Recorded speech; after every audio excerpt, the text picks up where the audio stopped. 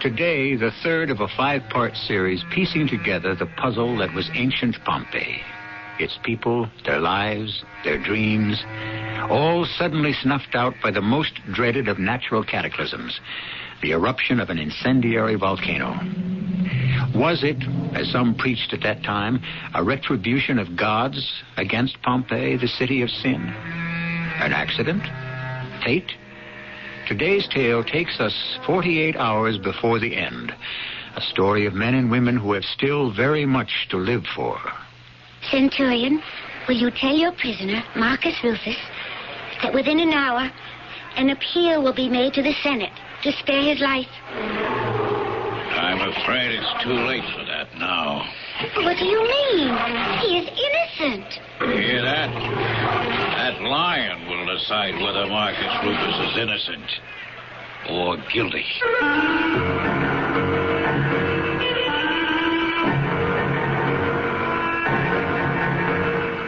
Today's story, Half Prophet, Half Fiend, is the third episode of that classic novel, The Last Days of Pompeii, especially dramatized from the book by Sir Edward Bulwer-Lytton for Mystery Theater by Gerald Keane, and stars Russell Horton and Evie Juster. I'll be back shortly with Act One.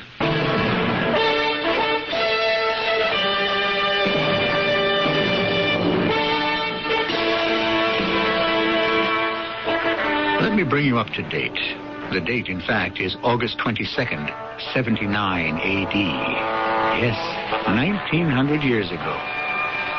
The place, Pompeii. The people, Arbaces, an Egyptian holy man who hardly practices what he preaches, who will turn to anything to gratify his desires.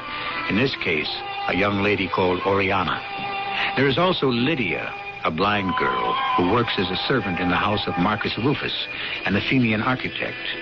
Although Lydia has never actually seen her employer, she loves him. And Marcus Rufus, where is he? In prison. That's where I, Marcus Aurelius Rufus, am at present. Until yesterday, I was a respected summer resident in Pompeii, with a house, property, and as much work as I cared to take on.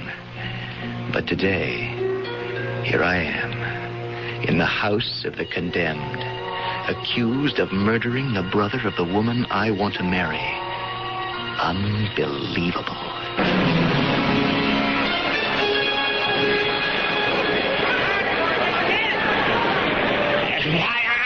I can't be calm like you, Senator, sitting here in the Imperial box and waiting for the gladiators to begin. Oh, my dear Diomed, accept it. I cannot believe that Marcus, a good, honest Athenian, would put a knife in anyone. Dear me.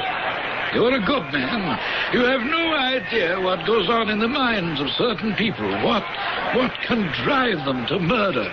Senator, are you saying that I am a simpleton? No, I'm not. But you have to remember that Marcus Rufus, talented and well-off as he may be, is still a Greek. Marcus Rufus himself, out of pure friendship, decided to share his professional life with me and give me a new start. He would design houses, I would build them. Now, I ask you, is that the conniving of a criminal? A fresh start in life he was giving me, eh? Well, is it? Yeah, perhaps, but he's still a Greek. You're adamant, then. Marcus will be judged in the arena this afternoon, eh? By a lion. Oh, actually, my friend, I recommended mercy, but it was the decree of the entire Senate. Oh, come now. If your friend is as innocent as you believe, no beast will touch him. Yes, I know. That's what the Romans believe. Well, don't you? How many condemned who defended themselves in this arena against a tiger or a lion? How many have lived to the next day? Very few. In fact, none. But what does that prove? Merely that they all died because they were all guilty. Here come the first two gladiators.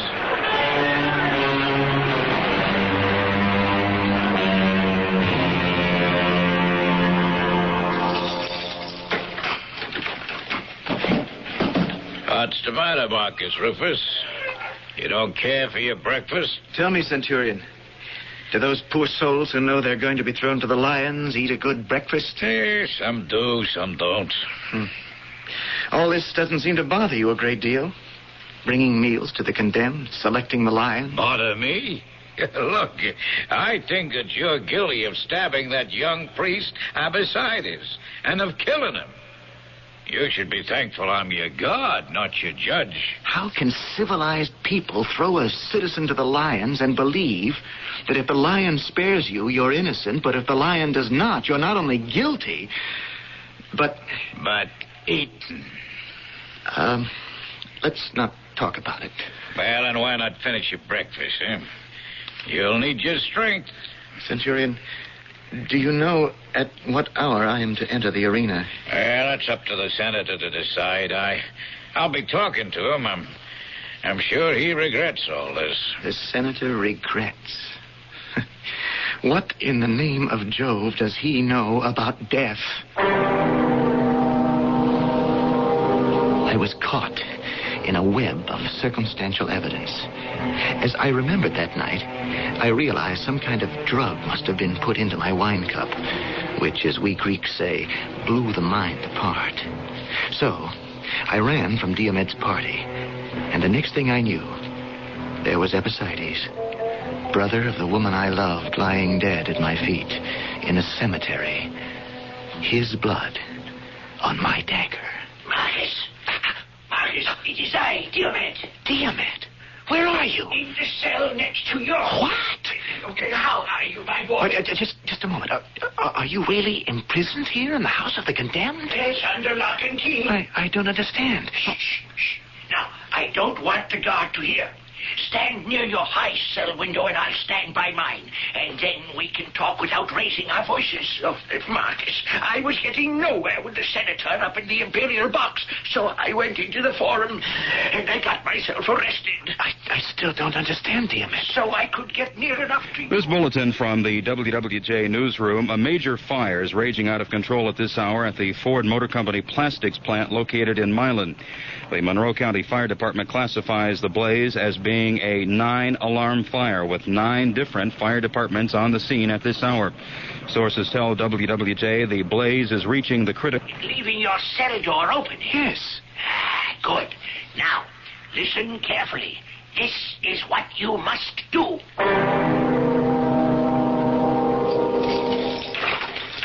I brought you your noon meal. You needn't have bothered. I told you I don't think much of your prison chef. Don't be so picky. Here, let me untie your hands. I brought you a large beaker of excellent wine. Very nourishing. Well, have a sip. Go on, your hands are loose. Mind you, no tricks.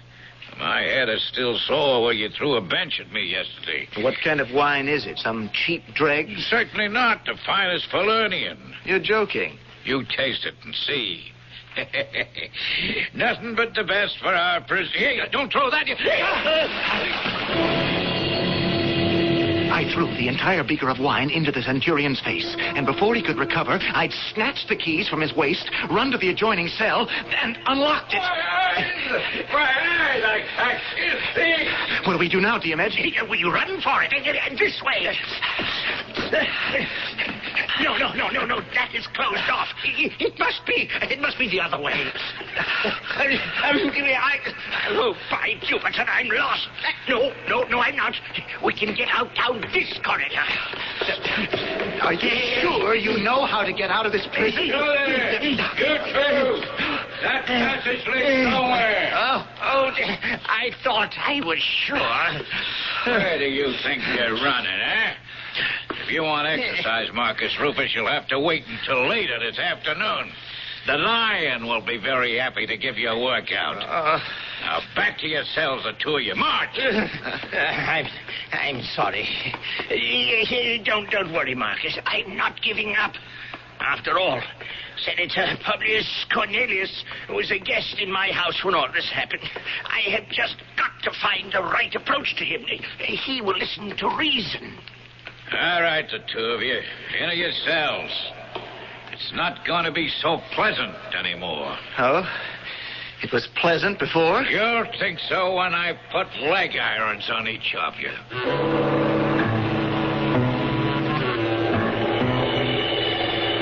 An hour later, I could hear Diomed being released from the house of the condemned. The centurion went back to his post. I wondered how much longer I had to live. Who is it? May I enter the house of the condemned? Who are you? All right, who are you? Why don't you answer, girl, when you're spoken to? What do you want? I must go to my master.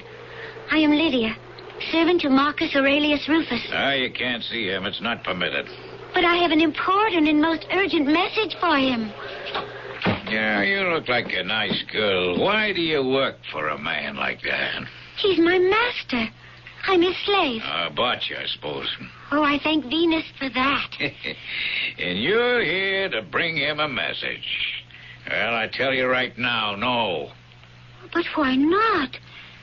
There's no harm in a message to one of the state's prisoners, is there? Until he becomes dinner for the lions, he's shackled in irons.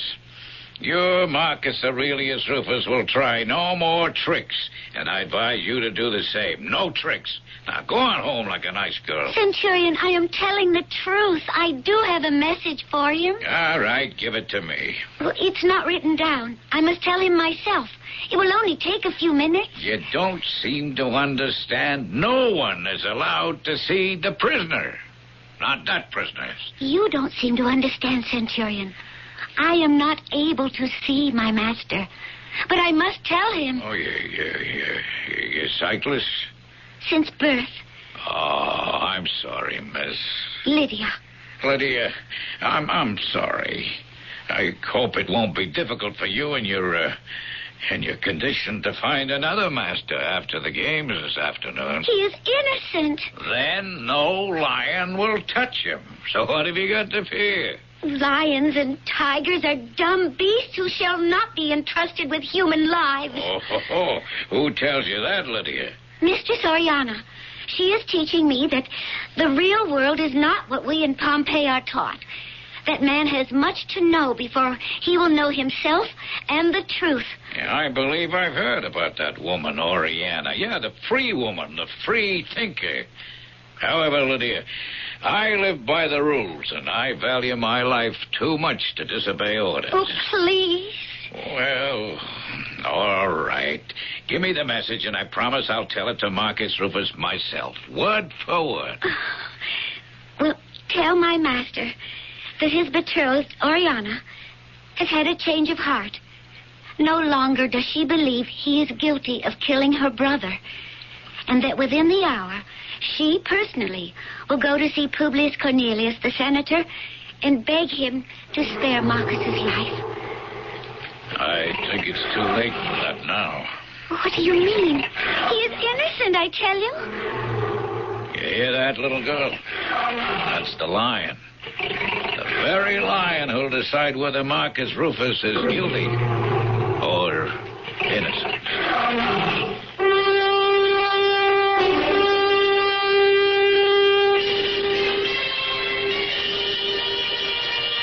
Those citizens of Pompeii were people, even as you and I, writes Sir Edward, author of the novel we're adapting. They lived under the shadow of uncertain death, even as you and I. They dealt with justice and injustice, and they dreamed there would always be a tomorrow, even as you and I. What kind of tomorrow, if any, is there in store for Marcus Rufus? We'll find out when I return shortly with Act 2.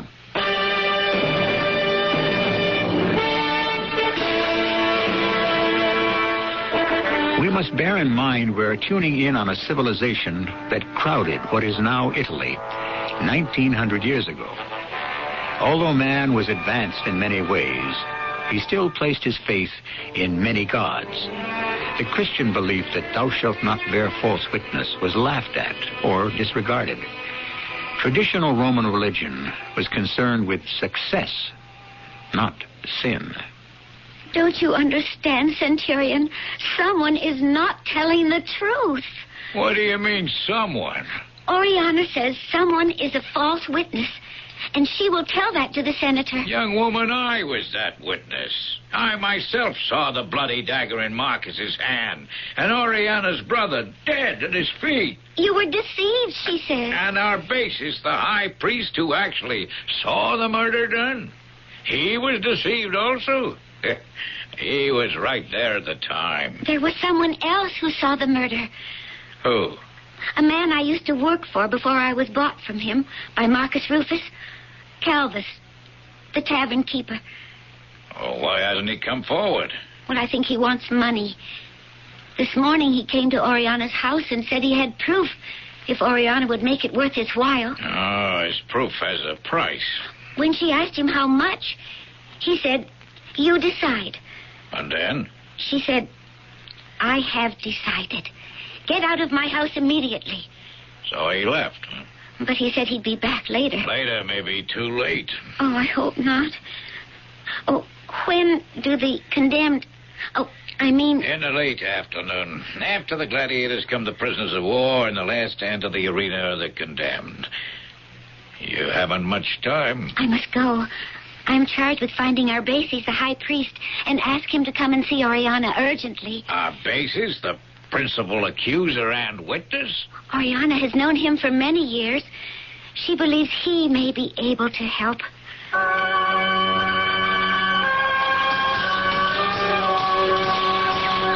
Arbaces? You are Arbaces, the high priest. I am.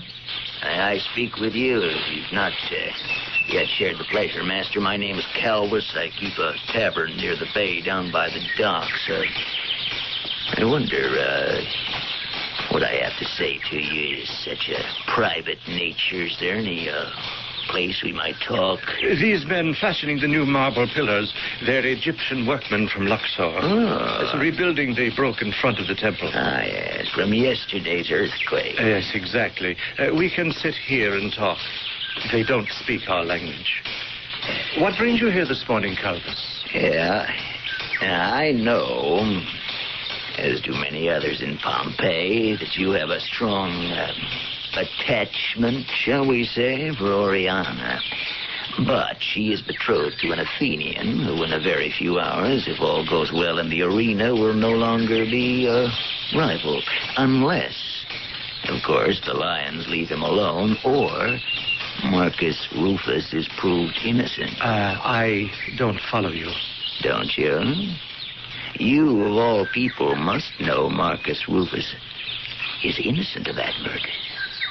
Explain yourself. I was there, Master, that night. I was in that grove by the Street of Tombs. I saw it all. I saw your dagger, Arbaces, pierce the heart of Epicydes.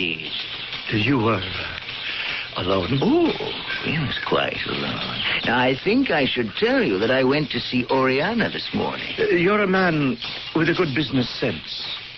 Did you make her an offer to sell what you saw? She sent me away. Wouldn't hear me out. I'm glad you came to see me, Calvus. Now, if you don't mind, I had better look after my workmen. You come around next week sometime, and we will talk gold. Before I go, honored sir, would you consider... Wouldn't you like to give me something in advance before Marcus is thrown to the lions this afternoon? You couldn't wait until tomorrow. Tomorrow, you might forget. And in all probability, an innocent man will have paid for your crime. What price, Calvus? I'll leave that to you. I've heard tell that you have a treasury of gold. That is as great as Nero's. So they say. Down there. Below the temple. Underground. Well, your silence should be rewarded. Lead the way, Arbaces. I'll be right at your heels. The temple is closed for repairs, young lady. Is Arbaces the high priest here? He was here a few minutes ago. Well, it's important that I find him. Well, have a look around. He couldn't have gone far. I saw him with a tavern keeper. You know, Calvus, the bald-headed. Calvus? You know him? I used to work in his tavern. I thought I'd seen you before. I'm the foreman on this job. You'll excuse me, but you keep looking at me in such a peculiar way. Unfortunately, Master Foreman, I can't see you. I'm blind. No. Such a beautiful girl. What a tragedy. Oh, my life is no tragedy, believe me. Can you help me find our bases? Of course I will. I think he took the back stairway down to the galleries under the temple. Give me your hand, miss. I'll lead you down. Now, it's dark down here. I can hardly see a thing. Keep holding on to my hands. Perhaps I should be leading you. I'm used to the dark. No, he's got to be down here somewhere. Calvus, we turn right at the end of this passage. Is that him? Huh. Yeah, it's the high priest. Now, where did that voice come from? No one could ever find your gold, believe me. They spent days down here looking. That's Calvus. I recognize his voice. Well, I'd better go now. You just walk straight along. If he sees me, he'll be angry that I'm not up there working. Here we are. This door. Now, Calvus, you take this lamp and hold it high so I can see the keyhole. So this is where the gold of the temple is kept. Yes, you'll see for yourself. Careful. Hold the lamp steady. Don't drip any oil or we could start a fire. I'll unlock the door. It's strange. It won't open. Oh, of course, it's been some time since I placed gold in the vault. What is it? I feel faint. I hadn't realized how little air there is down here. I can hardly breathe. Oh, my friend, gold doesn't need to breathe. Stand aside. I'll give it another try. Now, you go first. Go ahead. Me? Yes, you may enter first and feast your eyes, Calvus. Certainly, yes. Why are you pushing me? I'm going to fall. Don't, please. Help! Help me. Why have you shut me up in this tomb? You wanted gold, you miserable tavern keeper. Go on. Amuse yourself with it. Eat it. Drink it. Basis, are you mad? Let me out. This will teach you. You come to me with threats and demands for your silence. I didn't mean it. Please. Let me out. I beg you. Go, scream if you wish. No one can hear you. I'm choking in here. Basis, master, please. I beg you. Let me out. Goodbye, Calvus. I showed no mercy when you saw me dispose of Apicides. Why should I show any for you? Smother, starve, and die. Calvus? Who's there? Who's out there? It is I, Lydia. Who? What? Lydia. Remember? Lydia? Well, not the same blind girl who worked for me in my tavern. Yes, Calvus. The same Lydia whom you would whip when you felt like it. Lydia, listen to me. I didn't mean all that. I always thought of you like a daughter. If Marcus Aurelius Rufus hadn't bought me from you, I would have run away. Marcus Rufus, exactly. I want to save him. If you love your master, you'll want to save him too. From the lion? Yes, exactly. But you must hurry. Well, what is it you know that can save him? I know who really killed Oriana's brother. Take that information to the senator. The senator, Publius Cornelius. The others are nobodies. Tell him to stop the gladiatorial games until I am free to reveal the truth. That will save Marcus Rufus's life. Tell the senator I've been locked up here by the high priest. Locked up and left for dead. He wants me dead because I know the truth. Lydia? Lydia, do you hear me? I don't know what to think. You're not going to leave me here. Go, quickly, and tell the senator I've been imprisoned here. And that as soon as I'm freed, I'll tell Publius Cornelius who the real murderer is. Not my master, Marcus Rufus. Yes. I do mean that. Now, go, before it's too late. Well, who is this young lady? May I ask what you're doing down here? Don't you know this is consecrated ground? Are you Arbaces, the high priest? It is your voice. Indeed I am. My mistress, Oriana, has asked me to find you and for you to please see her as soon as you can. She said that. Oh, did she? Well, is that why you are here, little lady? Talking to yourself? I'm talking to Calvis. To who? Calvis. He's... Oh... He's... what? Behind that door. Oh, there is no one behind that door, child. Perhaps you're not feeling too well. Why do you say that? Of course Calvis is in there. I know his voice. Well, shall we see for ourselves? Here, I'll open it. Go inside. Go have a look around. There's no one in there. Why are you pushing me through the door? Oh, please. Please, let go of me.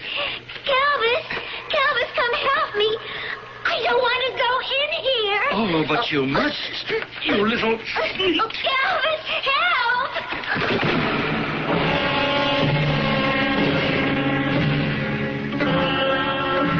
Marcus Rufus, you are to come with me.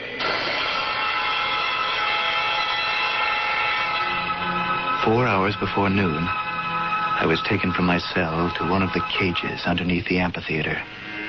I still had not eaten or drunk.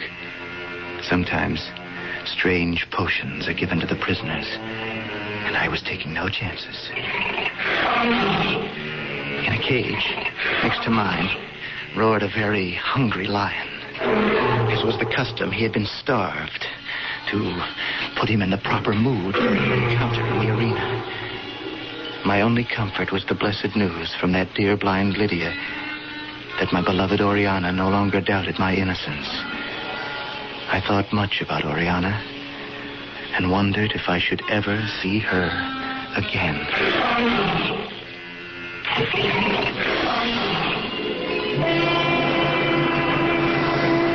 It was the national sport of those early centuries to throw gladiators, slaves, and criminals into an arena with wild beasts. Were the Romans more bloodthirsty than we today? Not if you can understand that human life 2,000 years ago did not have the value it has today. Today, bloodletting is an inhuman act. Yesterday, blood was the drink of the gods. I shall return shortly with Act 3.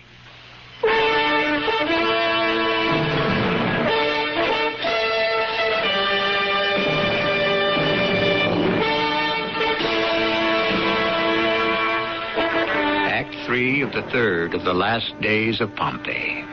Let me set the scene. In the atrium of the House of the Marble Faun, a meeting of Oriana and Arbaces. As Bulwer-Lytton describes the man, he is stately, with dark hair, dark robes flowing long and loose, arms outstretched, glittering eyes, fierce with a savage gladness, half prophet and half fiend. Oriana. It was good of you to come here, Arbaces, when you are so busy. Rebuilding the temple? Oriana, you forget how often and how happily I used to visit your house. But that is past. Are we not friends still? How can you ask? I would have been here sooner, but I only just learned that you needed me. Did you bring Lydia back here with you? Well, isn't she here? She left me at the temple an hour ago. No, I haven't seen her.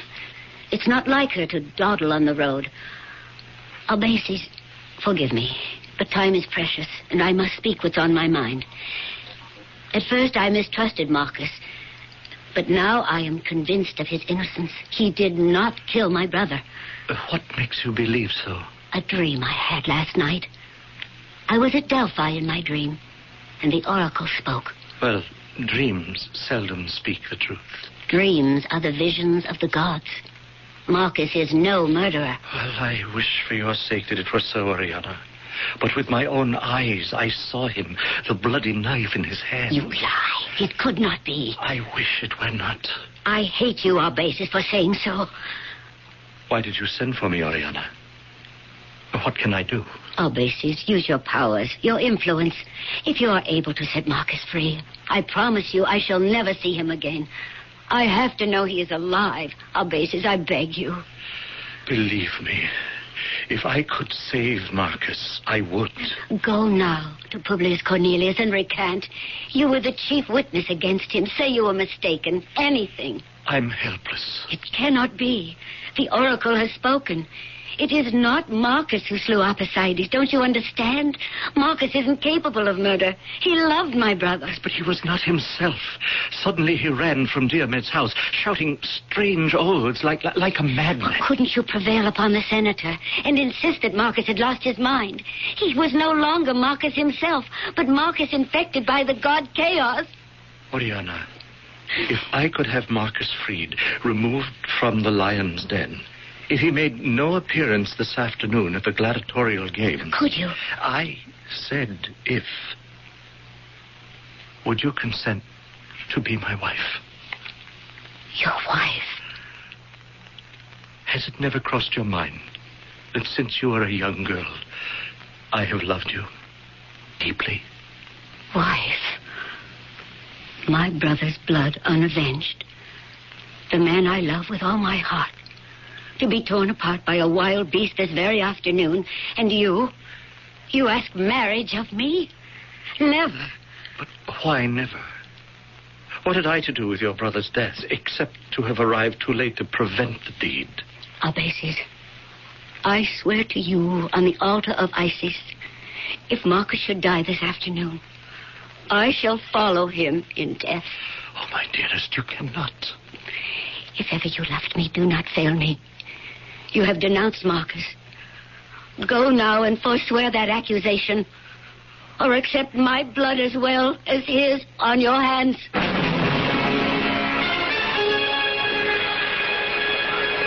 Marcus Rufus, are you ready? My readiness, Centurion, doesn't seem to matter. The lion is ready. Even though you're a condemned criminal, Rufus, Roman law is merciful. It doesn't sound very merciful. When it's your turn to enter the amphitheater, you won't be pushed into the arena with nothing to defend yourself. Now, this dagger will be yours. Oh, thank you. Am I next? No. They have a half a dozen gladiators to watch before we get to the criminals and the Christians and the lions. When it's your turn, Rufus, I'll be back to tell you. I'm in no hurry.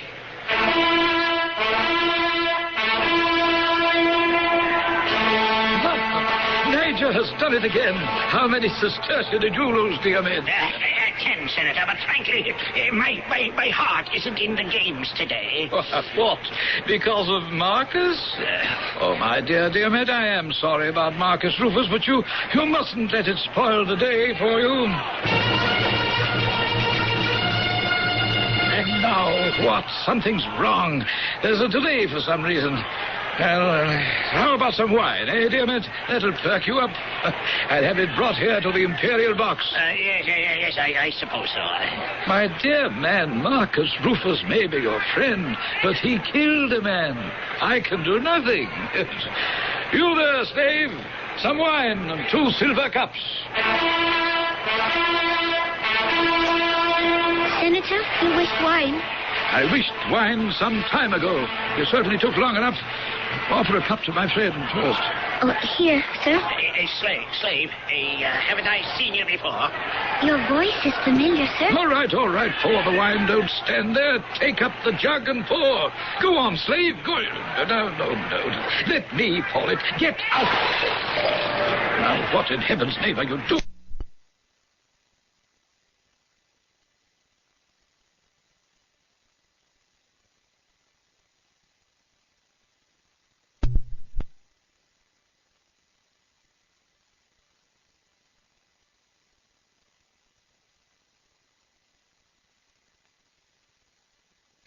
What are you doing?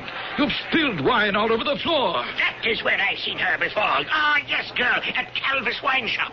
Aren't you the slave Marcus Rufus purchased the day that we were there? Clean up this mess, do you hear me? Please, Senator, I meant no harm. It was only to catch your attention. How can you be so careless? Are you blind? Yes, Senator, the girl is blind. Senator, will you please read this note? Please read it. All right, give it to me. What is this? I can't make head or tail of it. Where did you get this? Calvis, the wine merchant, my former master, and myself. We've been locked in a dungeon. I managed to find an opening too small for him to escape from, but he gave me this note and told me to find you at all costs. So I changed places with the slave who was to serve you. Dear Ned, read this. This is a note from that Calvis who claims that Marcus Rufus had no hand in the murder he's accused of. Hey, I knew it. I knew he was innocent. You'll have to stop the games now. No, it's too late. Slave, you, female. Yes, Senator? This, Calvis, who claims he knows the real murderer of Oriana's brother, where is he? Locked up underneath the temple of Isis. Arbaces, the high priest, forced us both into a vault. Did I hear my name mentioned? Yes, Arbaces, there seems to be some question here. Your face is familiar, slave girl. Do you have a sister? No, master. It was I, Lydia. Don't you know me? She says you locked her in a vault. What nonsense. Read this note, Arbaces. What is this? Is this some kind of a joke? It's a serious accusation, Arbaces. Your word is questioned. Calvis writes that he's your prisoner and he swears Marcus is no murderer. Who is this Calvis? This note could very well be a forgery.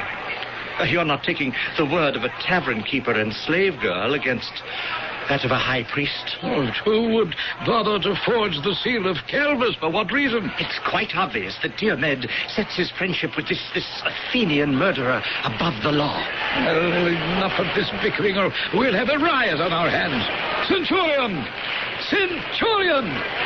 Where is that fool? Yes, Publius Cornelius. Where were you? Centurion, do not release Marcus Rufus from his cell until I give the word. So, Arbaces, you know nothing about people being imprisoned underneath your temple? Nothing. I know nothing about it. Here, take my keys, Centurion. Go to the temple. Try all the doors. If such a man is prisoner, bring him here. I have nothing to hide. Oriana, what brings you to the Imperial box? I told you I would be here.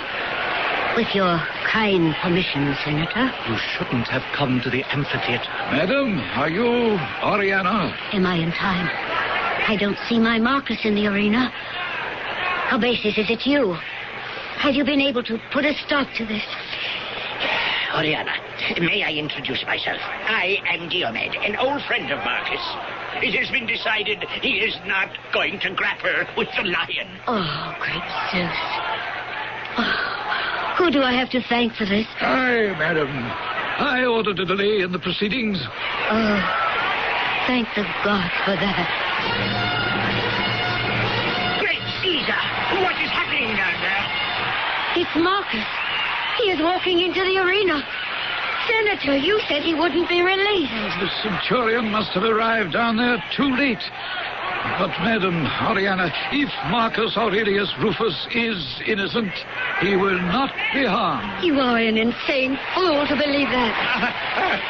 Apollo, help us. The lion has been let out of its cage. No, I cannot look. I don't think the lion has seen Marcus.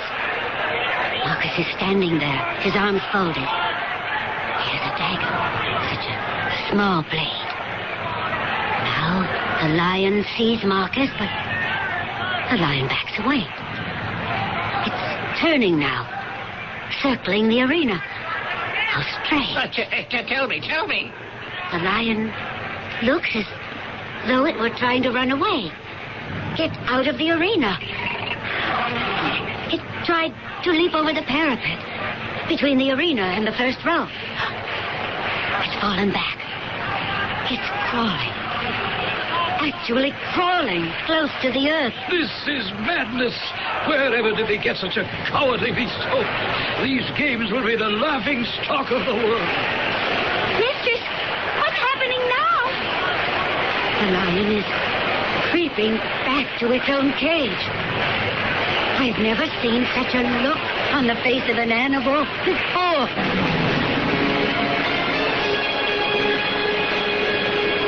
It was fear, I know animals. I've hunted wild boars and tigers, trapped lions and elephants. That lion was frightened. Not of me. Of something somewhere in the air over Pompeii. A signal, perhaps, that only the native intelligence of the king of beasts could understand.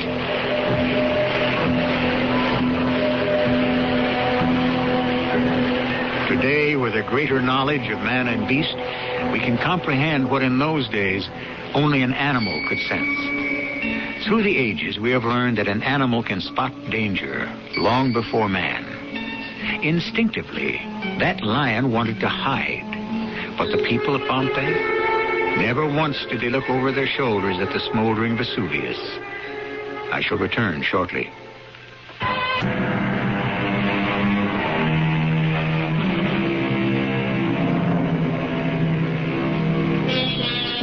Edward Bulwer-Lytton, the author of The Last Days of Pompeii, paints a broad canvas, but with tiny, detailed strokes. He balances the personal comedies and tragedies against the public drama about to unfold. When next we take to the airwaves, we shall be 24 hours before Pompeii disappears forever under an avalanche of volcanic ash and lava. I shall be here then and describe that scene for you. Our cast included Russell Horton, Ian Martin, Earl Hammond, and E.V. Juster.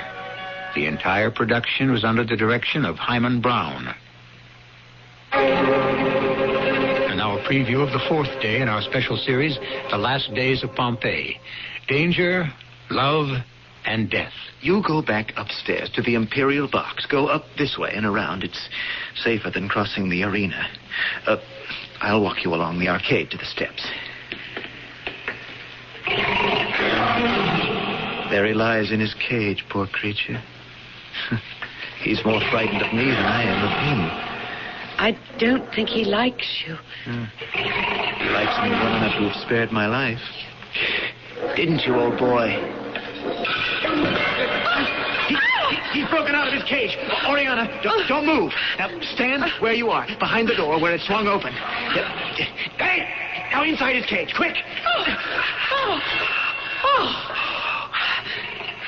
Now what are we going to do? We're shut inside the lion's cage. And he's outside. This is E.G. Marshall inviting you to return to our Mystery Theater for another adventure in the macabre. Until next time, pleasant dreams.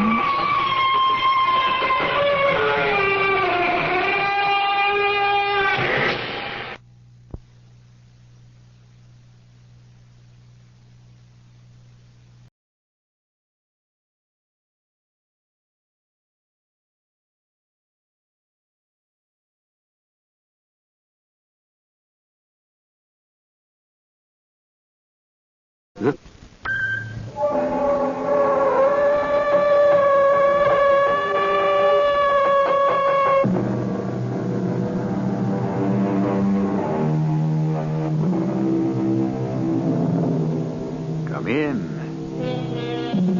Welcome. I'm E.G. Marshall. The thought has been phrased many ways. Sir Walter Scott's will serve for this story. But come he slow, or come he fast, it is but death who comes at last. A statement we all have to accept, but how few of us risk it coming fast. Which brings us to this story of a headstrong girl named Valerie Reynolds, who for her own mysterious reasons refused to heed all warning of danger from the man she should have listened to before all others. Jeff, will you mind your own business? I'm going back to the inn, and Herr von Dorn is driving me there. Get out of that car, Val. I'm warning you. Warning me? Of what? Okay. You asked for it. This character you're chasing around with is... Chasing around? I've had it. Let's go, Hendrik. I'm not going to listen to any more. You'll listen. Lay off this guy if you know what's good for you. He's a murderer.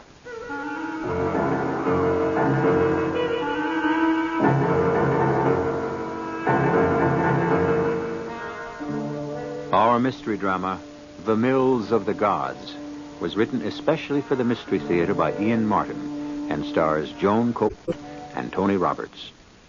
On WABC.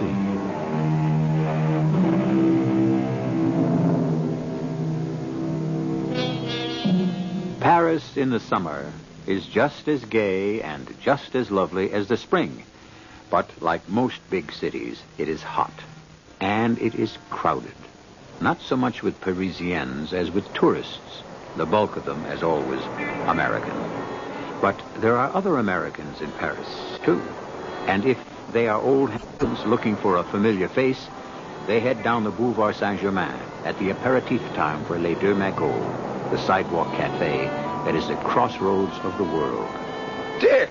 Jeff! I can't believe it. You're the last person I expected to find here. And you're the last I expected to see. Why? Didn't Val tell you? What? Murder, it's hot. Just let me get something cool. Wait a minute. Didn't Val tell me? Yeah, but I was coming back from the Mideast. Oh, well, she couldn't very well. Neither one of us have been in Paris. I went to Antibes for a week to get out of the heat, and Val left nearly a week before me. Left? For where? Oh, some little hotel at Scheveningen. Den Haag? Yeah. Holland? Wait a minute, that doesn't make sense. Oh, what do you mean? Yeah, but I've been writing her every day, and I've gotten replies, and they were all postmarked from Paris, here. Oh. I thought she was at the flat. What'd she go to Holland for? Oh, I don't know. Get away from the heat, I suppose, and Scheveningen's got a gorgeous beach. Yeah, but she doesn't have any friends there. Look, my sister has friends everywhere, and she didn't expect you to bust out for at least a month. Roving TV correspondents are about as reliable as the weather report. I know. Except, I have big news. I'm going home to the States to be second banana on the New York WBS team. Ah. I'm a success at long last, and I came back with wedding bells jangling in my ear. Well, you know she's going to flip when she finds out she wasn't here to greet you. Have you got a phone number? No. Wait a minute, Larry. If we get back to the apartment, I can give you her address, and you can write her. I'm going to do a hell of a lot more than that, brother-in-law-to-be. I'm going to go join her at Scheveningen, just as fast as I get that address from you. There's something out of whack about this whole thing.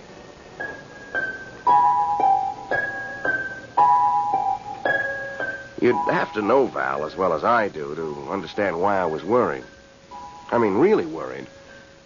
First off, she's the most honest, open person I've ever known. Sometimes too much for her own good. And then she's reckless with herself. I mean, you don't become one of the world's top downhill skiers with 2 Olympics behind you without being that. And that's where I met her, skiing. Of course, I'm not in her class. At skiing, anyways. Also, she's rich. I mean, really rich, which is the only thing... Well, it's the main one, anyway, that's held up our marriage. But there are a lot of guys in Europe who don't have the same scruples and are after rich wives who also happen to be beautiful. And last of all, I'd been away from her for too long.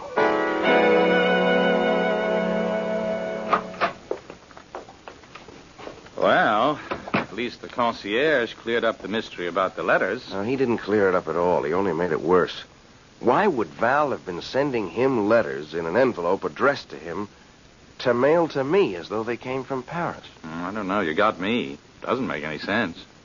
Look, just give me that address so I can find out. Right. It's right here on my desk somewhere. Oh, this desk. Yes, here it is. Hotel Madurose. Now, why couldn't I remember that? Any idea where this hotel is? Oh, no. Beach stretches for miles. Most of it's lined with them. Why don't we try calling her? It must have a phone. No. Jeff, look, nothing's gone sour between you two, has it? Not as far as I know. But there's something about the picture I don't quite like. One thing about your sister, she kind of stands out in a crowd. She won't be hard to find. The hotel turned out to be small and far to the south, but it led me to where I'm standing now on a sand dune just outside Zandvoort. It's a high, clean summer day with bright sun and glorious blue skies. But for me, everything's outlined in burning red, and the sand stings against my eyes. For at this moment, now, I'm watching the woman I love, Valerie Reynolds. The afternoon sun silhouettes all the long, clean lines of figure, tall and slim next to the big, powerful, bearded man beside her. And then, as I watch in what seems agonizing slow motion, they turn towards each other, and I see Valerie, my Val, take his hand. Valerie. Yes, Henry? You are so incredibly lovely, desirable. I adore you, and you are...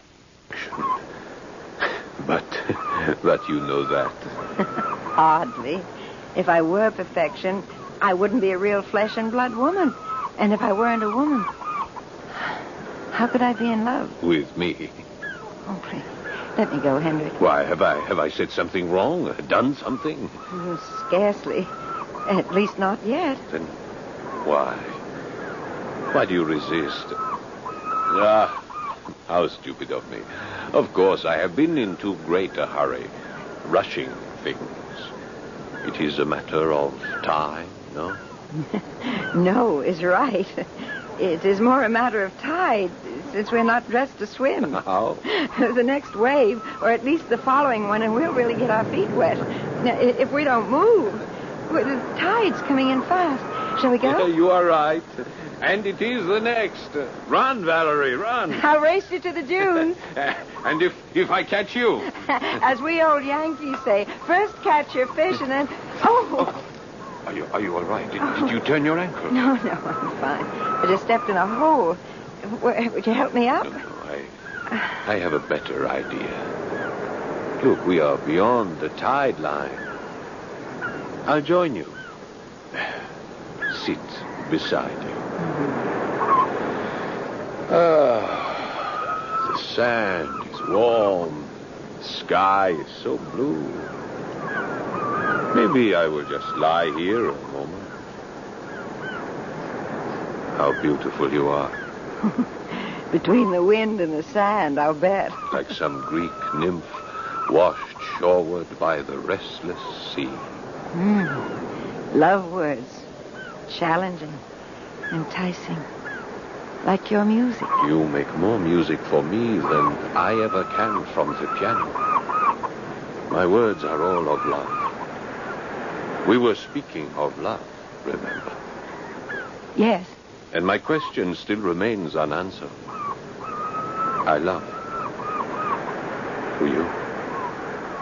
I love the sea, the dunes, and the feel of the sand warm against my back, and the wind washing the sun gently across my face. What do you think has brought me here every day, away from the beach crowds at Svenningen, the noise, the laughter, the parties? You still haven't answered me. Men. And the eternal question. No. Don't say anything, Henry. Let me. I came here that first day because I love the dunes and the sand and the sea and the silence. And then, walking along the sea's edge, the wind brought me to your music. A real siren song drifting on an offshore breeze from your old windmill. And I crept into the shadow of the dunes to listen, transfixed, unseen. A little drunk on the music you can coax from that piano. No, not unseen. I saw you come day after day. My feet and my heart kept leading me back. I wanted to call to you, to come to you. But each time when I left the piano, by the time I reached the ground floor and onto the beach, you had vanished. Almost like a dream. Until today. When I left, you were waiting. And we said hello and walked towards the water, and suddenly we were hand in hand. Yes, I am in love. With me? Well, for the moment, in love with love. Isn't that enough? We could start to find out. Kiss me. No. Why not? This is a little public, isn't it? There's no one to see or care but us. I'm afraid you're wrong. Way down there up on the dunes, the two figures. Where? Oh, yes. Yes, you are right. But why should they care anything about us? Oh, I'm sure they don't. But what we have, I care about. It is for us alone. No, don't get up. Don't leave. Today I must. You and I, we will make a private meeting. Just for the two of us. Where we will be alone. Walk me to my car. Far away from the dunes, I've watched Val and this man. I don't need to hear any words to know it's a love scene. It's there in every gesture and every move. I'm sick to my stomach with disbelief. I never dreamed that I would really have lost Val to another man. And for the first time in my life now, I have the unbearable feeling of being absolutely alone. The lady is a friend of yours? It's a voice out of nowhere, and I turn. It belongs to a small man in an ill-fitting, old-fashioned English walking suit. A pair of binoculars in his eyes. He lowers them and comes towards me. Limping slightly on his right leg as he repeats. Mille pardon if I intrude, but the lady is a friend of yours? Yes. Under the circumstances, maybe I should say was. L'amour, monsieur. Man's escape from reality. The great illusion. What? The trap. Love. It is a veritable trap. Monsieur will observe that I am a bachelor. So? The only safe condition. Monsieur, do me a favor. But of course. Would you mind taking yourself and the philosophy course in Blow? Blow? Scram. Make yourself scarce. Allez-vous-en. Oh, yes, of course. But first, monsieur, just one more thing. Your young lady. She needs help. No, not from me. Not this time. Not ever again. She made this bed herself, so let her lie in it. Even if she is in grave danger? What danger? This man.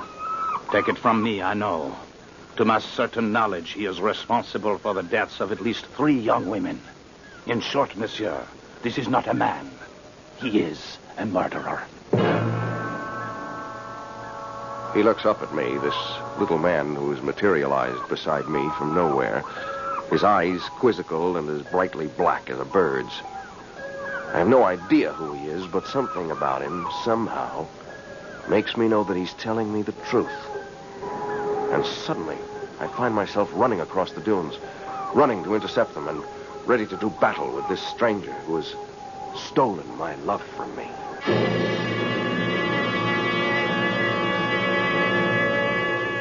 Well, now, here's a nice tangled little web to unweave with all the classic 6 questions on murder. Who is the little man with the limp? What is Hendrik Van Dorn after? Why has Valerie forgotten a man she so recently planned to marry? How is the murder to be accomplished, if indeed it is planned? And where will it be, or when? I'll return shortly with Act 2. To the Mystery Theater on WABC.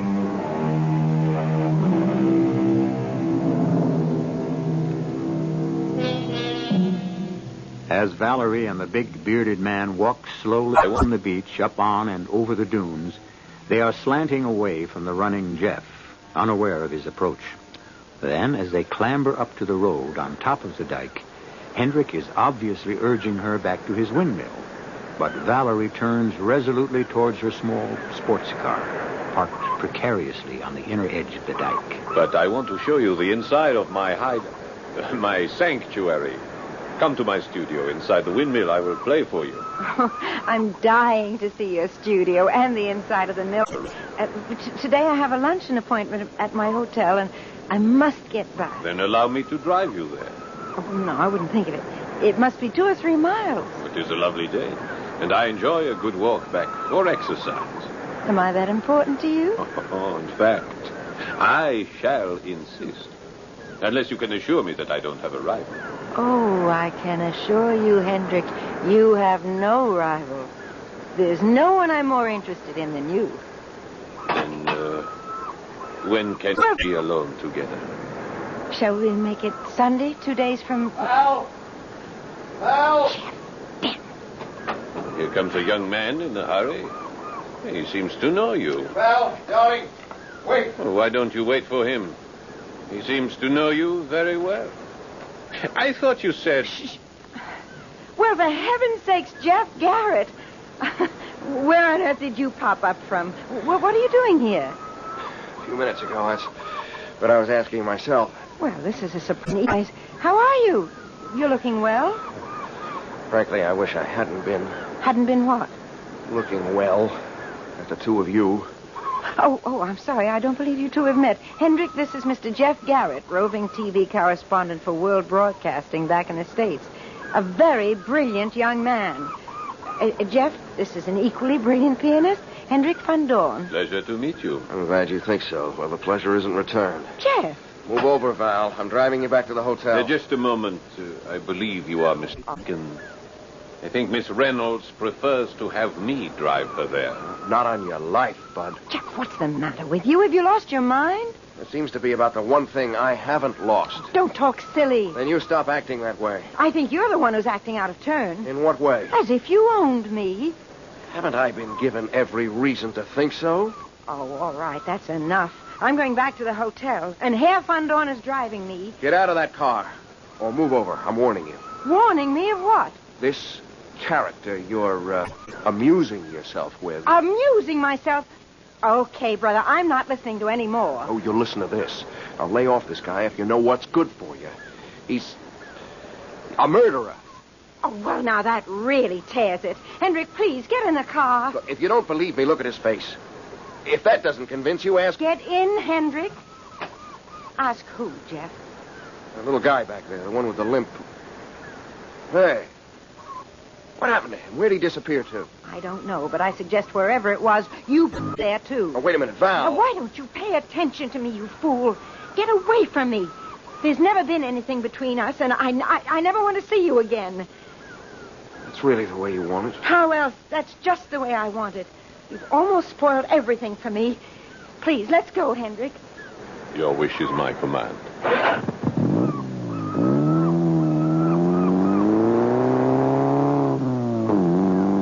Well, Valerie. Well, Hendrik. I thought you said there was no one else. There isn't. And this Jeff. He seemed to think... Oh, he's a fool. He follows me everywhere. He has this big thing for me. I can't get rid of him. He's just a drag. I mean, he's a nuisance. He doesn't mean anything to me. But from the things he said, the way he spoke... I told you, he's a fool. Bon. So, I am still to expect you on Sunday? Of course. What could have changed that? Many things. But I've told you that he doesn't mean anything. Yes, the American. Well, I've forgotten about him, but not something he said. What, Hendrik? Valerie, that is not my real name. You see, what your countrymen said of me is in a way true. 3 months ago, I was tried for the murder of my wife in Paris. I am French. My real name is Jean Rochelle. I know. And you were acquitted. You... But of course, it was quite a lurid trial. What you would say in America, a three-ring circus. I suppose you must have read of it. I did. And still you are not afraid of me? I came to Paris for the end of the trial. I saw you in the court, and you literally swept me off my feet. I knew you were innocent. You knew? That was what the court found you. She shot herself accidentally, didn't she? Yes, poor Eve. For a long while, I felt it was my fault that I should have left her loaded gun while I was away for a few days. It was stupid of me. I was only anxious to protect her. I adored her beyond life. Everyone knew that. Every woman in that courtroom did. Everyone was on your side. Oh, not everyone. One is tried, placed in the dock, and the stigma still clings. That's why I fled here to Holland. A lonely windmill retreat where we had been so happy together. I thought this beard would help to But even here I am found out, and the gossip will begin again. I won't start it. Thank you. I'm surprised you recognized me. You could never hide from me, Henrik. You see, I use your new name for a new life. When I found you on the beach and recognized you, I felt perhaps we could start one together and make this one a good one. Valerie. I said I loved my wife, but I feel now I never knew what love meant till I met you. We'll find out. But here's the hotel, Henrik. I hate to think of that long walk back for you. A dream. I will be walking on air.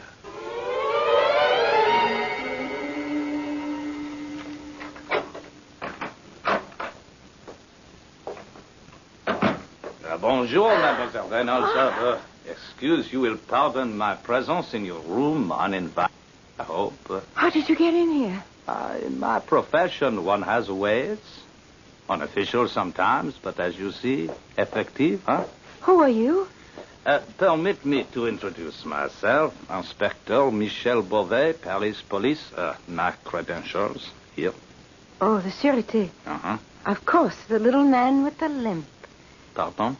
You were the one who told Jeff that Henrik was a... Oh, that Henrik Van Dorn, as he calls himself, was a murderer, correct? But why did you disappear? Well, one must observe, mademoiselle, that I am known to this man. He must not see me, but it is of the utmost importance that I see you. Therefore, my unwarranted presence in your room. You see, we must talk together, you and I. What is it we have to talk about?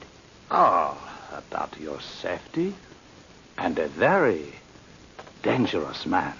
Henrik? Henrik. Why so dangerous? Didn't you police acquit him? The courts, mademoiselle, not the police. And only this murder. There have been others? Alors, I have only admiration for you, but let me tell you of this man.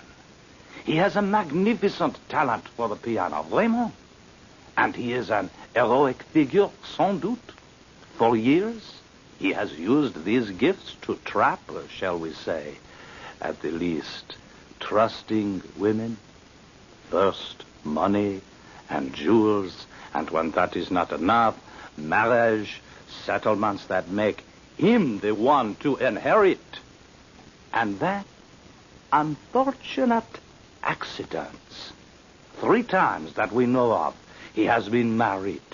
3 times a grieving widower. And each time, he is left richer than before. But that's incredible. Why haven't the police managed to... But the police, mademoiselle, unlike Henrik or Jean Rochelle, or however you call him, are only human. He is very careful.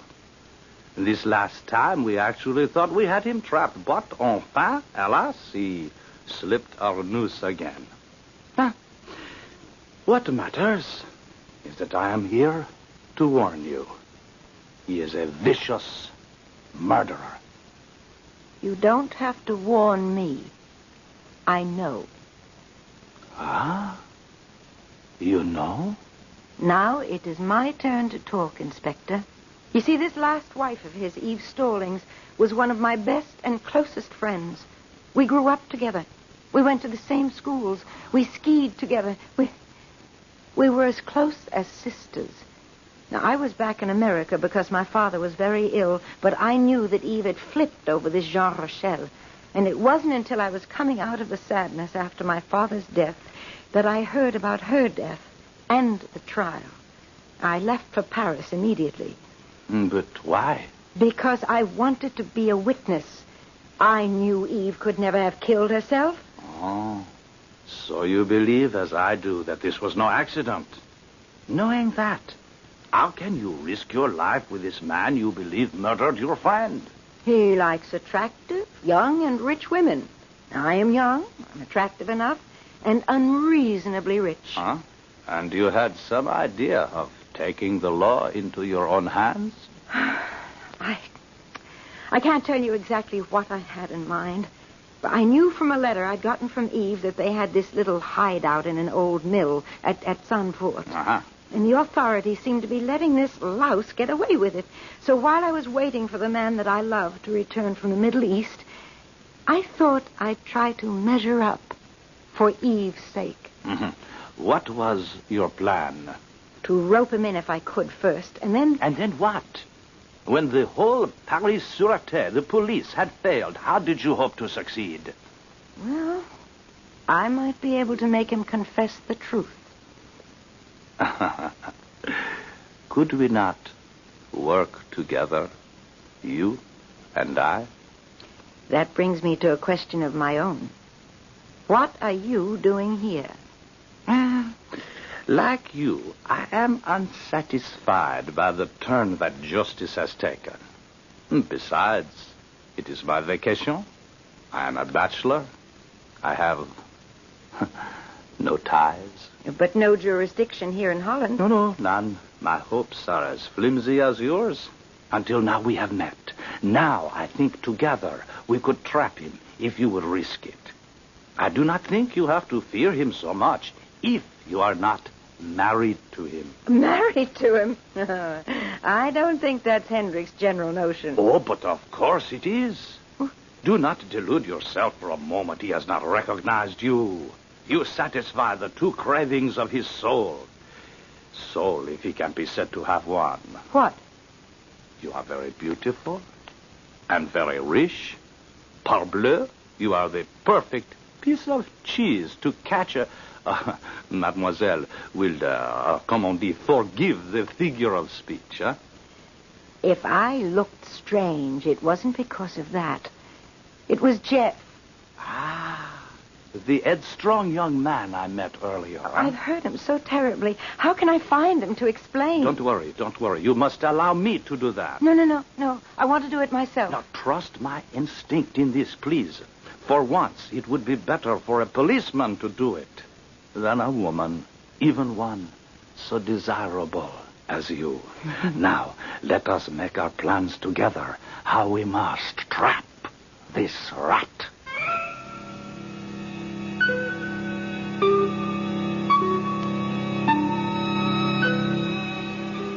So now, all of our questions have been answered except how, or if, a murder is to be committed. Or rather, how it may be prevented if the rat is not deceived by either the lure or the trap. As I said in the beginning, this is a story of a headstrong girl. Let's hope she's strong enough not to lose her head. I'll return in a moment with Act 3.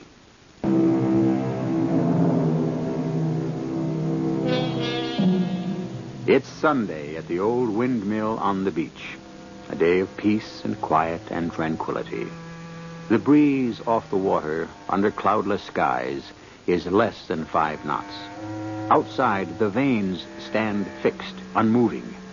Inside, although the owner is not presently there is considerable activity in the top or attic floor. Okay, Inspector. Look, here are your microphone wires. Lead them over here to the receiver. I don't know why I ever agreed to this with you and Val. No wonder she was afraid to let me know what she was up to. It's crazy. Why, Monsieur Chef? It is perfect.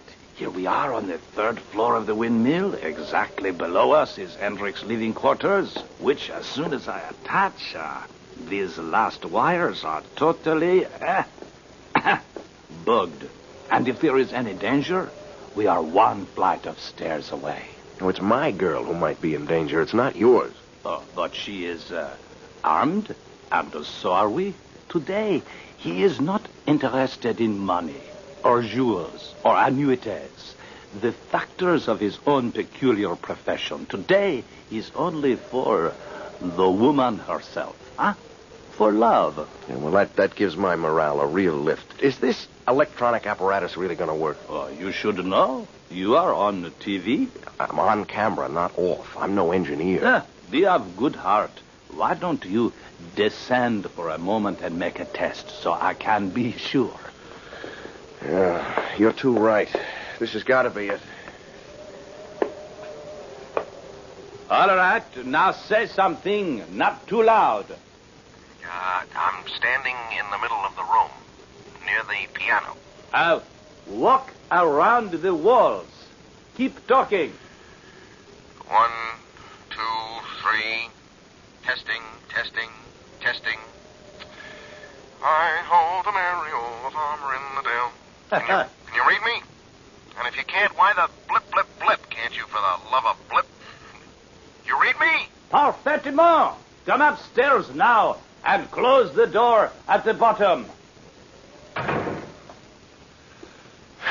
Well, it works. Oh, like a charm. And you sing very well. Look at the time. Check and see if they are coming. They should be here any minute. Do you see any cars on the dike? It's kind of hard to see. One arm of the damn windmill stretches right across the window. But you can see through the weather vanes? Sort of. Uh-oh. What is it? Looks like his car. Yep. They're almost here. Eh bien, from now on, we must be as quiet as the grave. Check. I just wish as long as you're showing off your English, you'd picked another figure of speech.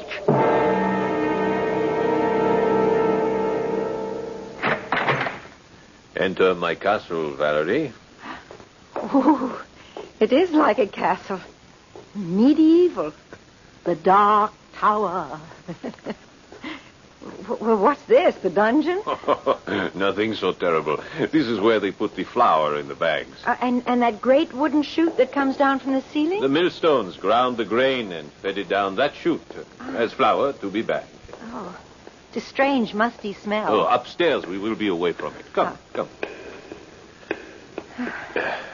There are hundreds of old flour bags dried out and rotting away. I keep meaning to have them moved. They are a real fire hazard. Oh, these stairs. They're never ending. I must apologize for my strange quarters. I think it's exciting. And it's romantic. Excuse me. This is my studio and my living quarters. You will find it more comfortable, I think.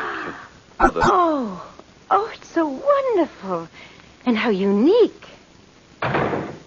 So those are the millstones. Ooh, this one from floor to ceiling. It must weigh tons. How does it work? Well, there used to be a grain elevator that brought the rough grain up here and through a chute so it passed between the big turning stone and the other beneath it on the floor. I cleared everything out but the stones. Oh, do the stones still turn? I'm afraid not anymore. The sails are long ago rotted out from the vanes. You know the big iron that caught the wind? Mm. And the machinery is old and rusty. Oh, it's fascinating. I'm glad you find it so. You don't? That was yesterday. I am more interested in today. I find you much more fascinating. In time, Hendrik. In good time. Yes, but I promised to play for you. What would you like to hear? I leave that up to you. Play as you feel. As I feel. Then it must be this.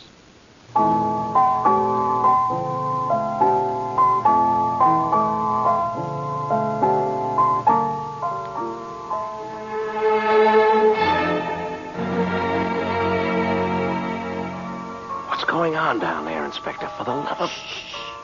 There is nothing to worry about as long as he is playing the piano. I can't stand it.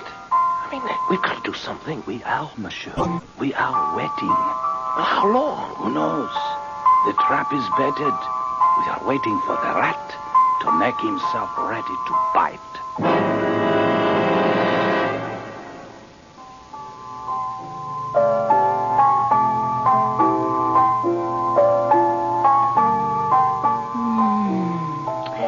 Lovely. Yes, lovely, enchanting, unbelievable. What music. Not the music. You, Valerie. I adore you, beyond reason. And I have to know... To know what? What I asked you on the beach 2 days ago. Do you love me? Well, that's so hard to answer. Why? Well, I don't know if I could ever be satisfied with second best. What do you mean, second best? Your wife. I read the transcript of the trial. I was there, and you yourself told me. You said you loved her completely. How can any man who has loved like that ever love completely again? Is that all that stands between us? Isn't it enough? We are alone. Supposing I were to tell you the truth.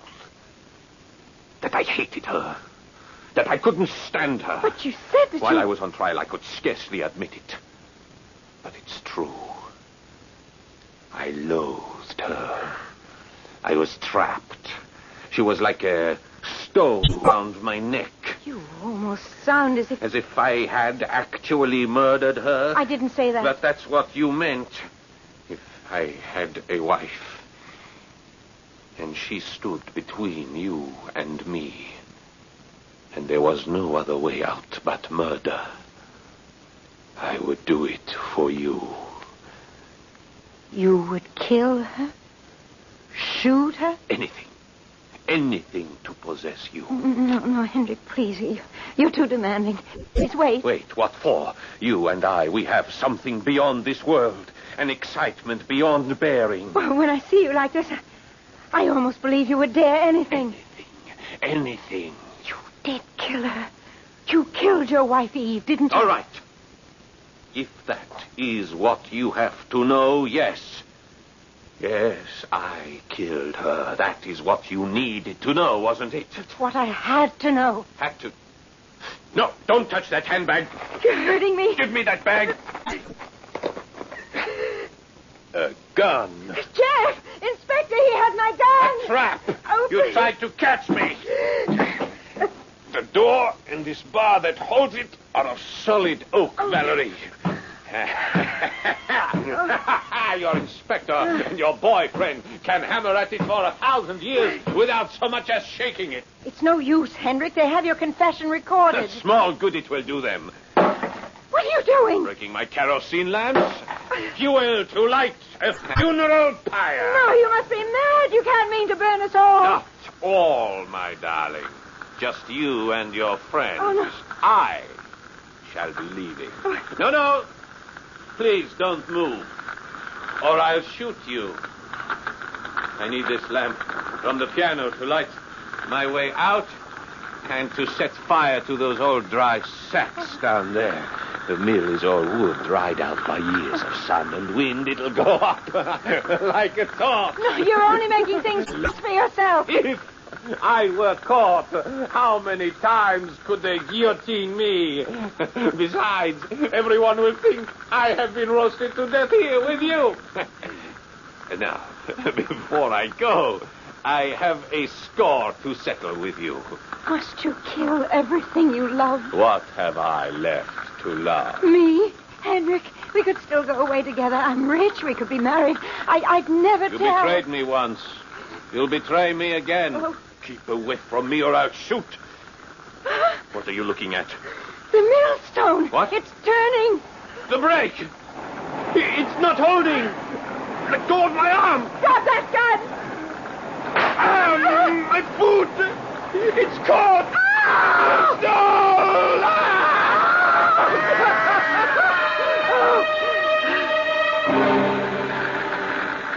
Can't we do anything for him? Take it easy, darling. You couldn't get within 50 yards of that blaze.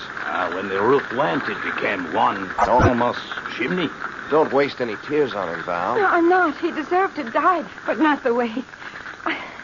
I just don't understand. How did the stones start rolling? What started them? I did. When we couldn't get out that door, we had to get to you somehow. There was a window from the attic. I managed to jump from it to one of the weather vanes. When my weight hit that arm, it stopped. Saw to that. Enfin, the mills of the gods grind slowly, but they grind exceeding fine.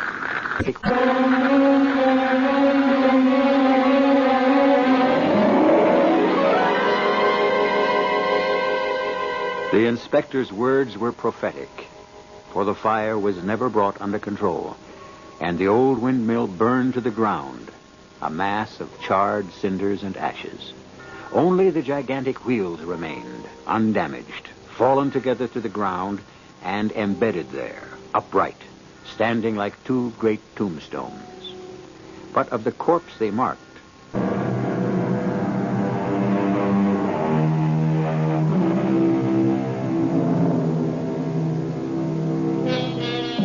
one parting note you might find of interest. The famous lines the inspector quoted were originally written by Friedrich von Logau.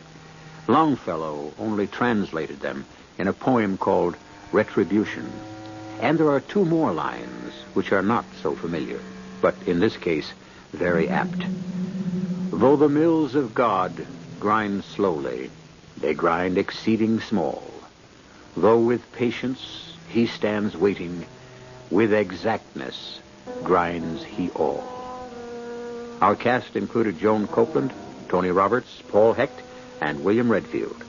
The entire production was under the direction of Hyman Brown.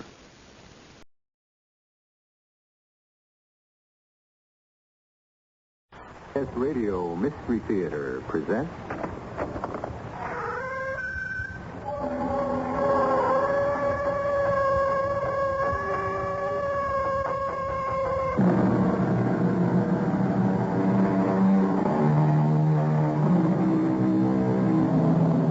Come in. Welcome. I'm E.G. Marshall, Major Domo of this mansion of the mysterious and the macabre. This is the story of a search for a wild talent.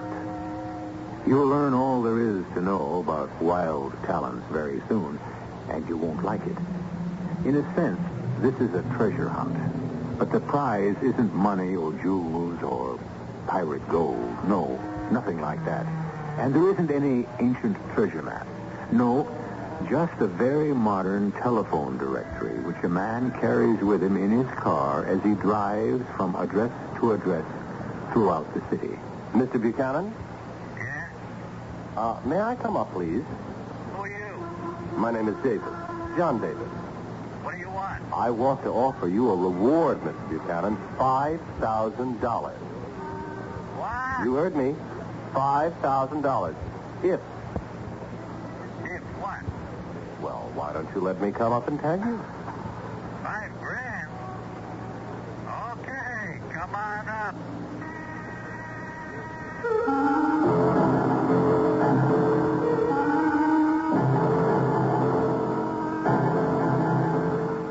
Our mystery drama, The Boy Wonder, was written especially for the Mystery Theater by Alfred Bester and stars William Redfield and Robert Dryden. I'll be back shortly with Act One.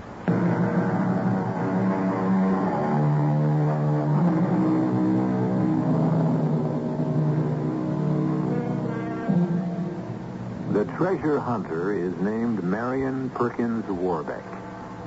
He is an intense young man, afflicted with an education and inspired by a purpose which most people would regard as lunatic. But then they don't know about wild talents.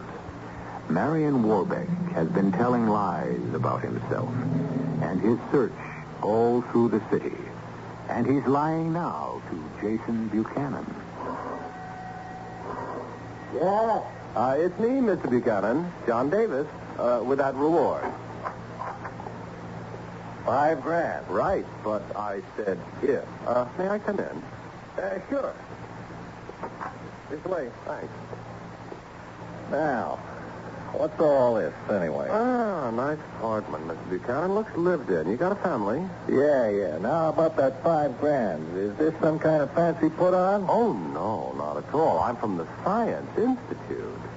Never heard of it. Well, that's understandable. We're a very quiet organization devoted to research, but we're big, Mr. Buchanan. So?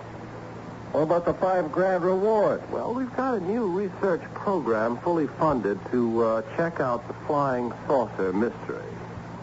Flying saucers? Yes. You've heard of them. Yeah, who hasn't, but... Oh, I know. You don't take the report seriously, but we do.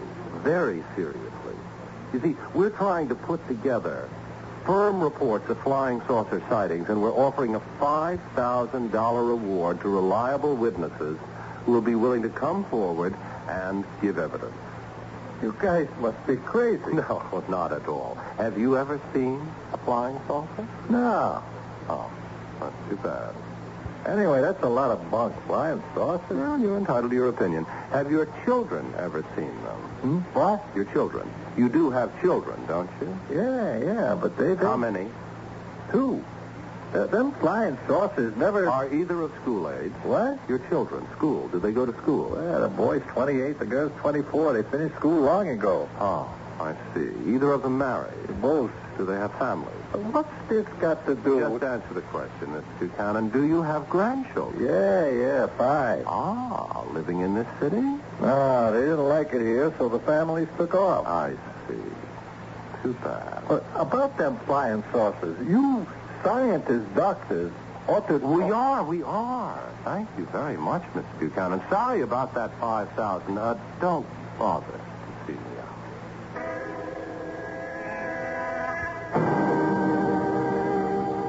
Well, that takes care of Mr. Jason Buchanan. Who's next?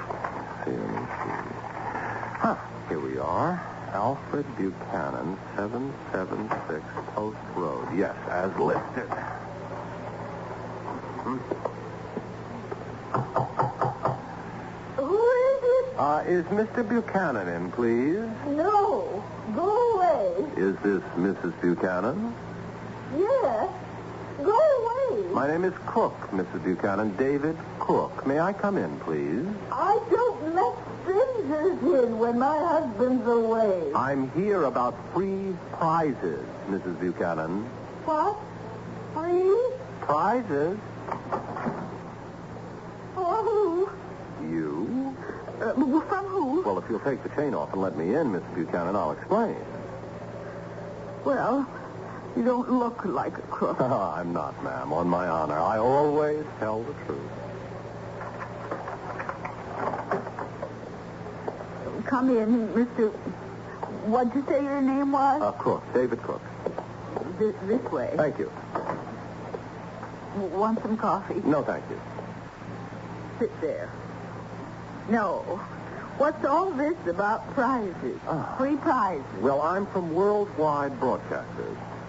Never heard of them. Oh, you will, ma'am, you will. We're preparing a list of names for prize competitions. People who would be willing to appear on shows and win prizes. You know about that, of course. I sure do. Would you be willing? Who wouldn't? Oh, indeed, yes, who wouldn't?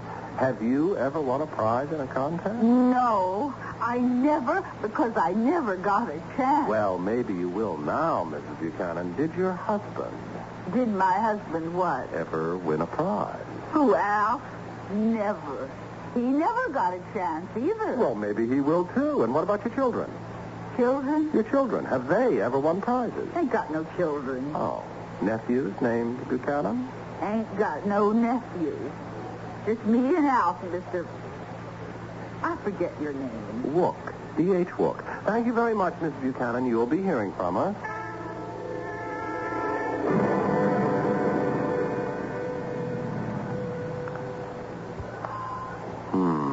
Private brownstone, very elegant, very posh. This might be the hot lead, right? Well, that will be high class, too.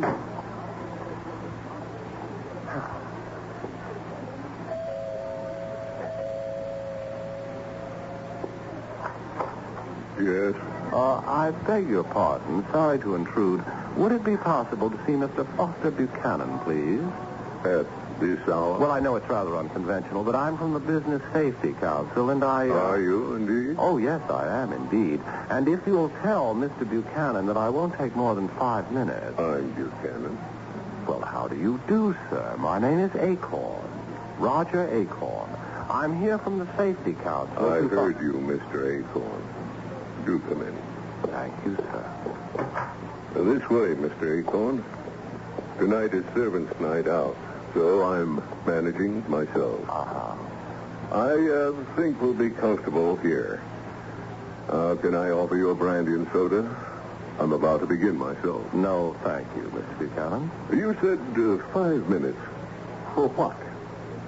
I have great faith in the Business Safety Council. A bulwark against the inroads of arrogant chicanery. Well, the purpose of this interview is to inquire whether you have ever been defrauded by, in your words, arrogant chicanery. The attempt has been made, Mr. Acorn. Ronald Acorn. To be sure. Attempts have been made, Mr. Acorn. I have never been victimized. Your wife? Never. Your children? You do have children?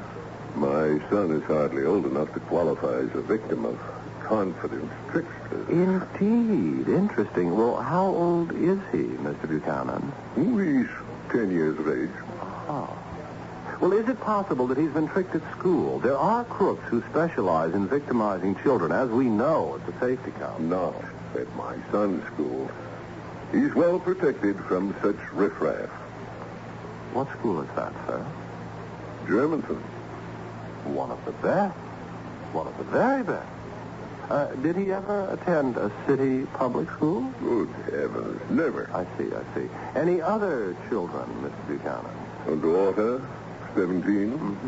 At present in Paris, studying at the Sorbonne. Well, thank you, Mr. Buchanan. I think my time's up. Thank you for your cooperation. I'll see myself out. Enjoy your brandy and soda.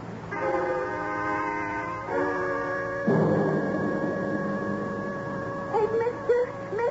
Well, who? Who, me? Yeah, you, mister. Oh, could you, would you mind helping a lady in distress? Lady in distress. Come on, they haven't used that expression since the Civil War. Oh, honest, mister, I'm in the craziest kind of jam, and I'm scared. Look, I've got exactly $7.50 on me. You're wasting your time. Oh, this isn't a con, mister. Honest, it's a real jam. Oh, it better be good. I was driving home, and I had to stop for a light back there on the corner. See?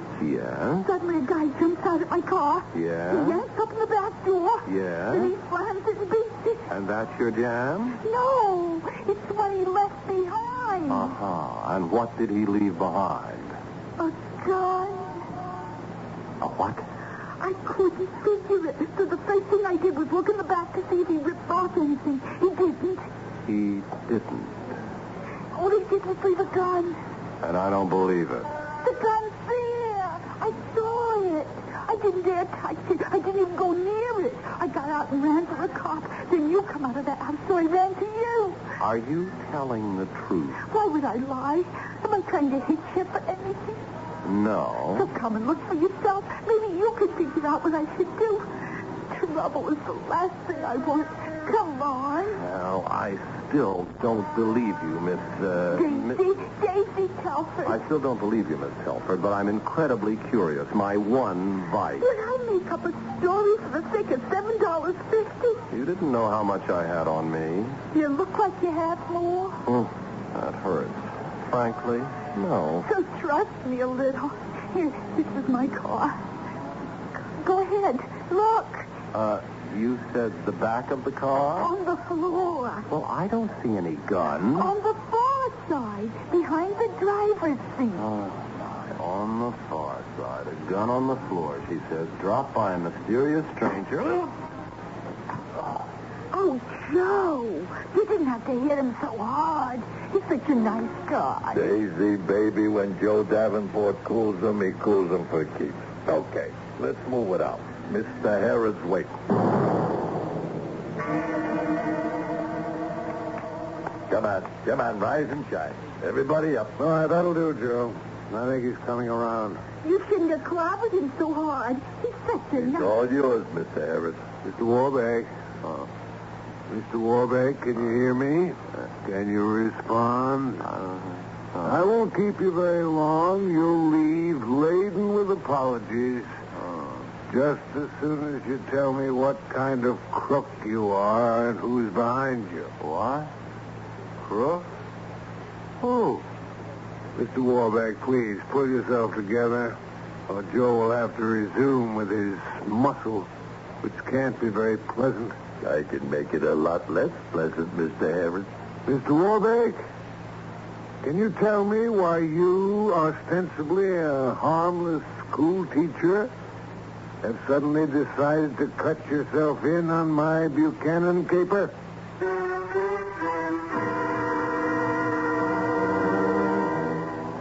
The trouble with a treasure hunt even if it's only for a boy wonder with a wild talent, is that you may blunder into something totally unexpected. But you don't know about wild talents and their incredible value yet. You'll find out in the second act, which will begin in just a few moments.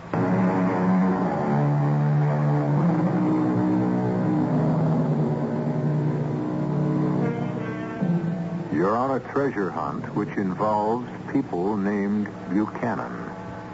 You're trapped, slugged, and wake up in what appears to be a respectable legal office. A thief type named Joe is slapping you back to consciousness. A pretty girl named Daisy is trying to protect you.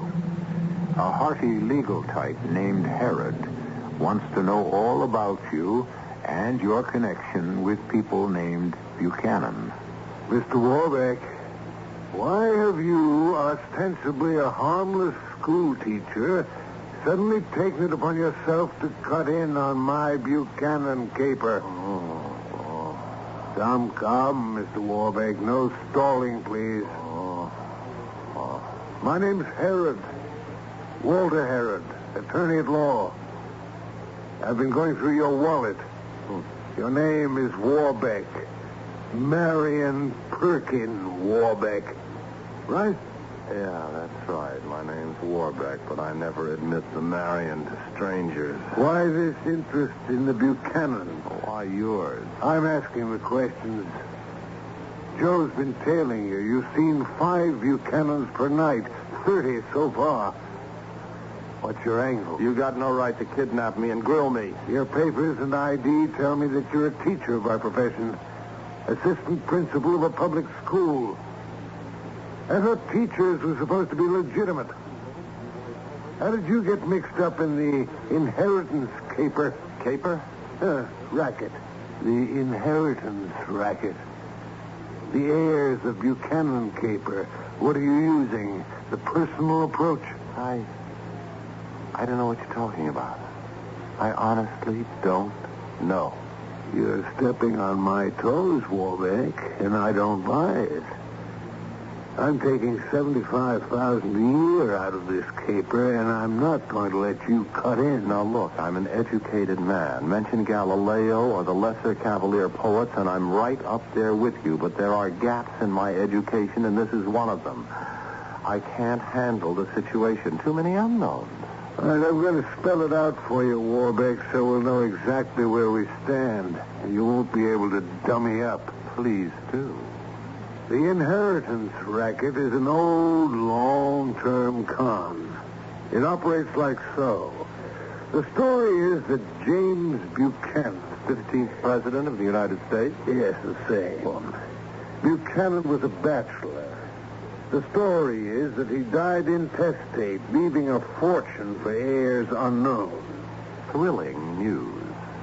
Today, at compound interest, that estate is worth hundreds of millions.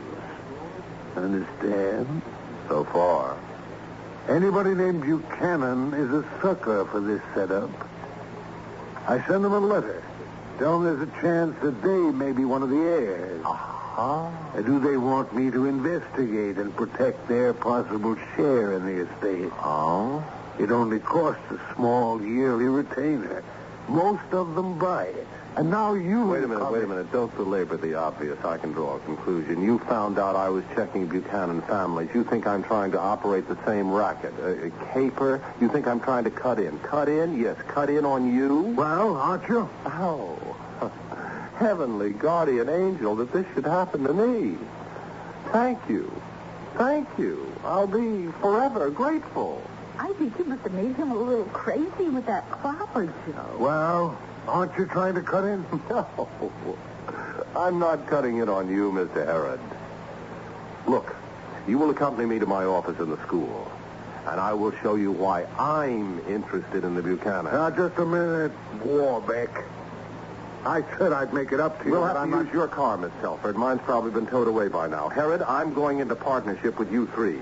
You've got what I need to locate one particular Buchanan. He's 10 years old, and he's worth millions more than your phony $100 million.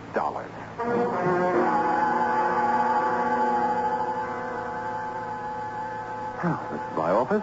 Come in. Aren't they going to ask about us being here at 9? No, Miss Telford. I often work late. Call this closet an office? Oh, we aren't very generous teachers, Joe. Sit down, everybody, if you can find somewhere. And this, Miss Telford and gentlemen, is my buried treasure. You got $1 million stashed in that file? No, Mr. Harrod, just a composition. A composition? Worth $1 million more than your Buchanan fortune. I think this clown is putting us on. Quiet, Joe. We owe him his favor. Go ahead, Mr. Warbeck. Thank you. Now, a school assistant principal has to supervise classes. He reviews work, estimates progress, irons out student problems, and so on. I do this by random samplings. We have 900 pupils in this school. I can't supervise them individually. Is he supposed to be saying something? He is, Joe. Just listen. I'm waiting for the money talk. Here it is, Joe. Looking through some fifth grade work last month, I came across this fantastic composition. It was written by Stuart Buchanan of the fifth grade. His age must be 10 or thereabouts. Now, the composition is entitled My Vacation. I'll read it to you, and you'll understand why Stuart Buchanan must be found. This is the money? Yes, Joe, this is the money. My Vacation by Stuart Buchanan. This summer, I visited my friends. I have 4 friends, and they're very nice. First, there is Tommy, who lives in the country, and he is an astronomer. Tommy built his own telescope out of glass 6 inches across, which he ground himself. He looks at the stars every night, and he lets me look even when it is raining cats and dogs. Wait a minute, Warbeck, are you putting us on? Patience? Now, let's see. Cats and dogs. We could see the stars because Tommy made a thing for over the end of the telescope which shoots up like a searchlight and makes a hole in the sky to see right through the rain and everything to the stars. Well, Mr. Harrod, what do you think of Tommy, the astronomer? I don't understand this at all. Well, it couldn't be simpler. Tommy gets bored waiting for clear nights. He invented something that cuts through clouds, a funnel of vacuum, so he can use his telescope in all weather. And what it amounts to is a disintegration beam. How do you say? The hell I don't. Next friend of Stuart's, and I quote, Then I went to Anne Mary and stayed 1 whole week. It was fun because Anne Mary has a spinach changer for spinach and beets and string beans. What the devil is a spinach changer? Spinach changer. Spelling isn't one of Stuart's talents. Where was I? Oh, yes, here. When her mother made us eat them, Anne Mary pressed the button, and they stayed the same outside, only inside they became cake, cherry and strawberry. I asked Anne Mary how, and she said it was by Enhev. You've lost me. Simple. Anne Mary doesn't like vegetables. So, she's just as smart as Tommy, the astronomer. She's invented a matter transmuter. She transmutes spinach into cake, cherry or strawberry. Cake she eats with pleasure. So does Stuart. And you're crazy, Warbeck. Not me. The kids. They're geniuses. There's only one label for them. They're wild talent.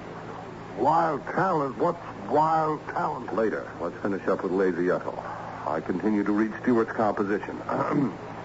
My friend George has a sister Ethel who is the laziest girl I ever saw. She is big and fat and hates to walk. So when her mother sends her to the store, Ethel thinks to the store and thinks home with all the packages and has to hang around George's room hiding until it will look like she walked both ways. George and I make fun of her because she is fat and lazy, but she gets into movies for free. The end. I don't believe it. I don't believe it. Great little girl, Ethel. She's too lazy to walk, so she teleports. Then she has to hide with her packages while George and Stuart make fun of her. Teleport? That's right, Miss Telford. She moves from place to place by thinking her way there. There ain't no such thing. There wasn't until Lazy Ethel came along.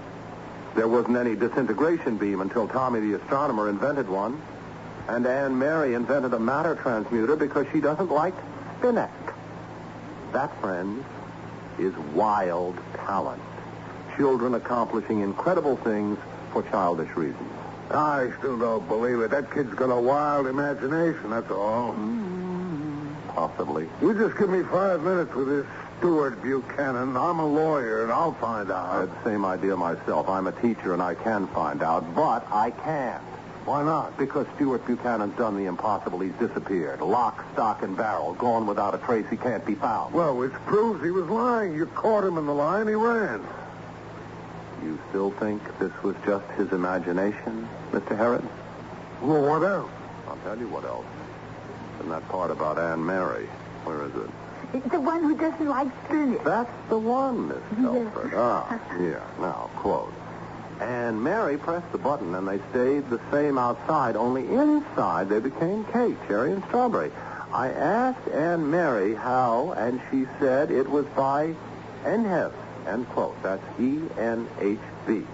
So, that's a kid's gibberish word. No, Herod. That's how Anne Mary transmuted manna. Well, with a kook word like enva? Come on. No. Not enva, Joe. It took time, but I figured it out. That's Planck's quantum equation. E equals NHV. One of the most abstruse concepts in theoretical physics. Well, Herod? The kid invented that, too. There's coincidence. That sound likely? Well, then he read it somewhere. 10-year-old reading quantum mechanics? Nonsense. Oh, damn it. You let me at that kid for 5 minutes. Me too, but he's disappeared. That's why I've been checking every Buchanan in the phone book, trying to locate him. The day I read this composition and sent down for Stuart to have a talk with him, he disappeared into thin air and hasn't been seen since. Well, what about his family? Trouble disappeared, too. What's more, every record of their location had disappeared. A few people remember them vaguely, but that's all. They split, huh? Oh, the very word, Joe. Thank you. Well, what a situation. Here's a child who makes friends with child geniuses. They're making fantastic discoveries for childish purposes. Who knows? Maybe Stuart's got other friends with wilder talent. Is this Stuart a wild talent, too? Probably. Kids generally hang out with their peer group that shares the same interests and talents. And what kind of genius is he? I don't know. A genius for disappearing, maybe. He blabbed like a child in his composition. When I sent for him, he got scared like a child, ran away, and covered his tracks. How did he get into the school file? I don't know. All I know is he destroyed anything that might lead to it. Stuart has run away, and we have got to find him. Just to find out, is he smart? No, Miss Telford, to find his friends. He's the only lead. Surely I don't have to explain. What would the Pentagon pay for a disintegration beam? How many millions would an element transmuter be worth? If we could teleport, travel by mind alone, how powerful would we be? My goodness. Mr. Harris, this professor's almost got me convinced. How about you? Mr. Warley, your caper makes us look like pikers. Thanks for letting us cut in on you. We'll pay off. We'll find that kid.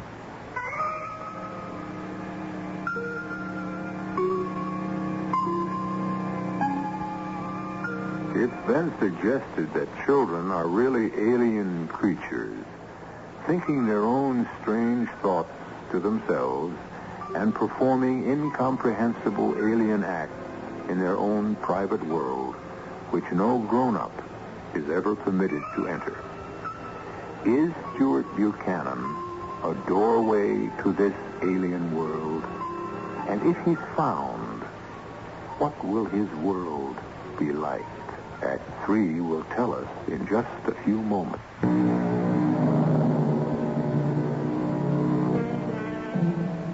Are Stuart Buchanan's friends working miracles with their wild talents, discovering disintegration beams, matter transmuters, teleportation? If not, does he have a wild imagination? And if he merely imagined all this, why and how has he disappeared without a trace? The only answer is to find Stuart Buchanan and question him. Walter Herod, attorney at law, is explaining to the boy's teacher how this can be done. It's not possible for anyone to vanish without a trace, Warbeck. Even a genius with a wild talent for crime? You've been blundering around chasing after Buchanan's in the phone book. There are other angles. You don't run after a missing person. You look around on his back trail for something he dropped. A genius wouldn't drop anything. All right, let's grant the kid's a genius. But a kid's a kid. He must have overlooked something. He forgot about that composition. And we'll find that something. Now, where's that school of yours located? Jefferson Park. Any busing? No. And it's a neighborhood school. The kid's family must have lived around there. Let's go. Over there, Professor. The 800 block. Stop. Oh, what's this address? Jefferson Park Post Office substation. You move out of a neighborhood, you file a change of address card with your post office. Now, wait. Well? No.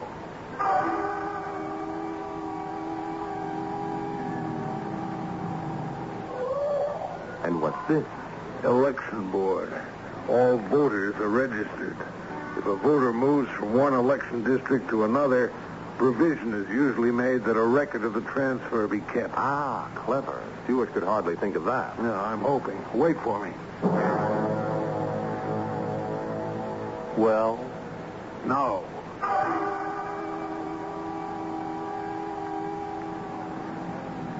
Now what? Gas and electric company. All subscribers must transfer their accounts if they move. If they move out of town, they usually ask for their deposit back. They're a record. If Stuart Buchanan can break into Consolidated and destroy their records, he's a better man than I am. We'll see. Wait.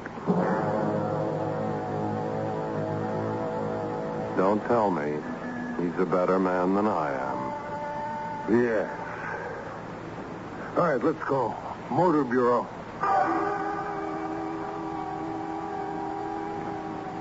No, huh? No. All right, let's go back to my office. I can't stand any more disappointments.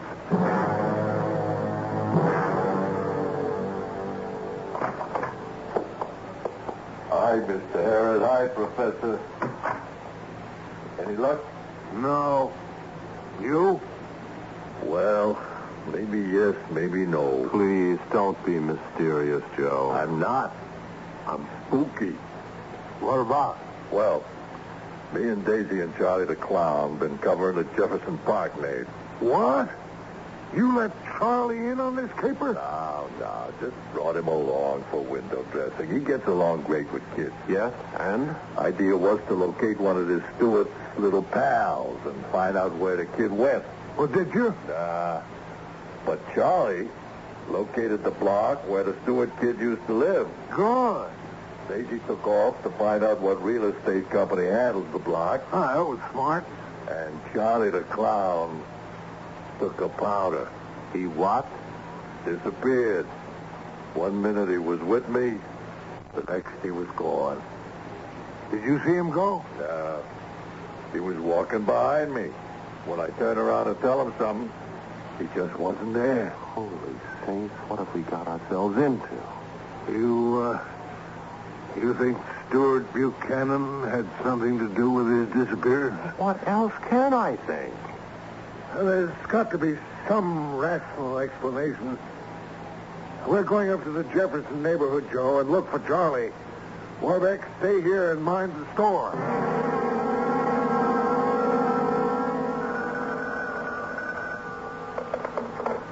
Office of Walter Herod, attorney at law. Oh? This isn't Mr. Herod. Miss Telford? Yes, you must be the professor. In person. Could you put Mr. Herod on? Not here. Then Joe Davenport. Same answer. They both left to do some looking. I shouldn't say it on the phone, but you know who? Yes. Well, I did some finding. Not you-know-who. No, but close. I got him here. Got who, Daisy? The manager of the RG Realty Company. He was in charge of the building where you-know-who used to live. Daisy, you're a marvel. Bring him up to the office right away. I can't. He hasn't got time. That's all right. Then I'll come to him. Where are you now? The Bristol Cafe. Third booth from the back. You'll recognize me by my black coffee without sugar.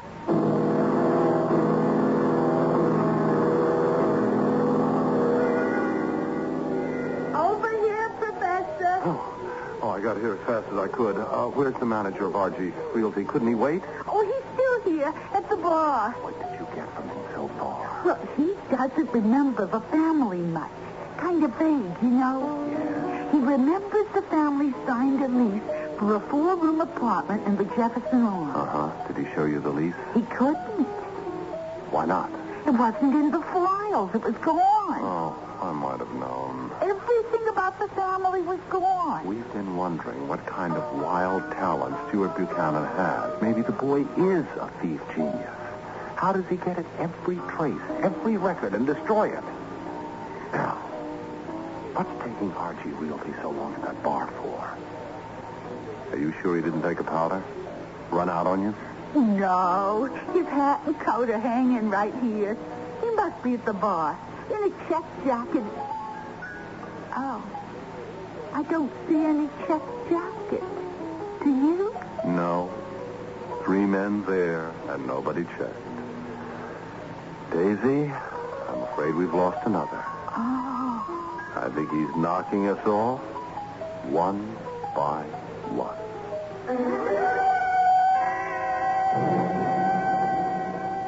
All right, Warbeck, cool it. So the kids licked us straight down the line. Well, I've got a gimmick. They lived in Jefferson Arms. Look up the house phone number in the book. I know it. There was a Buchanan listed at that address, and I checked them. Well? Moved out, gone. The janitor told me. Great. That's our solid lead. Call the janitor. Well, he told me everything he knew, and it was nothing. Buchanan lived there, left, period. Hello? Oh, Mr. Rysdale, I'm that teacher, Mr. Warbeck, who talked to you before about... Yes, that's right. Well, I've got a friend here, wants to ask you something else. There you are, Herod. Hello. Yeah, well, listen, sir. When anybody moves in or out of a building, the janitor... the super... takes down the name of the movers in case they damage the building. Well, yes, I'm a lawyer. I know this. It's to protect the building in case an action has to be brought, right? Yes, that's right. Now, who moved the Buchanans out? Yes, I'll wait. Yes? Oh, thanks. We've got it made. Made. The Avon Moving Company, truck number G4.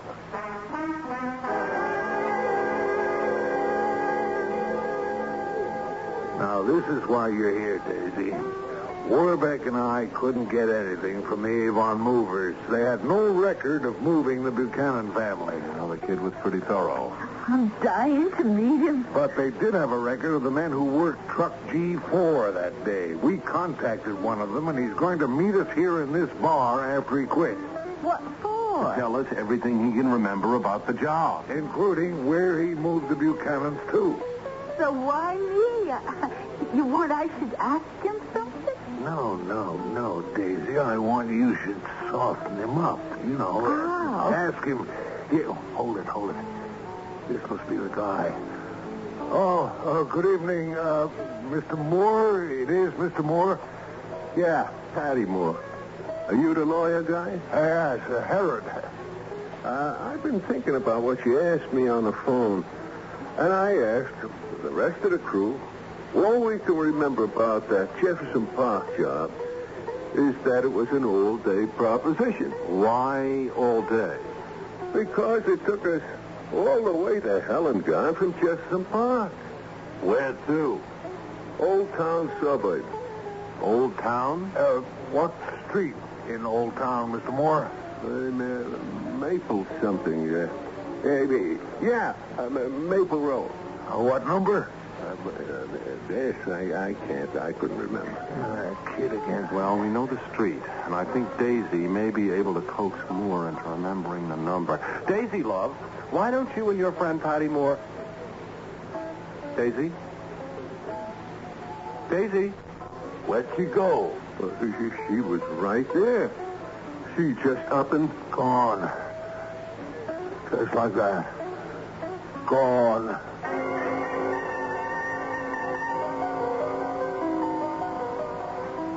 You got that old town street map, Joe? Right here.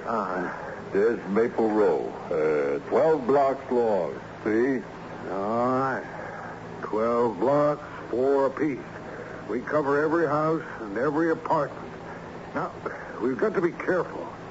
It looks like any time anybody threatens to get close to the kid, he wipes them out, yes? No argument here. All right, so we drive out to Old Town, park, start the screening operation, but we meet at the car every half hour and check in, right? It'll take forever. There's 1 million kids per square inch in Old Town. There's $1 million a day in it for us if we find him. Now, let's move it.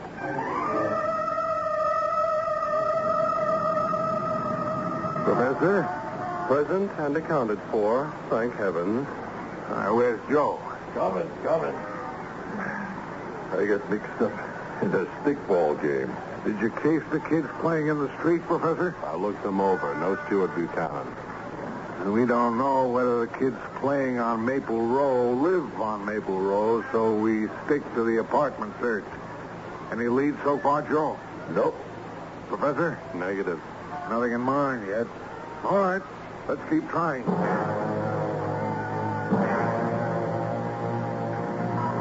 Any luck, Professor? Not yet. You? No. Where's Joe? Last time I saw him, he was down the street trying to sidestep a potsy game. Only girls play potsy. Only girls. No Stuart Buchanan. Where the devil is Joe? Is he always on time? Always. Well, maybe got a hot lead. You believe that? I want to believe it. What do you really believe? That Joe got too close. And the kid got it. But how? Same way he got Charlie the Clown, and that manager, and Daisy. Maybe Joe got scared and quit. No, not on $1 million. Herod, how does the kid do it? I'm scared. So am I. You want to quit now? We can't. If the boy's that dangerous, we've got to find him. Oh, we know what to do. We both covered Joe's sector. I'll take the right side of Maple Row, you take the left. We meet here every half hour, and we'll be strictly on time. If Stuart Buchanan lets us. And if one of us is late, honk the horn as a reminder. Make it 2 long, 1 short. Got that? Let's go.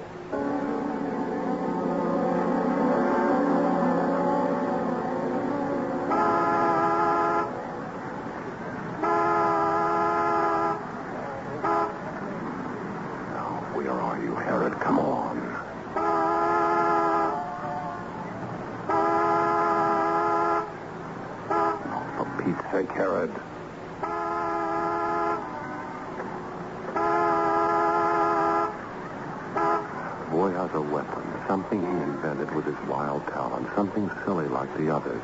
A special light, maybe, that murders people, wipes them out like Daisy and... Oh, what is going to happen when Stuart Buchanan grows up? What's going to happen when the rest of them grow up? He's somewhere in Herod's sector, right side of Maple Row. This block, destroying us one by one, smiling to himself, a vicious, killing genius. Stuart? Stuart Buchanan? Can you hear me? I'm here, Stuart, waiting for you. Stuart? 85, 90, 95, 100. Anybody round my base is it? Stuart Buchanan. Come out! Come out! Wherever you...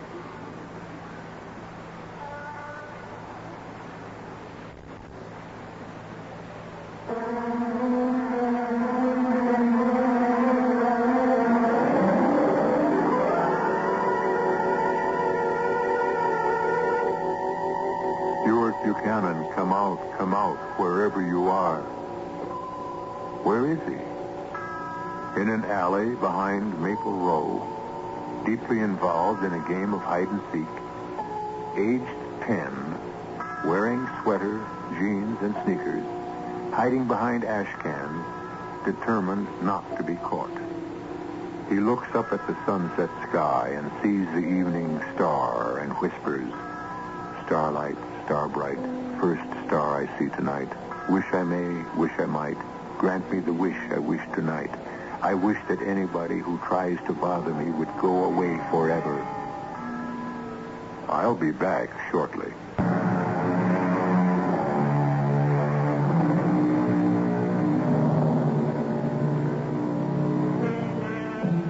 Stuart Buchanan is unaware that he has disposed of Warbeck, Herod, Joe, Daisy, and scores of others who disappeared forever. That he has forced his parents to move from Jefferson Park. That he has wiped out almost every trace of himself in his innocent desire to be left alone and happy. He is unaware that he is a genius with a wild talent. The power of this boy wonder is for wishing and making his wishes come true. And I sincerely hope that none of you has a wild talent in your family. Our cast included William Redfield, Robert Dryden, Ken Harvey, Martha Greenhouse, and Dan Ocko. The entire production was under the direction of Hyman Brown. This is E.G. Marshall inviting you to return to our Mystery Theater for another adventure in the macabre. Until next time, pleasant dreams.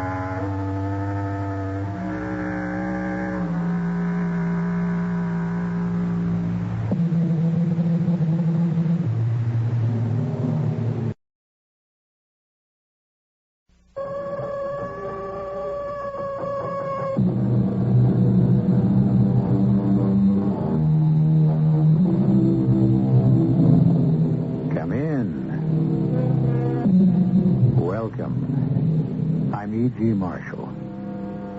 In the year 1692, an American town went mad, or at least that part of it known as Salem Village, beginning with accusations of 10 young girls that a West Indian slave had bewitched them. Hysteria ran like a rabid dog through the village.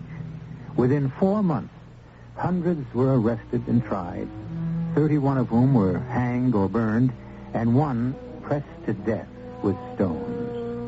And the man generally blamed for the hideously bigoted persecution of the innocent and the helpless was a name reviled in our history, Cotton Mather.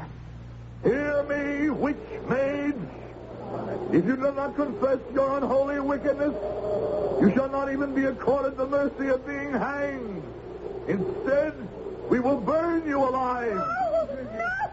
Or perhaps, hands and feet tied together, we shall lay you on the ground, while the villagers shall come and heap stone upon stone on you, until the life is driven from your body as you are pressed to death. No! Merciful God, please!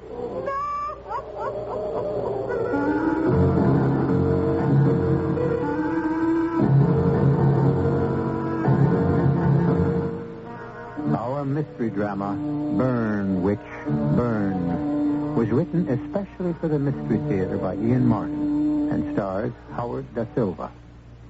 It is sponsored in part by Anheuser-Busch Incorporated, Brewers of Budweiser, and Buick Motor Division.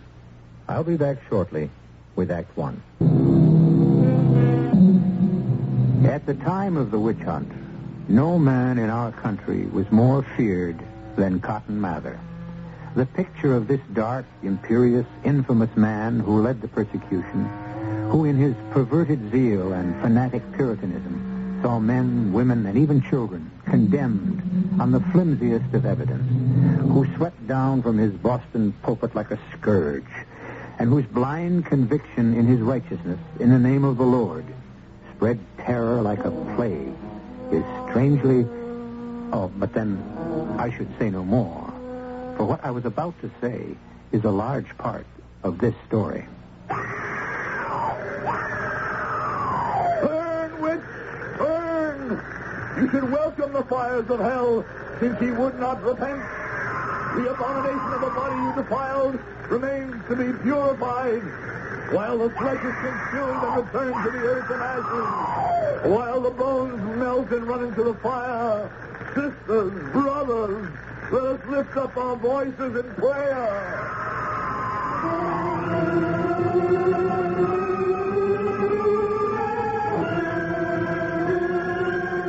Let the mischief of their own deed fall on their own heads. Let hot burning coals fall on them. Let them be cast into the fire that they never rise again. The righteous also shall give thanks unto thy name, and the just continue in thy sight. Amen. Amen. Now let ye all return to your homes and meditate upon the grace of our Heavenly Father, and return tomorrow, so that ye may see the other witch perish as she deserves. The fire has almost burned itself out. Yes, Judge Sewell, and the evil it wringed. Would it not have been more humane to hang her? Humane?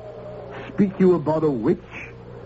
This is a pestilence whose deadly poison spreads as relentlessly as the pox itself. This witchery business weighs heavy on my soul. Why? The women were both guilty in your mind, were they not? They were so found by a jury. Well, then, what choice had you? I don't know. The times are running at such fever, I cannot breast the tide even if I wanted to. What worries me most is that I cannot see an end to it, or who will be next cried out against. The truth will ever out. Where the evil lies, the finger will point, and justice shall mete out the rest. Come, I must get to the tavern for a flagon of wine to cleanse the taste in my mouth. Will you join me? Shortly, good judge. For the moment, I think my good offices may be needed by a young member of the cloth who appears to be ill. Know you him? The great hulking fellow in the long coat with a thick cape and a wide-brimmed hat? He is a papist, think you? Nay, but near as bad. An Episcopalian, quite recently here from England. Were it not for his formidable strength and his skill as a blacksmith, he might have fared badly here in Salem village. Go to the tavern. I shall join you shortly. I would speak with this young man. Do not anger him. He has superhuman strength. I am clothed in the Lord's armor. I have no fear, and I have no intention of angering him. I only want to help him. Have it your way. I shall meet you at the tavern. Shortly. I shall not be long. You appear in trouble, good sir. May I be of help? I can find no help, kind sir, except within myself. And from my God, I pray. The second with the strongest staff to lift you up. I speak as a man of God. As you are, I understand. I pray I still am, or can be, after what I have witnessed today. Have a care what you say. It has the reek of blasphemy. There is another kind of blasphemy in theology, sir. The crime of assuming to oneself the rights of God, as the people of this town have done. By trying a witch and burning her? Do you not believe, when the devil has taken possession, that the evil must be purified by fire or destruction of the diseased body and soul? I think there are other ways of casting out the devil. You were at the trial? All through the long horror of it.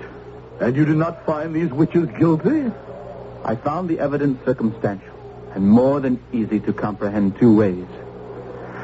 I looked upon the face of that sweet young woman and upon the dignity and breeding of the older one, her grandmother, and I could see their innocence. What? Will you claim us wrong in our trial and judgment?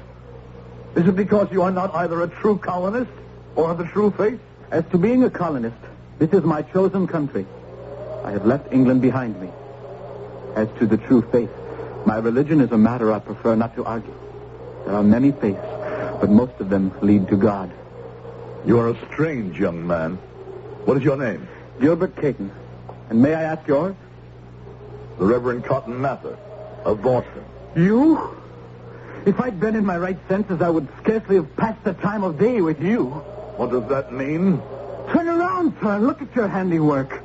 A few smoldering ashes containing what once was the body of another human being. Are you proud of your work? I did not find this woman guilty. That was for the court to decide. I believe in justice as firmly as I do in the threat of Satan.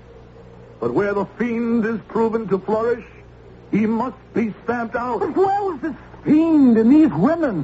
What were they guilty of? I am but recently here from Boston. I am not familiar with all the transcripts. But would you question the word of a man such as Sir John Jameson? Does his title give him immunity? The facts do that, Mr. Caton.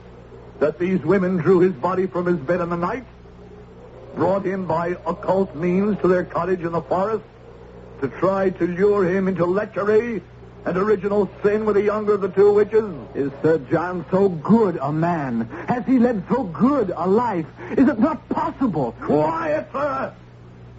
You do yourself no service by even thinking such a thought. Have a care with your words, or fingers may go pointing your way.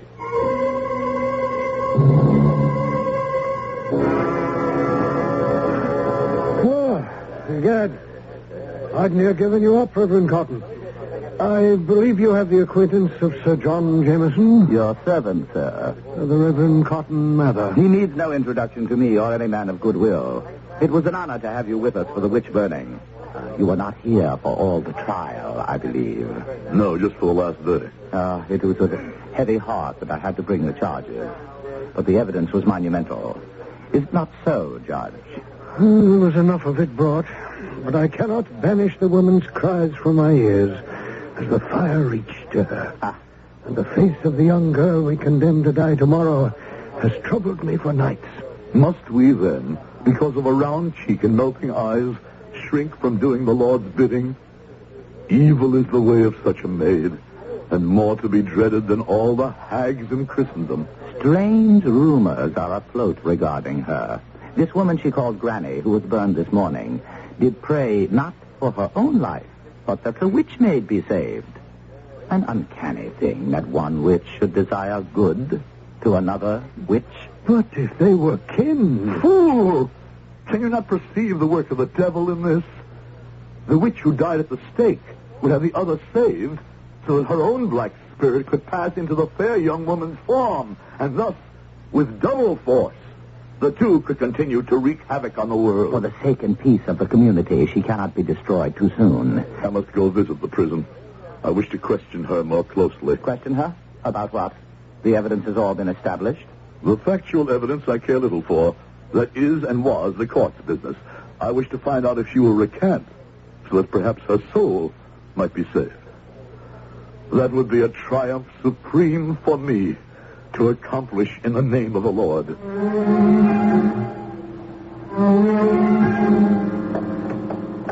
Are you not somewhat aged for such a job, my friend Turnkey?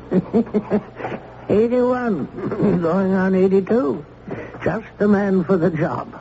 She don't get around me with any of her witch's blandishments. Are we near the cell? Almost there, Your Reverend Lordship. Why? Let us all move as silently as possible. Is there a view hole in the door? Aye, there is. Good. Then I can look in on her and perhaps surprise her in some evil doing. There it is. I'll open it soft. Can you see the harpy? Yes. Is she weaving some spell? No. she sits on the pallet knitting. Why, she's a frail little thing. Not much more than a child. All part of the enchantery. I was taken in myself. But she is tricks, all tricks, as I learned when she tempted me to ruin. Ah, very well. Jailer, let us go in.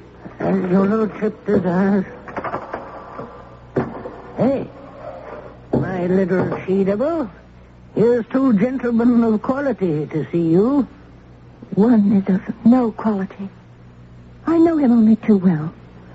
The other, I believe I recognize as the Reverend Cotton Mather. You may leave us, jailer, but wait outside. Yes, sir. It is true. I am who you say. And what would you have with me, sir? I have come to pray with you, Luna Claire, and to exhort you to confession. There is no confession. I am no witch. Will you kneel with me in prayer at least, daughter? I cannot, sir. Why not? I am not of your persuasion. Do you believe in God? Oh, yes. Then we have that in common, and can try to pray and wrestle the demon from your bosom. No. You do not wish to be delivered? Obstinate of heart I may be, but Sir John holds me from prayer. I cannot kneel in company with him. I prithee, Sir John, go outside and stand in the corridor. We shall see if the witch maid, relieved of your presence, will pray. I had hoped to listen on the chance that she should confess, so that I might make some valuable notes. The Lord granted me a ready pen. I shall make my own notes if it be necessary.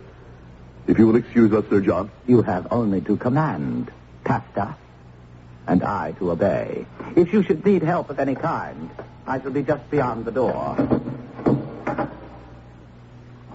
Let us kneel together, my daughter, and pray to God. Minister? Yes?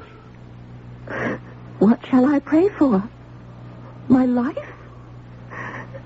That I may be delivered from the burning and death? Your death is already ordained by the court. We pray for you to recant. Your body cannot be saved. The only hope is to find God's mercy on your immortal soul.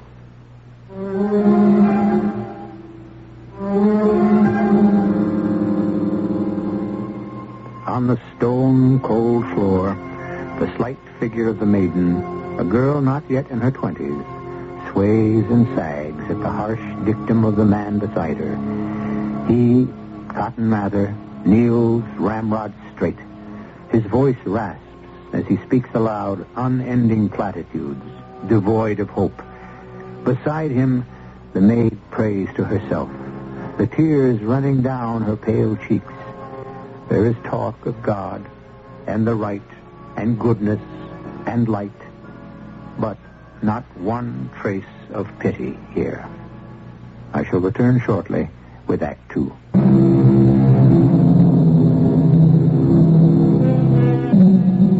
Sir John's attitude outside the jail cell is less unconcerned than it seems. He paces only a short stretch of the passageway, always within earshot of the endless prayer from the cell. The full-voiced exhortations of the minister he pays little heed to, but he stretches his ear to the fullest for any whisper from the maid. In the name of the Father, and of the Son, and of the Holy Ghost, amen. You do not even say amen? I beg your worship's pardon, but I am not familiar with your prayers, and I do not understand the God you pray to. You refuse to recant? How can I recant? I'm innocent. I beg of you, sir, to listen to what I was not allowed to say in court, and you will understand that neither Granny nor I had... Sir John? Aye, Reverend Mather. You may return. I request your favor, sir, but I believe I heard that your prayers had ended. Mine, sir. The witch maid was not moved to pray. I suspected as much. Tell me, daughter, what you were about to reveal as Sir John came in. With him here, it's difficult, Minister. Dishonor, witch. Tell him about Giles Corey, the old yeoman who saw you conversing with Satan in the forest near your house. If it was Satan that I was in converse with that night, Then he was in your shape. And well, your lordship knows, the old man was frightened by your threats into lying and saying it was a black fiend, which you might as well be, seeing your purpose there. Silence, woman. I was not there, could not have been, since all my household has testified that I was safe at home in bed and asleep. If one lies, all lie to save their skins. For surely they are more afraid of your power than the devil's. Maid, you go too far. Have a care with your tongue. Hear me, mistress, I threaten you this. If you do not confess your unholy wickedness, you shall not be even accorded the mercy of being hanged. Instead, you will be burned alive. Or perhaps, hand and feet tied together, we shall lay you on the ground, while the villagers shall come and heap stones upon stones until the life is driven out of your body and you are pressed to death. No, merciful God, please. And I, whom you have afflicted, shall count each one as it falls. I shall myself drop the first stone, and I... When that first stone strikes me, God in his mercy will take me to himself. You can count the stones the others throw, but I shall never know how fast they fall. Now let us use all zeal to our ends, but let us deal in compassion as far as it is compatible with justice. To do any living thing unwarranted torture is a reflection on our manhood.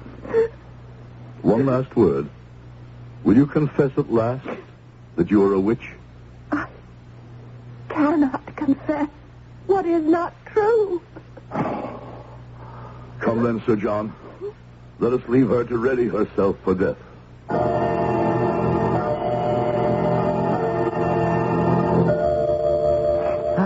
This November wind whistles through the bones. It will snow soon. I welcome the walk and the wind to blow some cobwebs from my mind. You are troubled by something?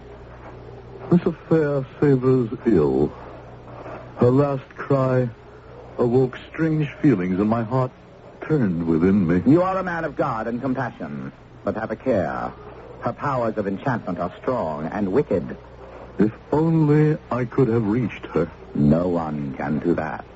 Perhaps. Perhaps not. You intend to return to question the girl again?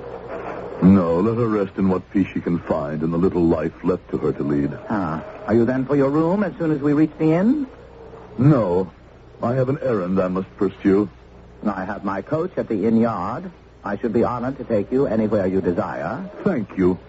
But I prefer to travel on this one by myself.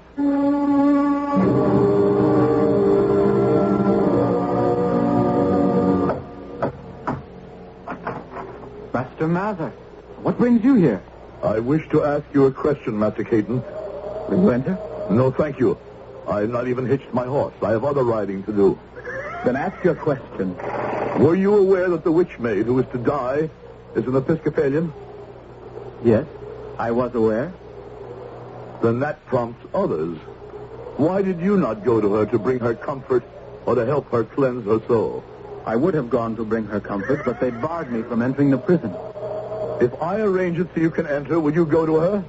With all my heart. Why do you extend her this comfort, convinced as you are that she is a witch? I have failed to bring her comfort myself or release from bondage. Perhaps because we are of different denominations, that is of no matter. I shall ride now to the prison and have all preparations made that you may visit her this evening. It wants but an hour until dark. Wait 1 hour beyond that to make sure you will be passed in. May God go with you.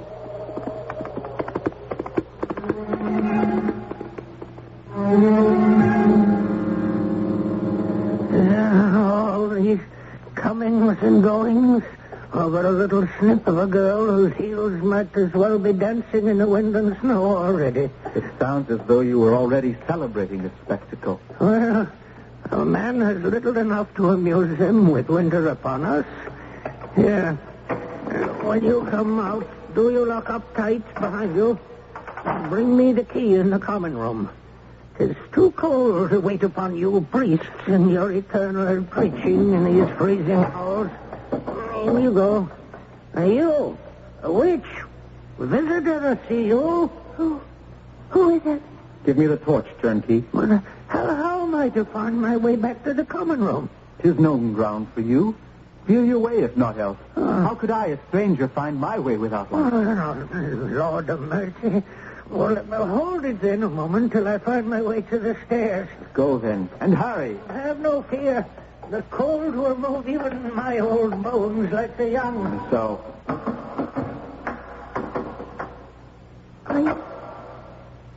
Are you come to torture me? I? Look at me in the torchlight. Can you not recognize I am of the clergy? God be with you. I am of your persuasion. Oh, at least God has answered one of my prayers. Oh, my daughter, do not crouch on the floor. Come to me so that I may comfort you. I want to, Father, but this chain about my leg. My poor fettered bird. Rest where you are as I come to you. My dear Lord. Lord. You are frozen with cold. And you are warm. A moment. Let me brace the torch here in the sconce. Now, my heavy cape off and let me wind it about you. Oh, let me touch your hand. Let me feel once again some human warmth. Let us sit on the pallet and I will hold you in my arms with a cloak about us. Oh, you're warm. And you've brought light and companionship. How can they call so sweet a creature of God a witch? Oh, I don't know. I'm only a maid. I'm so scared. Are you really an Episcopalian priest? Ordained in England at Ely. I come here for new worlds to conquer and to help tame a savage land. To make my life, my home, my family someday. A cold welcome you'd get from the Puritans. They're not all so bad as they are sometimes painted. And I am young enough to wait out their welcome. How could they have condemned you as a witch? I don't know. First they said Granny was a witch, and I lived with her. Did your grandmother practice magic arts? Well, she knew about herbs that helped to heal, and she could make poultices that drew out pain, and salves that she rubbed in with her hands that brought relief to others. Is that wicked? I cannot see why. Who taught her these things? She learned them long ago from a nurse she had, who learned them from a gypsy. My grandparents were very rich, with a large estate, but the Indians attacked them and killed my mother and father and everyone, and only Granny and I were left. And she was always a little queer after that. I mean, she wouldn't live in a town, only in the country. She was very good to me, and we were happy enough until Joseph, the one servant that we had left, died. How long ago was that? A few years. I don't remember exactly now. We buried Joseph, and then Granny said we must leave the house and start walking to the coast. Why to the coast? To take a boat for England. To my uncle. And we never did reach the boat. We stopped in a little house in the woods near here, and Granny was ill for a long time, and the rent was not cheap.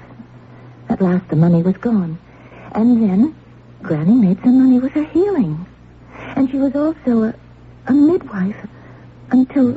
I was at the trial. I know that testimony. Someone had a child born that was not quite right. Yes, Sir John Jameson's daughter. That's what started it all. They'll burn me. They'll burn me. Are you kind? Are you human? Cannot you save me from them? No, first tell me one more thing. You mean from Sir John? Yes. He is the devil himself. You paid him rent all these years that you grew into a beautiful woman? Yes. And then you had no money? He threatened to throw you out unless... He talked of being possessed by the devil. He was the one who wanted to possess me. He was the devil. And you were willing to be possessed? And when the child, when that awful thing happened, he said that he would point to Granny as and me, too. He came to the house that awful night. I told him I'd kill him and then myself if he tried to touch me. Oh, my poor child. Oh, please, please. I don't want to be burned. Can't you save me somehow? Save me somehow. Your soul? I do not believe that needs saving. No, me. My body. Or if you can't, kill me here with your own hands. I do not fear death. I have nothing to live for. I feel only torture. Save you. Save you if it were possible, but for what? Afterwards, to be hunted, pursued, retaken? Then kill me. No, never. Now that I've found you. Father, please. Now, hush, little one. Not Father. Not to you. Gil. And I am Luna. Luna. Now, then you will swear to do everything I tell you. You think there is a way? There is hope. There is always hope. And I think there is a way. Yes, I think there is a way if only God will smile on us.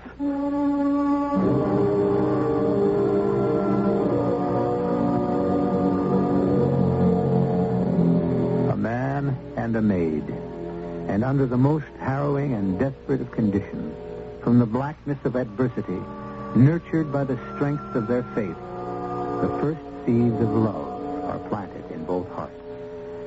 But can this compassionate and tortured young man free this ill-starred maid?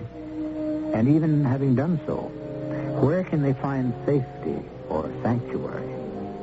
I'll return shortly with Act 3.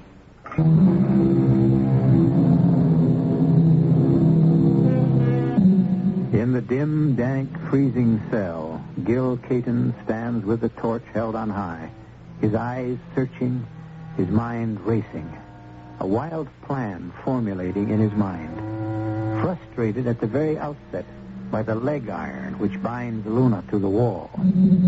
She sits huddled in the blessed warmth of the heavy cloak, watching this man who has become the center of her universe, secure in her heart that he will find a way to save her.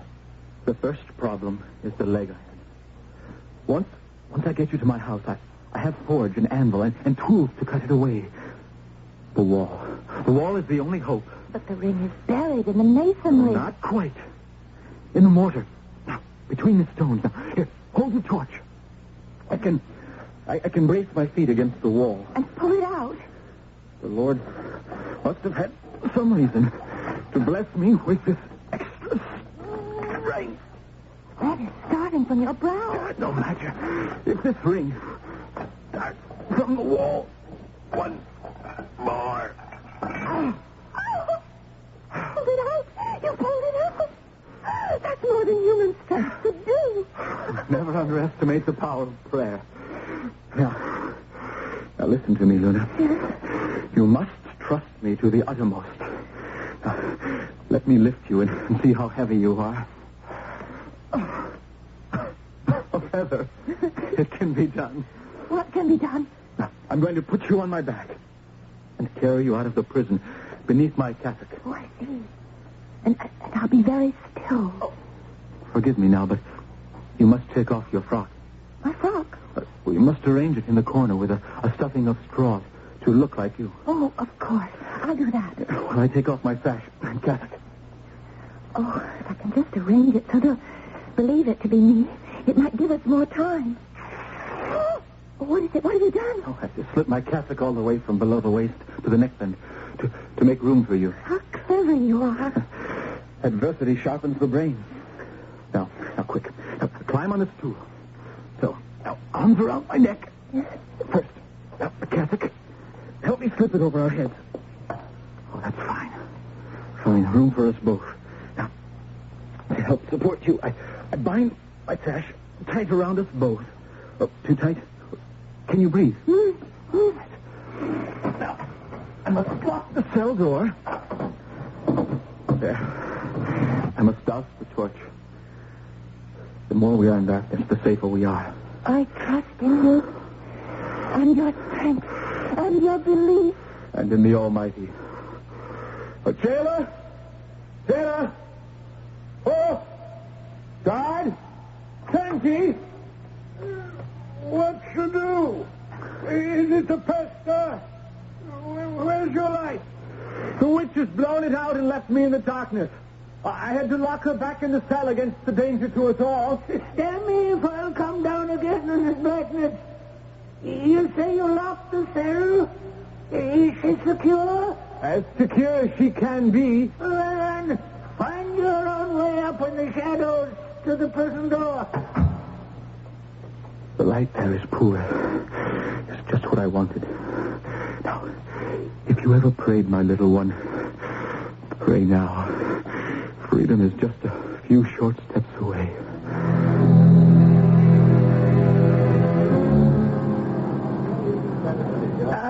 Whither away so late in the evening, Master Matter? You still at the inn, Sir John? I should have thought you were ridden home by now. I had some business on my mind. I should have thought you might be abed. I've been in my chambers reading the transcript of the trial, which my friend Judge Sewell was kind enough to make available to me. Why would you wish to read all that? The thing is fait accompli. There are some questions I would ask the maid, and I feel in duty bound to make some last attempt to see if she has repented. Then you go to the prison? This moment. I shall be glad to drive you there. No, I ride there myself. Nor do I think you should go near her again. For some reason, you inhibit her. As you said. But the visit is useless. By law, the die is cast, and she will hang or burn tomorrow. I have no power to free her body. I still may have hope to free her soul and bring her comfort. Good night, sir. Are you all right? Do you want rest? I could pick it up. Of all the luck. I can just make the shadow of the tree. Brother Caton, is it not? Oh, why, yes. Yes, Master Mather. I thought I recognized that giant bulk, even in the shadows. By Harry, you seem even larger than I remembered. Just the bulk of my cape. Are you from the prison? Why, yes. Did you see the maid? Yes. Did she recant? No, sir. She will never recant. Because she is innocent. A matter of opinion, we shall see. You're bound for the prison. I am. I beg you in the name of him we worship in our own ways to disturb this wretched girl no further. She is mercilessly asleep now. Leave her the last few hours in peace in the name of compassion and humanity. I have certain questions for her, but if... Let God ask them when she is sent to face him tomorrow. Well, we shall see. If she be asleep, perhaps I will not wake her. Good night, Master Caton. Oh, what misfortune. Hold fast. We must make all haste now and hope all is not lost.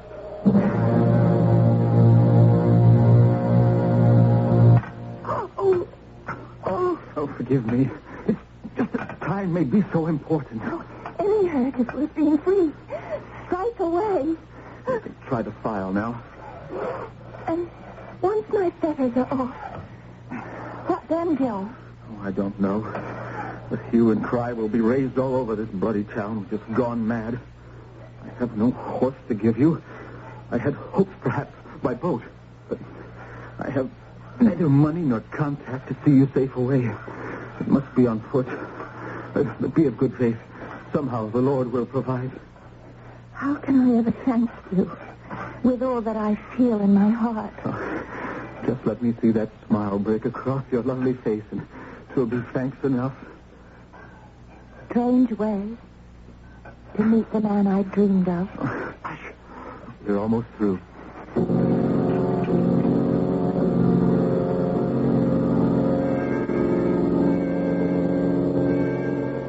I cannot eat more. You must eat as much as possible, so you can carry little with you. And we must find you some clothes to wear. What? Oh, good Lord. Not so soon. Don't let them take me. Into the bedroom, quick. Now, if I cannot send them back, I can hold them back. Now, take my cape. It has what money I have in the pockets. Now, go by the window and try to make for Providence. There's an Episcopalian church there where you will be safe. I will not go without you. You must save yourself. Oh, my place is at your side. I'll never love any other man but you. All right. Now go quickly to the bedroom. Perhaps God is with us yet. I'll be listening and praying. Oh, forgive my tardiness, but I was at my devotion, sir. You will pardon my intrusion, I hope. Do I speak to Mr. Gilbert Caton, the parson, here? You do? Dare I beg a few minutes of your valuable time, sir? I am trying to trace my mother and my young niece. My name is Clare, Leonard Clare of Clare Hall, County Devon. My father had a large estate west of here, which was attacked by Indians. All of my family were killed, save my mother and niece, who, I am told, escaped. Since I arrived but lately in this country, I have only now, with tolerable certainty, traced them to this district. The town authorities claimed no knowledge of them, but since they were of the Episcopal faith, deemed that you might know something. Come in, sir. Come. Out of the cold. Thank you. You have horses. Your horses and a coach, yes. Well, then you must fly this minute. Huh? Fly? The people of Salem burned your mother as a witch. I saw her burn. Outside there, in the market. Oh, good Lord. They have fixed the burning of your niece for tomorrow. There is to be a holiday, so the folks may revel in the sight. To burn my niece, Luna? And you have the temerity to ask Leonard Clare to fly? With her. Luna! Oh, heaven be praised. Uncle Leonard. Luna, my baby. My brother's baby. What have they done to you? Nothing yet that can't be repaired. But there is no... Not now. What's the matter? Do not be alarmed. I come here in amity, not in enmity. You? I shall explain in a moment. May I meet the gentleman before I speak? This is Luna's uncle. Leonard Clare of Clare Hall, Devon, now of the colonies. And I promise you, a man of resources, a man well able to afford to fight the persecution of this town and its shame, and all your power and evilness. I would advise you not to try, sir. No, hear me out. As to my motives, my honesty, my devotion to the God I believe in, and my determination to wipe out witchcraft, I will not bandy words. I do what I believe to be right. And let history be the judge. Your name will go down in it as a stench in the nostrils of any humane man. So be it. I follow where I am called. Tonight, profoundly troubled after rereading the transcript of this child's trial and her grandmother's, perforce I could come to only one conclusion. A tragic miscarriage of justice had already been done. Another was about to occur. I went to prison determined to free the maid myself, and to offer her my protection against the wild riot which would follow on her release. That was when we met you on the road. Yes, sir. You tried to put me off. I can see why now, but God directed my footsteps there. I must tell you that her absence had been discovered before I even arrived, and as the mob is gathering, all the roads out of this town will be closed to everyone. They cannot stop me. They will, unless you have safe conduct. I suggest you get your niece into the coach post-haste, and yourself draw the curtains, and I'll conduct you and your men through the mob. I will not go without Gil. The least I owe you for saving Luna's life. You had best join them, Master Caton. When that drunken jailer wakes up to remember you saw her last, you will be torn limb from limb. It is a good bargain, a life for a life. And you, sir? I have no fear for mine, and I have much work to do. For all his title and position, Sir John Jameson must be brought to book for his crime against you and yours. I shall see that he is. And perhaps I may need one small breath of perfume to dilute that stench my name is to leave in history.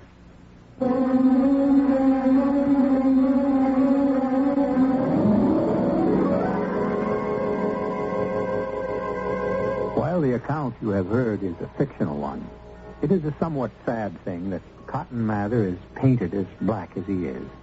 Even in his obsession against witchcraft, he was a scrupulous defender of all he thought unjustly accused. He was a scholar, in some sense a scientist, and for all he was a fanatic, it was without thought of personal gain. He was also a family man, and perhaps would have allowed himself one frosty smile of pleasure at the outcome of this whole affair. I shall return shortly.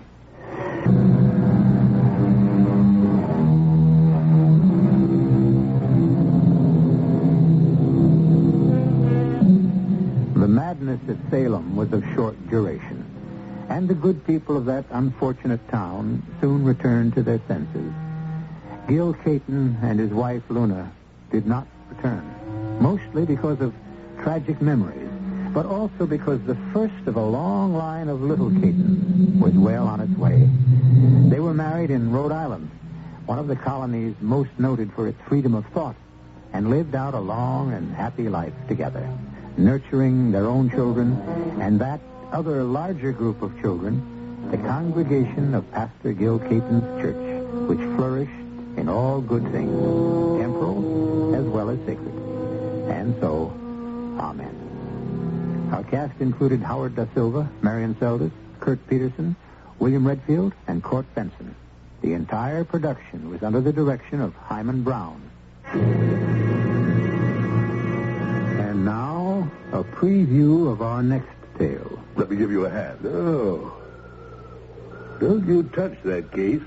Huh? I only wanted to help. Put it down. Well, sure. I'm sorry. Yeah. I see it all now. Kubik arranged for my car to stall out on the turnpike. Then you happen along as if by coincidence and kill me. And take the money. That's an old trick. Will you please tell me what you're talking about? Oh, yes. It's the last trick you'll ever try. Hey, what are you going to do with that gun? You can't kill me. Oh, but I can. And I kill very well. Look, mister. Because I have an instinct. A hunter's instinct. A killer's instinct. I smell, I sense death and murder. Radio Mystery Theater was sponsored in part by Buick Motor Division and Anheuser-Busch Incorporated, Brewers of Budweiser. This is E.G. Marshall inviting you to return to our Mystery Theater for another adventure in the macabre. Until next time, pleasant dreams.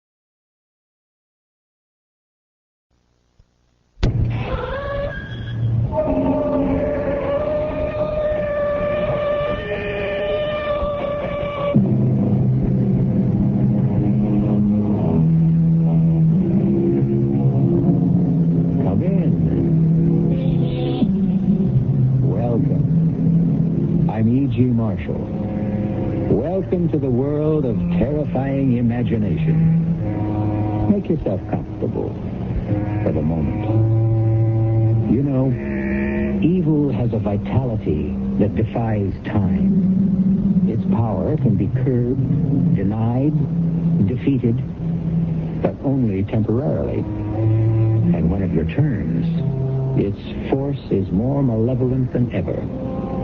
We have all been to dark places and felt the presence of evil.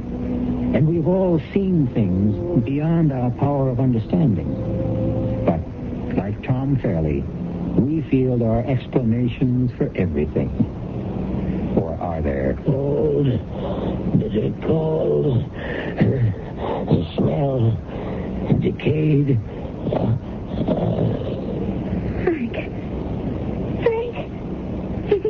No. He's unconscious. We'll talk to him later. Volga, did your men find anything else? Just the grass. It's curious, Tom. I don't see anything, Klaus. Yes, you do, Tom, but it doesn't mean anything to you. We weren't here when we found Flip.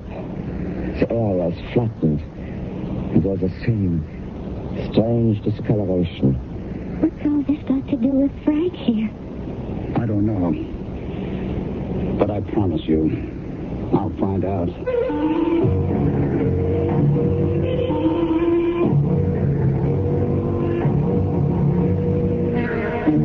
Our mystery drama, Frankenstein Revisited, was written especially for the Radio Mystery Theater by Milt Wissoff and stars Michael Wager and Leon Janney. I'll be back shortly with Act One.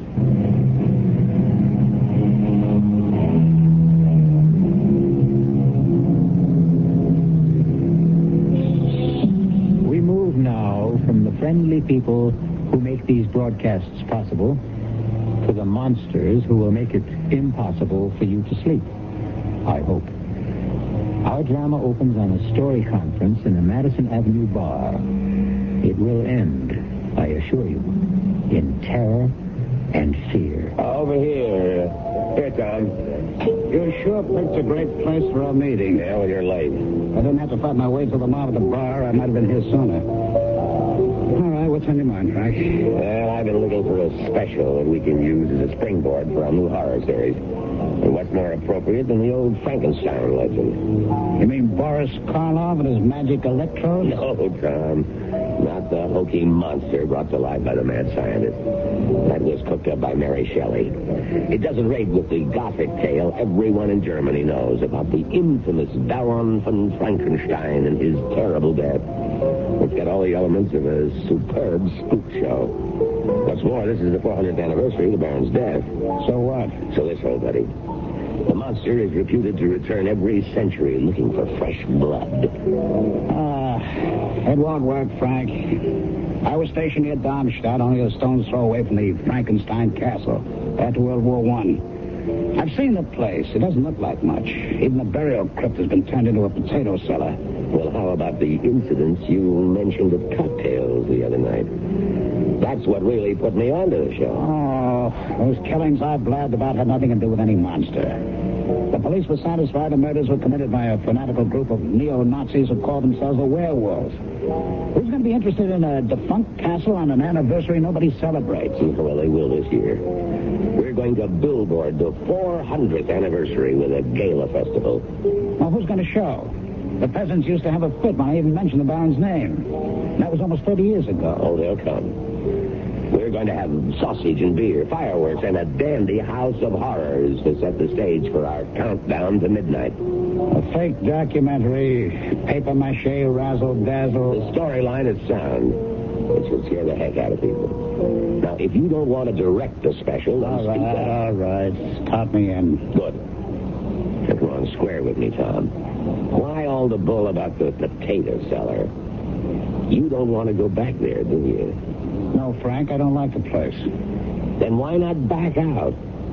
I don't feel you're leveling. Frank, I want to keep on directing for the network. I won't let anything stand in my way. Not you, not the gray hairs creeping up on me. Not even Frankenstein and his blasted castle. Just let me leave this one thought with you. We'll see how much you enjoy the scene when midnight approaches. I'd like to hear the tune you whistle when the wind howls.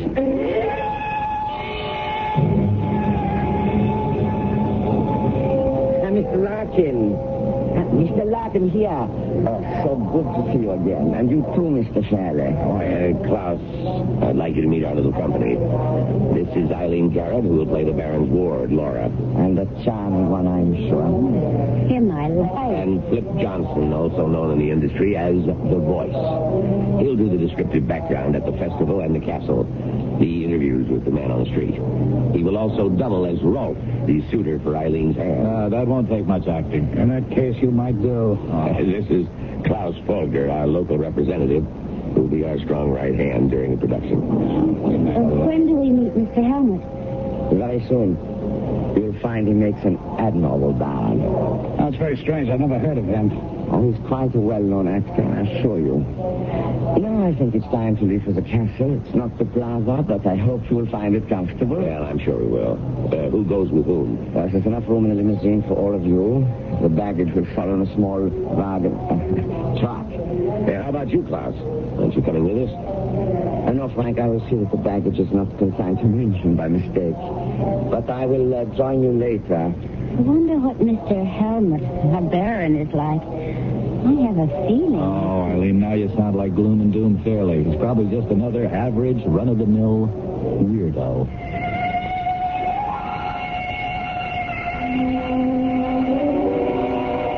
You've done a great job, Klaus. Even the crew's happy in the trailers. I like my room fine. It's a bit drafty when the drapes are open, but the comforters will keep me warm, I'm sure.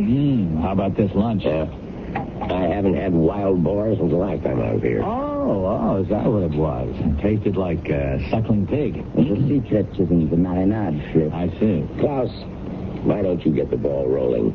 The details on the Frankenstein legend. Oh, it's not a complicated story. The hated aristocrat who exercised all the prerogatives of his position in this village almost 400 years ago. Unmerciful beatings, torture, and death for what he considered affronts to his person. This was his home. Be it ever so humble. The Baron lived here with his ward Laura, but he was a thoroughly evil man and hardly behaved toward her like an uncle should. Tomorrow is the anniversary of the Baron's death. 400 years ago, the Baron had a spectacular scene in the castle with Laura and her suitor Rolf. He mounted his horse and rode off into the woods. Someone or something urged him from his horse and tore him to pieces. And the legend says that every century the monster that killed the Baron returns. That's about it. And we'll be doing this direct from the scene tomorrow night. We'll have a short run through this evening. Look for places to spot mics and pick out locations. Flip will stroll through the woods and give us a little ad-lib color. Will there be a crowd there? Not in the woods, Flip, baby. Just you and the Baron and the other monster. Oh, how come? Because no one in this area will venture into the woods after dark. And tomorrow night, the anniversary eve, they may not even stir out of their homes. Is that right, Klaus? Possibly. The people here are very superstitious. Oh, are they? Why don't you explain what happened 100 years ago on the last anniversary? I was not yet born. Yeah, but you know what happened. A man was found dead. Dead, Klaus? He was butchered, wasn't he? Torn to shreds? And his head was found at the foot of the hill.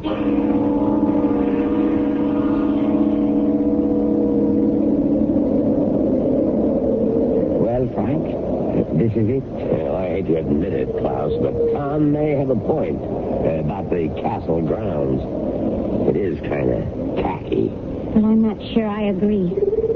Physically, it's not much, but the decay, the feeling I get, I'm really frightened. Oh, come on now, Princess. You're letting that creep's tail get under your skin. There's nothing here but battered stone and dirt. Reminds me of my past. I get bad vibes. It reminds me of a trip I took to Central America years ago.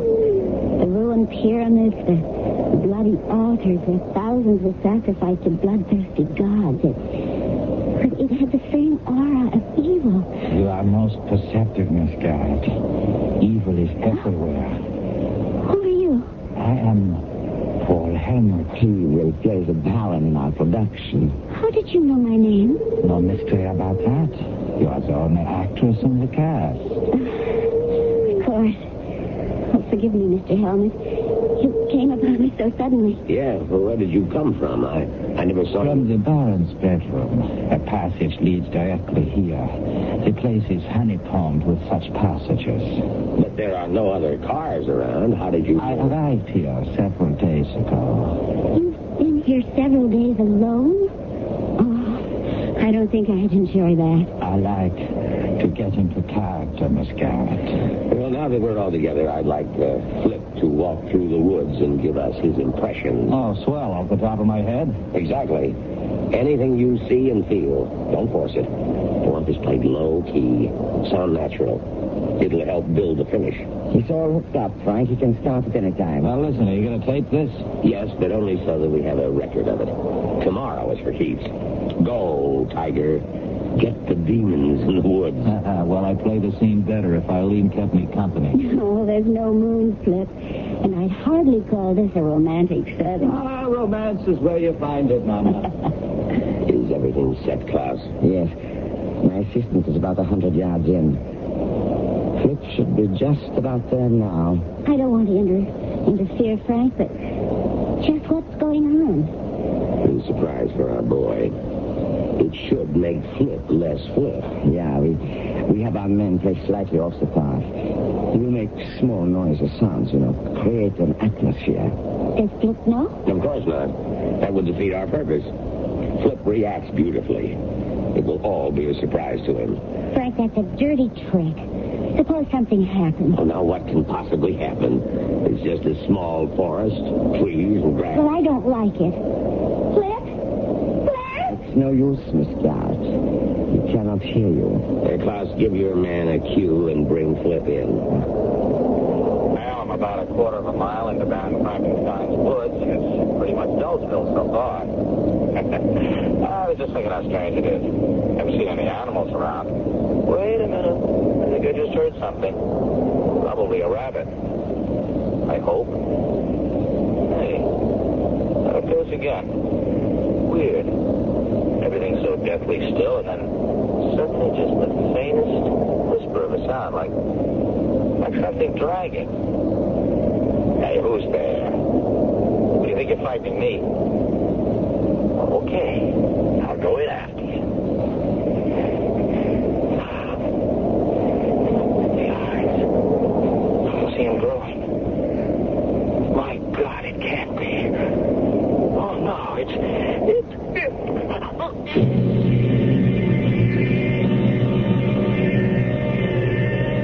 The bard said, some find tongues in trees, books in running brooks, and sermons in stones. Obviously, Flip saw and heard a great deal more in Frankenstein's woods. Or did he? Perhaps we shall know more when I return shortly with Act 2. I'm giving it up. Giving up what? Smoking. Congratulations. I'm doing it for you and the kids. For me and the kids? But we don't smoke. You're wrong. I saw this Lung Association message. You know what? We smokers are making you non-smokers smokers just like us. Whatever are you talking about? I'm talking about secondhand smoking. The Lung Association says I'm doing myself in, as if I didn't know. But my smoke is trouble for everybody in my neighborhood. Do you realize every puff I smoke, I'm puffing out a smoke screen of carbon monoxide, nicotine, benzopyrene, to say nothing of hydrocarbons. You sound positively poisonous. I feel poisonous.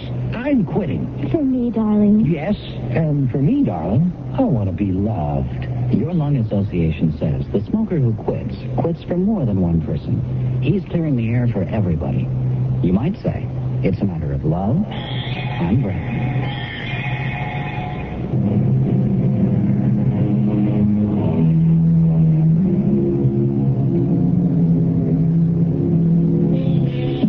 Are there more things in heaven and earth than are dreamt of in our philosophy? Is there something in Frankenstein's woods that defies rational explanation?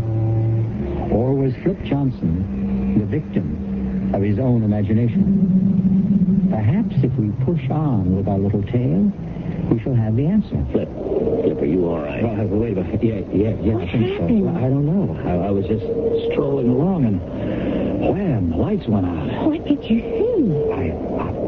Nothing. But we heard you, Flip. The eyes, you said. The eyes. Now, wait a minute. What are you talking about? I saw nothing. We have it on tape. You complained about the cold. And the strange lights, the eyes that burn bright. You said it was impossible. All I remember is waking up, and there you were. Standing right over me. What did your men find, Klaus? Let me show you, Frank. Now, here we are. The point where Flip started to run. And you can see the prints. Now we follow along for a few yards. And here we have orange circle. In the middle, discolored. As if the grass had been frozen. Frank, is this something that you... We had nothing to do with that, did we, Klaus? That's right. I admit we arranged a few effects, but nothing more. No, we would have had to have special refrigerating equipment well below zero to make such marks.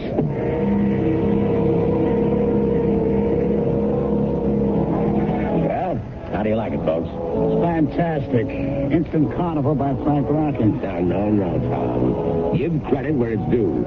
Klaus, engineered the whole setup. It's not so difficult. We have a long tradition of festivals here. I could almost enjoy this if only... Don't forget it, Ivan. Nothing really happened. Flip just got panicky and ran. He fell, blacked out. He'll be all right. Klaus, are we set in the House of Horrors? Yeah, we can go at any time. Good. You all know the routine. We already have good coverage in town and at the zoo. Let's zero in on the big scene. All right. We'll pick up Flip and Eileen as the Baron's ward Laura. Now, you Flip her suitor Ralph, and you meet her at the House of Horrors. I'll take over, Frank. You don't mind. I'll not earn my credits. I was just counting on that, Tom. The show's all yours. You ready, Klaus? All set, Mr. Fairley. All right, slated, Klaus. Scene 12, take 1. And... action. The Baron is not expected before tonight, dearest? Not until quite late. I think I shall stay here forever. It is so enchanting. I'm sick of formality, Ralph. I'm bored with the same walls, the same faces, the same small talk. And the same guardian? I feel almost free here. And then why not leave? Come away with me. Once when I was a child, my father took me to such a fair. He filled me with cakes and pink drinks. Yes, and you always got sick. Oh, but it was worth it. I enjoyed it so. Oh, look, Laura, look. This is the House of Horrors. It doesn't look so horrible. All tinsel and paint. Come inside with me. All right, cut. Hey, that was right on the nose, kids. It's a perfect first take. Oh, good. All right, that's it for now. We'll pick up the woods near the castle at 8 tonight. Just take it easy until then. Klaus, you'll have your crew setting up at 7, right? At 7, Mr. Fairley. Honey, you in a hurry? No, why? Well, how about a turn through the House of Horrors? Give her the $5 tour? I could use the exercise. Good. You pick the passage, we'll follow it. Let me see.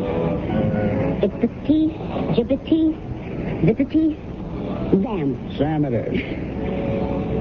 Oh, this reminds me of my first date. All first dates are creepy. Mine had a walleye. And mine took me to the tunnel of love. Our first kiss was an orthodontist's nightmare. Braces rubbing against braces. We sent out sparks that lit the tunnel. It's too bad we're past the braces stage. You know, Tom, that's the first time I've heard you laugh since we started this trip. There's nothing much to laugh at. Was it that bad? Yeah. I get the feeling I'm reliving the whole thing. I don't know why. Well, I'm a pretty good listener, Tom. Want to talk about it? Why not? It was 45 and the war was just over. We'd been through some rough times and we were sent here for R&R. R&R? Rest and recreation. Seemed like heaven at first. So peaceful. No noise, no bloodshed. But it turned sour. Some of my buddies got blown away. Did they ever discover who did it? No, not a clue. The Army Command blamed the neo-Nazis, the werewolves. But the townspeople were convinced it had something to do with the Mad Baron. It's a bad scene. And you? I believe what I see. But it did shake me. I'm glad Flip is all right. So am I. But not for the same reason? Oh, look, Tom. Flip and I are just friends. Casual friends. That's the best news I've had in days. What's that up ahead? Looks like a treadle. Well, what are we waiting for? Treadles are for treading. Step on it. Disturbed my slumber. I will have revenge. That's one heck of an effect. The Baron in non-living rubber expanding before your very eyes. This would be sensational at Macy's parade. Cross didn't overlook a thing. It should go over big with the tourists and the people in the village. On the contrary, after the first person sees this, it will keep them away. Helmut, where did you come from? What are you doing here? Just visiting. Oh, you startled us. I know. I seem to have the same effect on the people in town. You look familiar to me. I've seen you before, but I can't remember where. Shadows and half-light make strange impressions. I wonder if you can give me a hand, Mr. Fairley. With what? Something I found in a recess back there. Okay, lead the way. is it? I don't know. Signs of digging. I was about to see what it was when I heard your voices. Here. Hey, you're right, Helmut. Those are fresh marks. Don't come any closer, Irene. What is it? A wild boar, I think. What's left of it? It's not a pretty sight. It's literally been ripped apart.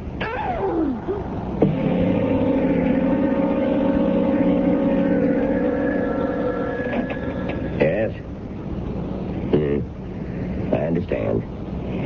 It will be all over tonight. No, we'll finish the rest back in the States. You can count on that. What was that all about? The town council. They want us out as soon as possible. They were polite but firm. Too many things been happening. Flip and then the dead boar. The word's getting around and is becoming amplified in each telling. Did your visit to town pay off? I think so. It was tough getting permission to go through the old records. The clerk of the city hall was a perfect bureaucrat. He insisted on an application countersigned by his boss.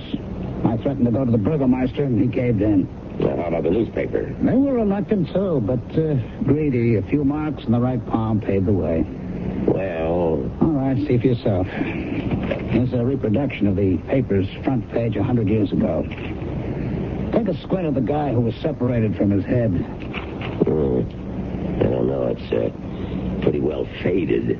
Look at the eyes and the forehead. It could be, I suppose. And here's a print of an oil painting of the original Baron von Frankenstein. I believe Mr. Fairley thinks the picture resembles me. All right, Helmut, where the devil did you come from? This old castle is honeycombed with secret passages. And you just keep wandering through them like you know where you are. I have been exploring them for days. You know, Tom, there is a resemblance. A trick of your imagination. I knew I'd seen you somewhere before. You're talking nonsense, gentlemen. I could not possibly have been here a century ago, let alone 400 years. How about 30 years ago? I was only a child then. What about your family? I have none. They were killed in the war. Does that satisfy you, Mr. Larkin? I don't know about Frank, but it sure doesn't clear things up for me. Stay inside until midnight, Helmut. You understand? Perfectly. And stay out of the passages until the show's been recorded. I don't want any more surprises.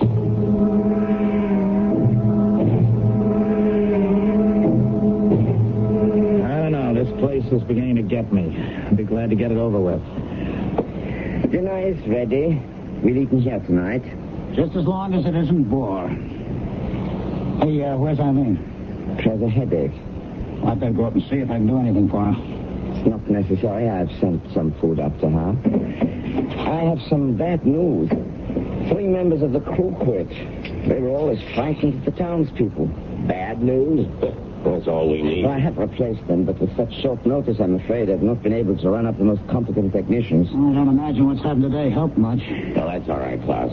I know you've done your best, and we'll just keep our fingers crossed. Hey, pass the salad, will you, Tom? Nothing stops your appetite, does it, Fred? No, I'm just a growing boy, Tom. I need fuel for my engines. What's that? Eileen. It's just behind that wall. Impossible. There's nothing there. You keep trying the wall. There may be a passage there. I'm going to a row. I'm with you. Look, the place is a mess. Everything's happened to Eileen. I know, Tom. Look, footsteps in blood. They lead up to the panel. All right, let's knock a hole in it. It's no use. That's oak, several inches thick. Here. Press this carving. Where did you come from, Helmut? All right, we'll talk about that later. Hey, look, it's moving. And here she is. Eileen. Oh. Eileen. Honey. Here. That's good. She's coming around. Are you all right, Eileen? I think so. What happened? I was lying in bed, trying to pull myself together. It was dark and cool. Suddenly I felt something in the room. I sat upright, but I couldn't see anything. I knew it was there. I stepped off the bed, felt something warm and sticky. I panicked and ran. Next thing I knew, I was being held.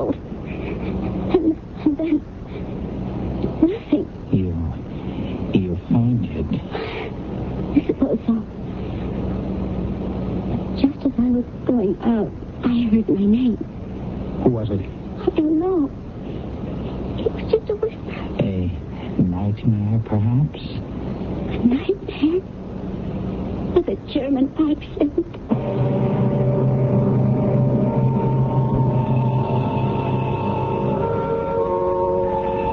Robert Penn Warren wrote, "The nightmare stumbles past, and you have heard it fumble at your door before it whimpers and is gone.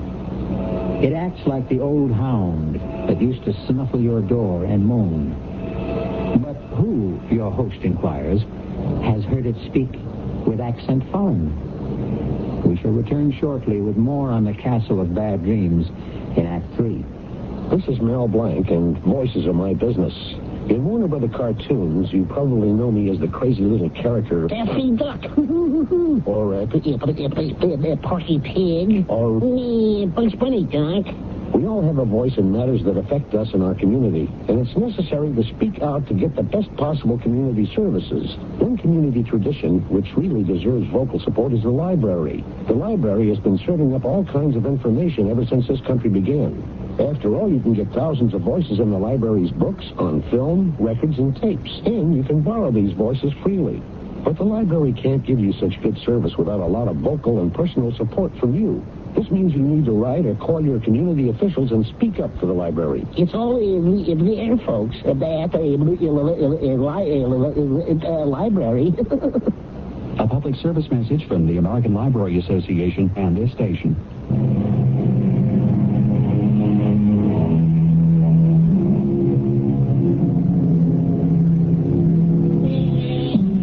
If you have ever ridden a nightmare, you know what a hellish mount it can make.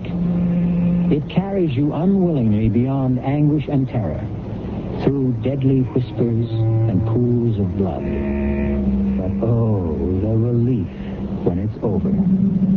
Let's return now to Act 3 and the end of the ride. How's Eileen doing, Tom? Physically fine, but she's as tight as a drum. Now, look, why don't we get the police in, Frank? No way. We've got 2 strikes against us in town now. Call the authorities in and we're through. We've gone too far. We certainly have. We're right up against the point of no return. But the production is almost Oh, finished. damn the production. What does it take to convince you? Corpses? You're being melodramatic, Tom. Nothing's really happened yet. So Flip saw something and a boar was slaughtered. Did you see the condition Eileen's room was in? And how did she get into the passageway? Surely you've heard of sleepwalking. And I suppose she dreamed up the mangled animal in the blood, huh? No. But so far, no one's been hurt. Yeah, so far. And nothing is going to happen. Well, we've got everybody on the alert. There are guards all around the place. Klaus has brought some extra men in. We've taken every precaution. Every precaution except the most obvious one. Now, let's get out of here, Frank, before it's too late. Not until the show's wrapped up. Come in. What is it, Helmut? Volker says we're ready. Oh, you used the door this time, Helmut. What happened? The passageway blocked? Why the get-up? You won't be on camera, you know. Just a few replicas of the Baron's wardrobe to help me get into character. Authentic, I can assure you. You're taking this role quite seriously. I take all my roles that way. And only one way to act. If that's all, I'll be going. Okay, tell them Mr. Fairley will be right there. All right, what's up, Frank? I should be splitting too. Now, look, Tom, I don't feel there are any grounds for your suspicions, but I've had some checks made on Helmut's past. What he's done, where he comes from. I expect a report any moment now. That should clear the air. I hope so. Now, all I ask is let's get the job done. Don't let your feelings get in the way. I won't. But if the news is sour, don't keep it from me, will you? In this case, ignorance can be disaster.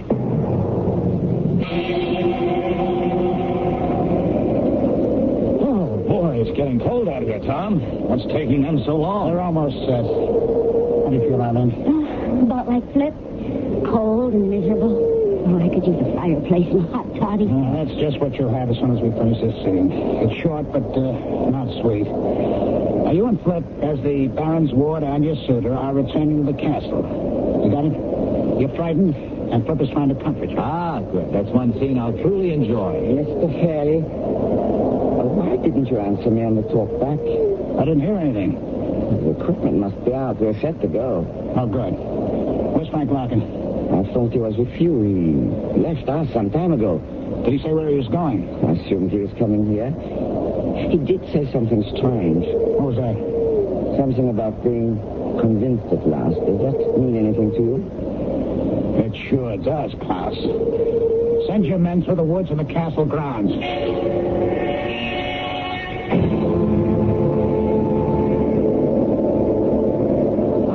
I think we're just wasting our time. Let's go back to the castle and wait. He'll be along. You can go back, Flip. I'm not going to give up until we find Frank. Oh. We shall have the Krypta search and Klaus's crew to hear from. Mr. Ferry, Mr. Larkin. We found him. Come quickly. This way, Mr. Ferry. In the clearing. Is he hurt? Yes. I think badly. There. Frank, are you all right? I cannot hear you, I'm afraid. Oh, but he's still breathing. Get an ambulance. Help us on the way. Was he conscious at all? No. Oh, no, don't try to talk, Frank. We're here. You're going to be all right. Frank, just lie quietly. Don't come near me. Don't touch me. Don't. He's shivering. Throw a blanket on him. Who did this, Frank? Cold. Damp. And the smell. Who was it? Cold. Bitter cold. And smell. Decayed. Frank. Is he... No. He's unconscious. We'll talk to him later. Olga, did your men find anything else? Just the grass. It is curious, Tom. What? I don't see anything. Yes, you do, but it doesn't mean anything to you. You weren't here when we found Flip. The area is flattened. The same strange discoloration. What's all this got to do with Frank? I don't know. But I promise you, I'll find out.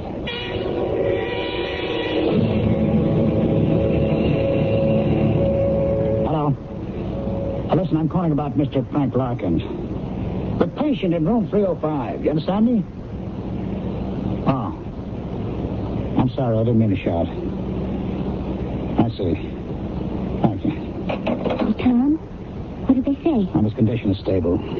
That's what every hospital says unless you're dying. Do they expect him to be there long? Just a few days. You know, it's all so strange.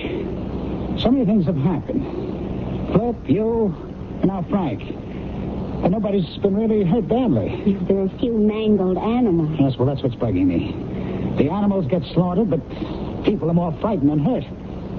Except for Frank's close shaved. Well, why? It doesn't make any sense. Anything powerful enough to mash some poor defenseless creature surely could do more damage than that. Well, maybe there's no connection between any of the things that have happened. Oh, that'd be plotting coincidence on coincidence. I don't believe it, and I don't think Frank did either. After he got that phone call he was waiting for. Well, then why don't you call the police? For the same reason that Frank didn't. But you kept begging Frank to delay the production. Oh, not now. I'm going to finish it tonight, for Frank's sake. But I'm going to be sure that whoever's behind this pays the price. And how will you do that, Mr. Fairley? Oh. I guess you tried the door once and didn't care for it, huh? It is easier to use the passageway. You didn't answer my question? I know I didn't. The reason is simple. I don't know yet. But I will before tonight's over. You mentioned a phone call Mr. Larkin received. Yes. If only I knew what it was. Perhaps I can help you. How? The telephone lines into the castle were of special installation. An exact record is kept at the company of every call made from and into the building. Well, then all we have to do is call the company and find out. Not exactly. They will give it to the police, however. That's out. Why? Please, Tom, call them in. And the next time, whoever's doing this may forget the difference between man and beast. She's right, Mr. Fairley. You do not know whom you are dealing with. Do you? I'll be the same. I will see you shortly, when the fun begins. Okay, Klaus, let's get some levels. Get Flip to say a few lines. We need some levels. Okay. This is Flip Johnson in the burial crypt underneath the Frankenstein castle. That's enough, fine. Thank you. Now stand by. See if you can sharpen up the sound, Klaus. Yeah, I will try. All right, Eileen. You get to the Baron's room in the castle. Helmet's there already. We'll do your scene first. Are you all right? Oh, I'm fine. Don't worry about a thing. We've got everything under control. I'll see you later. Klaus, pick up Helmet. Tell him Eileen's on her way. Yeah. Helmut? Helmut.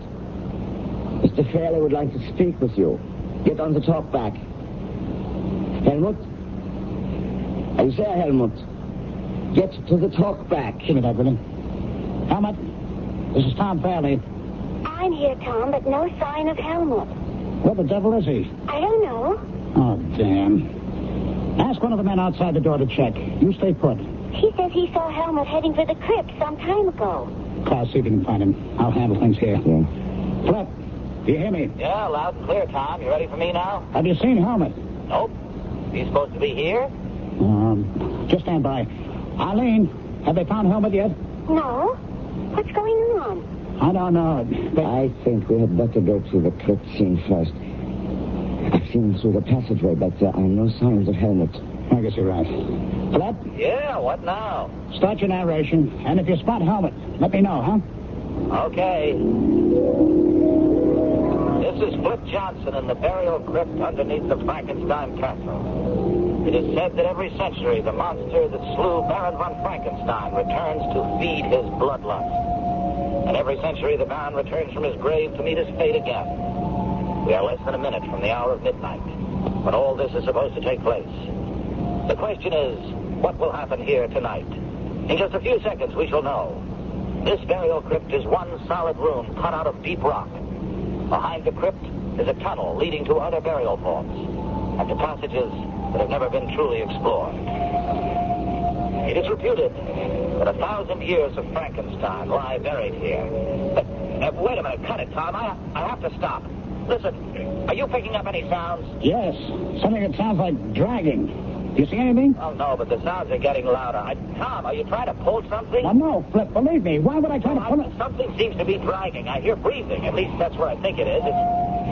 It's getting cold and damp in here, and I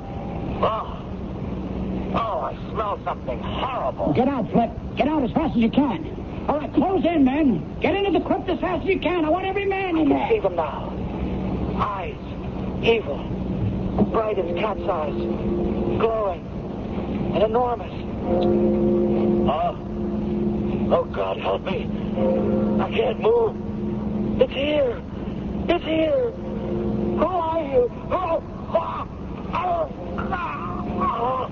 This is the crypt, Tom. Someone's heading into the passageway. Over there, I think it's Helmut. What about Flip? It's not good. His throat's been crushed. He's not breathing. Somebody stay with Flip. The rest of you go after whatever is in that passageway. There. Stop! Stop, Helmut! Don't move. He's gone. What do you mean he's gone? He's disappeared. Vanished. Into thin air.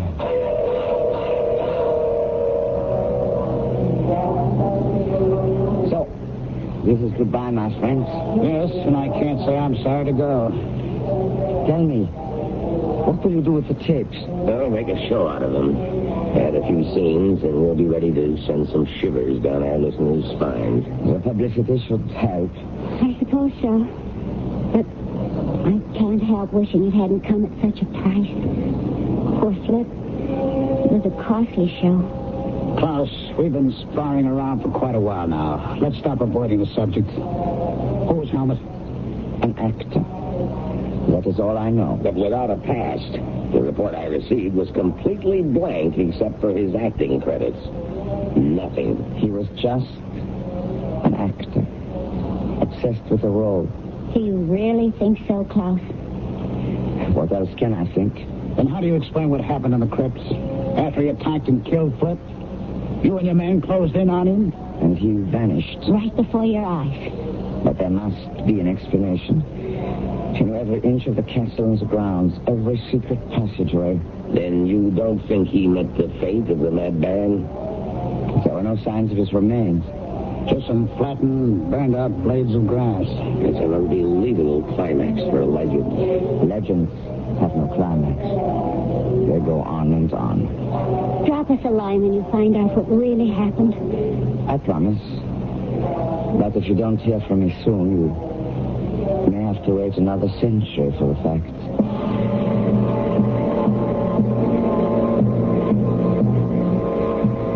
Since we don't have 100 years to spare, we'll just have to make up our own minds about Paul Helmut. Was he the infamous Baron von Frankenstein brought back to life? Or was he, and I don't mean to be redundant, merely a crazed actor? I'll be back shortly.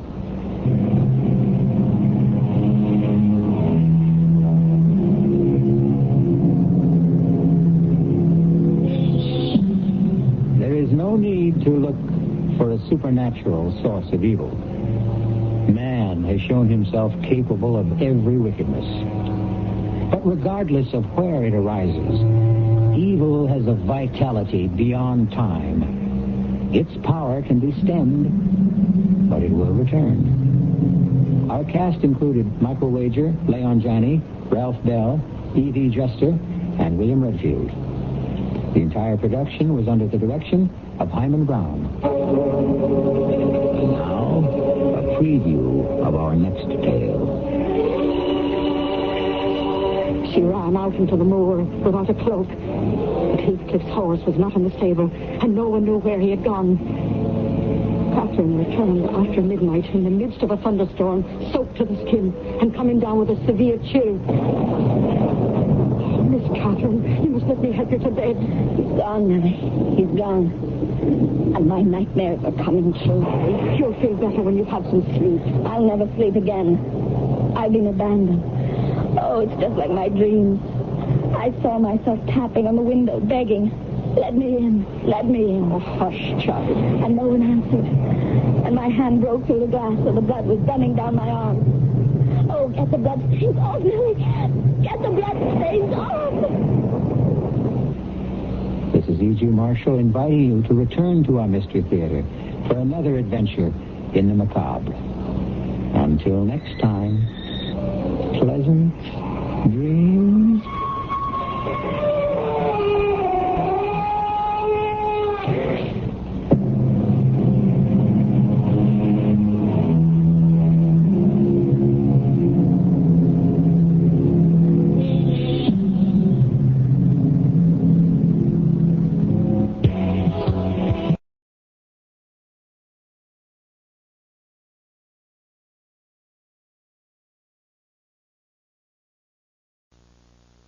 The CBS Radio Mystery Theater presents Part by the 9 convenient offices of Fidelity Federal Savings and Loan Association.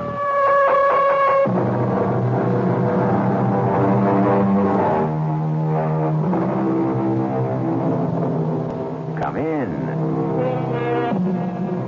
Welcome. I'm E.G. Marshall. The title of our drama is General Laughter. Let me explain its derivation. In other times, playwrights often ended their comedic works with the overall stage direction, exit all amid general laughter.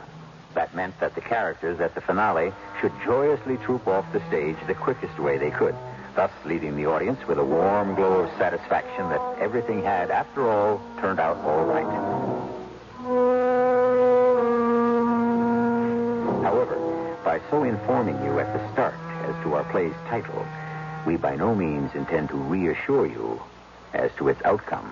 Listen, I want to tell you something. Go ahead. Promise you won't laugh. How can I promise till I know what it is? Promise or I won't tell you. If it's funny, I'll laugh. You laugh and I'll kill you. I will, I'll kill you. You understand?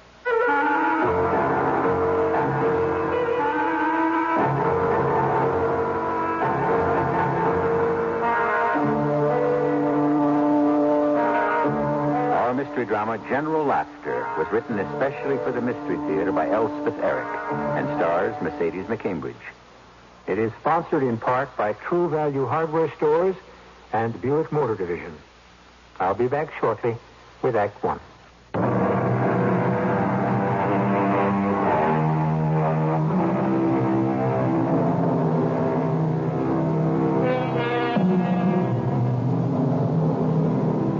Let me set the scene for you. We are in someone's living room, high on the 11th floor of a modern apartment building. It's an attractive room, tastefully decorated in beige and white with blue accents in the pillows and an occasional chair. There are long windows at one end which give onto a balcony just big enough for 2 outdoor chairs and a tiny table between them. The kitchenette is at the other end of the room, partially hidden by a serving shelf. In front of the shelf are 2 high stools. On the shelf is a tape recorder.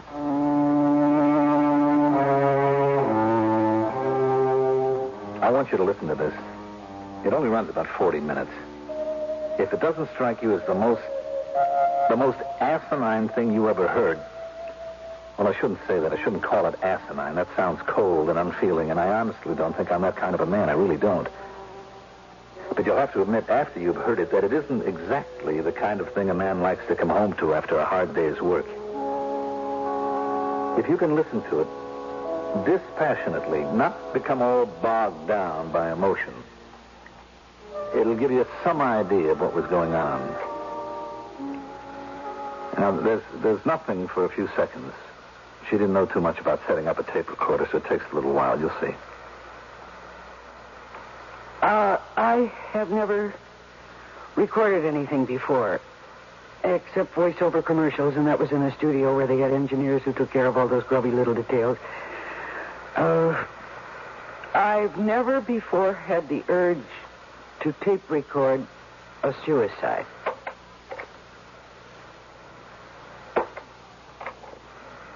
I've never before had the urge to tape record a suicide. Okay, it works. Things mechanical scare me. I always expect them to blow up right in my face. But then I expect everything to blow up right in my face. I get a part in a play, I expect the theater to burn down. I get a commercial, I expect the company to go out of business. I get a running part on a soap opera, I expect to be written out by the end of the week. I think failure. I chase success, but I think failure. So please don't let me fail at this. Whatever saint is in charge of suicide, please, please, please don't let me fail at this. Now, got the 1, 2, 3 bottles of sleeping pills. That ought to do it. I don't know how many pills to take. There's nobody I can call up and ask. I really came to this little rendezvous unprepared. See what I mean? I forgot a glass of water to wash the pills down. Honestly, I'm dumb. I'm dumb, right to the end. The tape runs on here with nothing for less than a minute. It doesn't take long to get a glass of water. I want you to understand that there was absolutely nothing I could have done to stop this thing. I mean, I'm not God. I have my limitations. Boy, do I ever. There are days when I'm just one big bunch of limitations. Nothing else. When the most I can do is get up, get dressed, and go to work. And when I get to the station house, habit or memory or something will take over because I sure can't. Well, you don't want to listen to my tale of woe. All right, that was the water glass being set down. Now it starts again. Okay, all set. 1 big glass of water, 3 little bottles of pills. So, take a pill, madam. Go ahead, take one. Take a lot. Take 2. As my grandmother used to say when she passed the cookies. And we all thought that was terribly funny, no matter how many times we'd heard it before. Take a lot. Take 2. Okay, so I'll take a lot. I'll take 2. That was easy. Now, the purpose of this tape recording is to, it's to record my last thoughts, I guess. If any. Yeah, there are some. And they keep chasing round and round in my brain. Still, what I would like is to tell the truth. For once. I have days when I'm not sure I haven't been lying from sunup to sundown. Even my dreams are lies. That's some days. Other days? No. You know what Sarah Siddons wanted chiseled on her tombstone? The words, I was an honest actress. Just that. Nothing more. Well, I tried to be an honest actress. And now at the very end of my life, I would like to try to be an honest person. You know? I mean, not to hold back anything, just to let it all hang out, as the kids say these days. I don't know why they talk so funny. Why can't they just say, speak the truth? I want you to know that, I want you to know why I have to do this, why I think I'm driven to it. Not that I know why I don't. But maybe if I keep on talking, something will surface.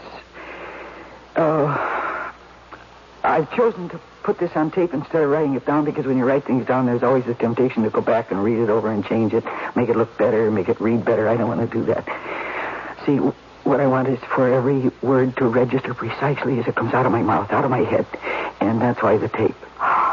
So,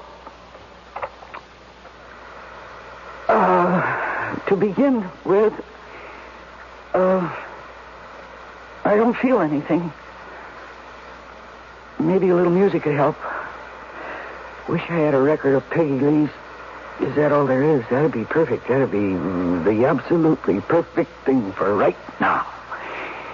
Is that all there is? Is that all there is? If that's all there is, my friend, let's keep dancing. I ought to have that record. I could go down to the store and get it right now. No. That's an excuse not to go through with this. You're dodging and ducking just the way you've always dodged and ducked. Is that all there is? Is that all there is?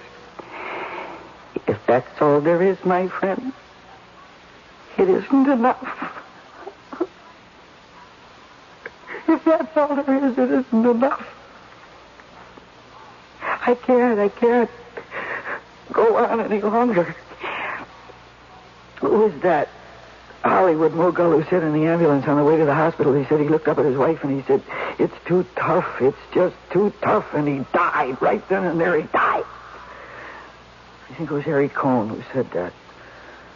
Well, Harry Cohn, I'm with you. I'm crying. What am I crying for, Harry Cohn? I never even met Harry Cohn. I was never in Hollywood. I was always a New York actress. New York actresses are devoted to the theater. I couldn't go to Hollywood. I had to stay here where the theater was. That was the reason. That and the fact that Hollywood never made me an offer.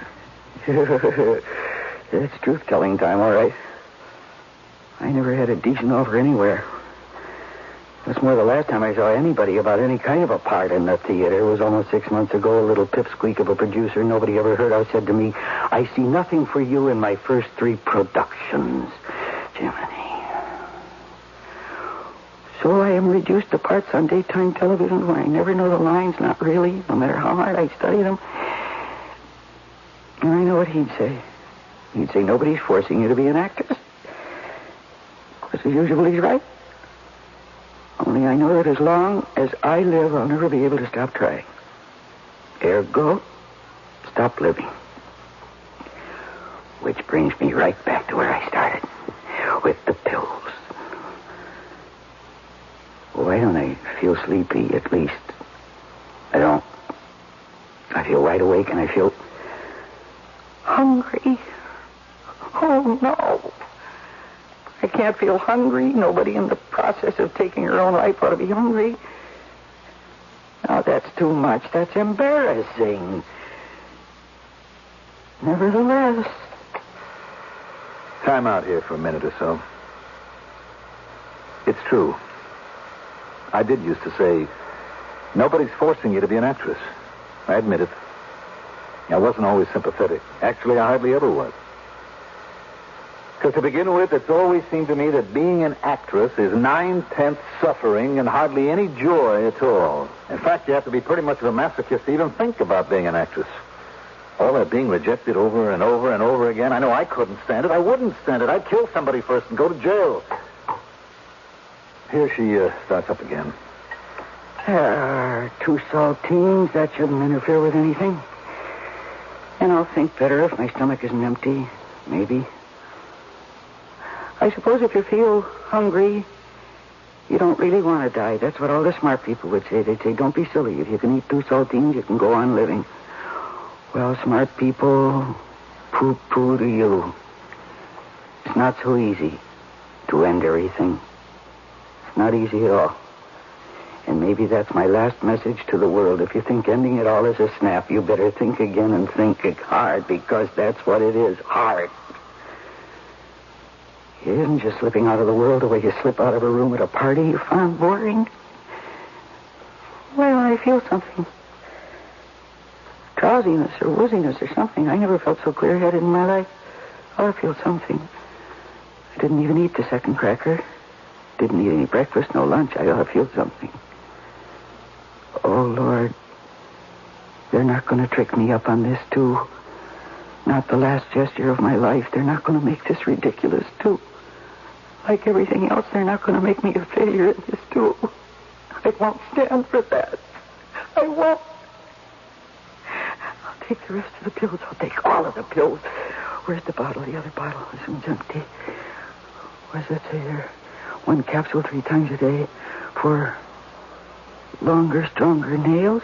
What nails? Oh, no. Oh, no. I've been taking gelatin capsules. Gelatin to make my nails grow. Oh, no. I couldn't be that dumb. I'm not that dumb. Silly gelatin things have been in the medicine cabinet for years. That's just too much trying to kill myself with gelatin. I can't even do it right when it comes to something like... I almost laugh myself. Well, anyhow, when I do finally bump myself off, I'll probably have nice long nails. Lovely corpse, beautiful nails. That's the old joke about the 2 men looking at their friend in the coffin, and one says, he looks wonderful, and the other one says, why shouldn't he? He just got back from Florida. That was a joke. That's a real joke. I wonder if somebody will look at my dead body and say she has lovely nails, and somebody else say, why not? She just took a whole bottle of gelatin pills. Gee, I hope so. I hope somebody says that, because that's really pretty funny. I'd laugh myself, only I seem to be crying. And I am so tired.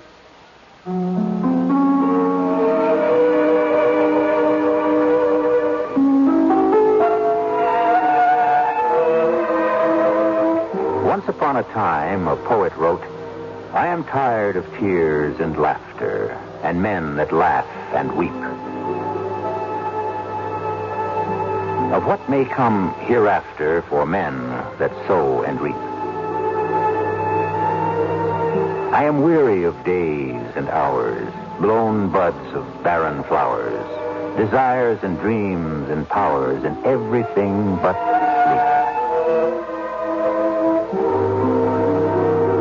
We'll come back to you shortly with Act 2.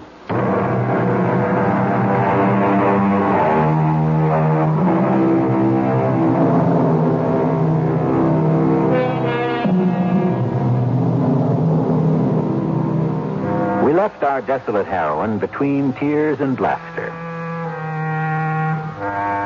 Midway in the supposed act of taking her own life, she discovered that the bottle she had thought held sleeping pills contained instead gelatin capsules.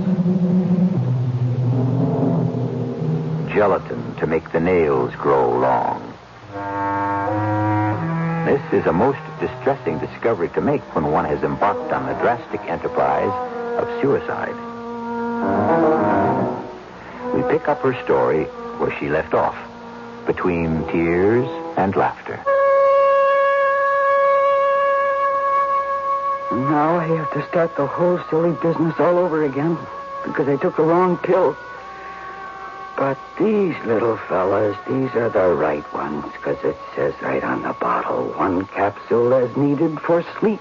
That's what it says, so I'm not wrong this time.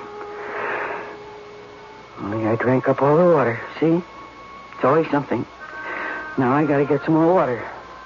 Let me tell you, I haven't been married to an actress for 12 years without learning something. You know, people generally think actors are very conceited, always showing off, always looking for applause. That's only partly true. The rest of the truth is that their little egos are so shaky that the only way they can get through life is by pretending to be somebody else. They can't wait to stop being themselves and start being some other person. I don't understand that. I never have, I never will, but I swear to you it's true. What I said about actors is true, and don't forget it.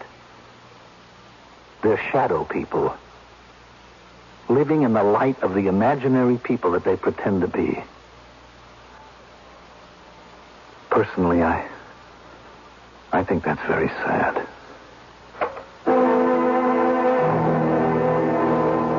I have everything a woman is supposed to want. Lovely apartment, lovely furniture, lovely children. I see, isn't that terrible? I put my furniture ahead of my children. I put this damn apartment and the rotten furniture ahead of my children in my list of worldly blessings. That just goes to show you I'm a lousy mother. I'm a lousy wife. Gee, I ought to start to feel something pretty soon. And in the meantime, some music. I meant to put on some music. Why didn't I do that? Why don't I do that now? I don't know what all this guff about being a rotten wife and mother is meant to be. Actually, I don't know what a wife or a mother is supposed to be. All I know is the kids seem happy and I'm happy. Happy. What am I saying? Happy. I don't even know what happy is. I think I'm happy. I don't feel unhappy. Not often, anyway. Not too often. So I guess I'm happy. I know the kids are. I mean, they look happy. I never ask them, are they happy? It's not the kind of question you ask. Anyway, I never asked them. I never asked myself either. I never asked anybody. I mean, do you go around asking people, are you happy? Well, That's the tip. We'll see if the music helps. What's going to happen to my children? Well, they don't need me. They're past needing me. Well, the real truth, the real bottom line truth is that I want to be what my children are. I want to be helpless and dependent and taken care of. I want somebody to bring me food and put on my clothes and take them off and wash them and iron them. I want somebody to be responsible for me because I'm just not capable. That's all. I just can't do it anymore. Oh, no. Ah, now my mascara's running. My eyes hurt. I probably look terrible, all smeared. I don't want to be a lovely corpse with long nails and smeared mascara. That's funny. Well, anyway, like it or not, I'm now going to wash my face and I'll put on fresh mascara. If it is the last thing I ever do.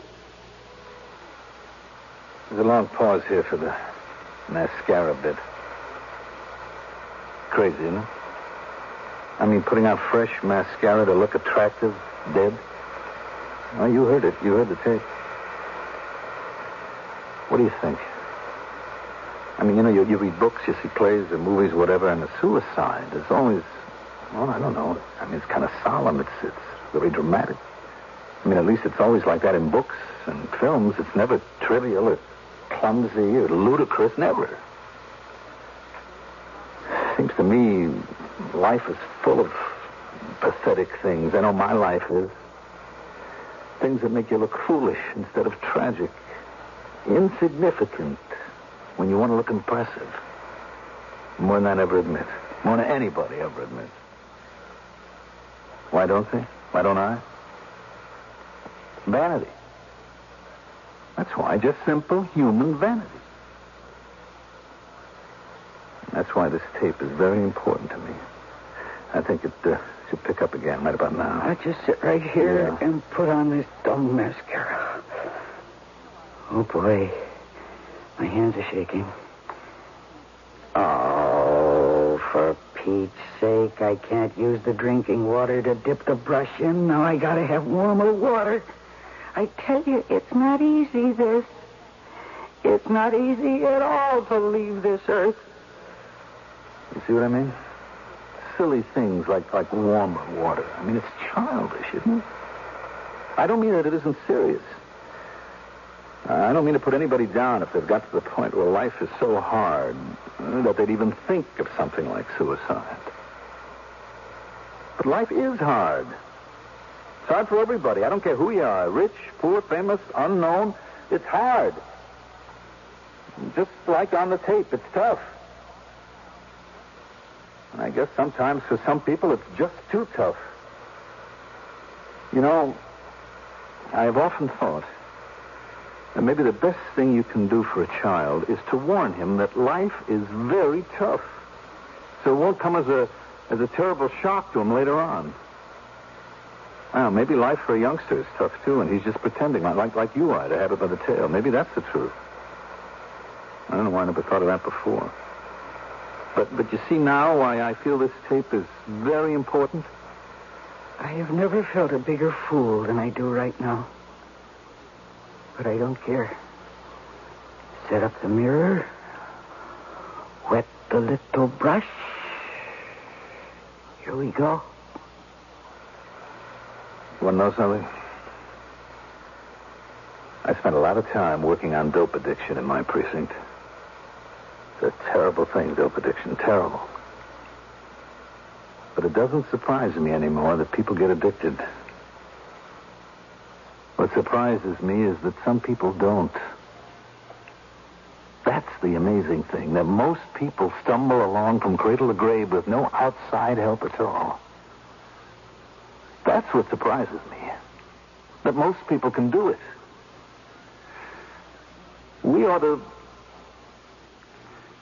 We really ought to be more sympathetic to one another, seeing that we're all in the same boat. We ought to care more. That's what it comes down to, I think. We should have more feeling. We should quit trying to be so smart and feel more. I'm starting to cry myself. Well. There's one eye done. Oh. How many times has he watched me put on mascara and said, "You don't need that stuff"? And I said, "Yes, I do." And he said, "No, you don't." And then we were off and running again. Jesus, it's taking too long. I could just jump off the balcony, 11 stories up. That'd be quick. That'd be easy. Yeah, that's the idea. I could leave him a note. What could I say to my dear husband? Just stepped out for a minute.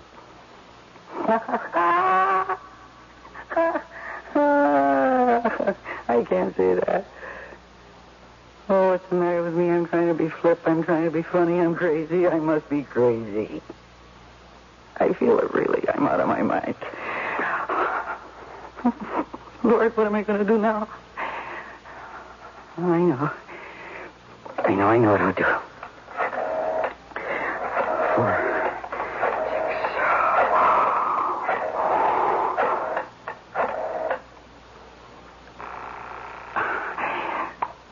21st Precinct. Is that you? Yeah, this is me. What's up? Oh, listen to me. Listen carefully. Are you listening carefully? Sure, baby. What's the matter? Well, I've been trying for an hour and a half to kill myself. What? You trying to do what? Kill myself. Honey, don't kid around. I'm not kidding around. Baby, listen to me. Now, talk a little slower or something, will you? I'm not reading it all, honey. Okay. I have decided to kill myself. Yeah? And I got all the stuff here, all the sleeping pills. I took one whole bottle of pills. All right, go on. Only they turned out to be gelatin pills that I bought to make my nails grow. Well, did you take any pills at all? I mean, besides the gelatin? Oh, sure. How many? I don't know. Who cares how many? Well, I'd just like to know. What's the difference? I've decided now that I'm going to jump out the window. Honey, sweetheart, Please, honey. So I thought that I was going to leave you a note. I mean, not just jump and not leave you anything. Anyhow, I wanted to write you a note, see, a farewell note, you know. Yeah, just keep talking to me, honey. And I tried to think what I could say. I thought I'd write down the first thing that came into my head. Yeah?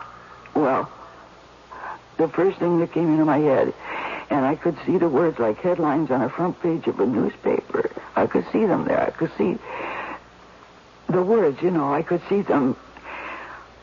Boy, I'm getting woozy. All right. Just keep talking to me, honey. Tell me, what were the words? What came to mind? I don't know if I could tell you. No, now. you can tell me. No, I don't Well, think... you must have wanted to tell me or you wouldn't have called. Honey, now, what were they? Okay. If I tell you, and you laugh, I'll kill you. Tell me. Promise you won't laugh. If it's funny, I might laugh. Come on. What were the words? I was going to write, just stepped out for a minute. Well, that's pretty funny. Everything considered? Are you laughing?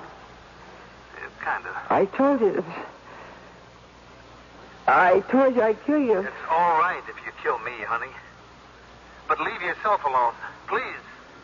Listen, I'm going to hang up now, see? Now, baby, talk to me, do you hear? No. Listen to me, I'm not laughing.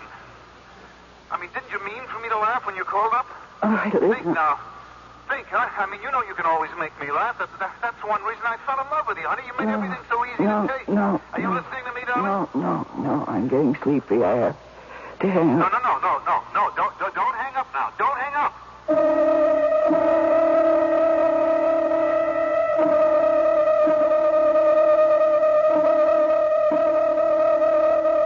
Is there anyone whose ego has never despaired, who has never been overwhelmed by the sensation of helplessness and the inability to go on with the arduous business of living? Even some animals, we are told, faced with unbearable pain or unbearable loss, stop taking nourishment and rather quickly die. I'll be back shortly with Act 3.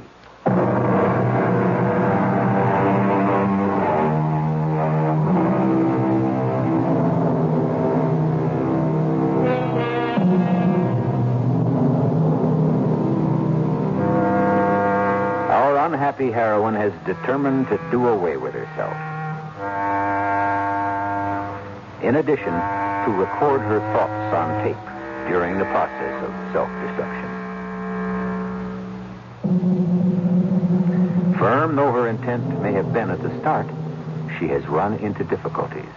Difficulties of her own making, to be sure, but nonetheless, effective little roadblocks. Somebody in there? Anybody home? It's Harry from downstairs. The doorman, Harry. You want to let me in? I'm using the pass key in case you... Anybody home? Your husband called me, told me to come up here. Anybody home? What's that noise? I hear something. Well, you know, a tape recorder. What's that on for? Must be some reason. Somebody turned it on and went out. That's not like... Love of... Lady, what is it? You faint or what? Oh, she's breathing. She's not dead. What do I do?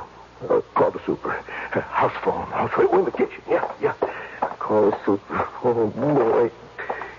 Mr. Shattuck, this is Harry. I'm an 11K. Listen, there's a lady... Yeah, the lady that lives here. I don't know her name. They're new in the building. Listen, her husband called me a while back, said to come up here, see if there was anything wrong. Oh, she's passed out on the floor. I think she's sick. She fainted or something. There's a tape recorder going. You know, she's some kind of an actress. What do I do now? Call a doctor? Well, her husband's a police lieutenant. Do I call him? Well, maybe I better, huh? Oh, Mr. Shattuck, I think I hear somebody at the door. Yeah, I do. Maybe it's him. I hope so. It's him, Mr. Shattuck. Harry. It's your wife. She's fainted or something. See, over there? Good Lord. And this tape recorder was running when I came in. Turn it off, Harry. Unplug it.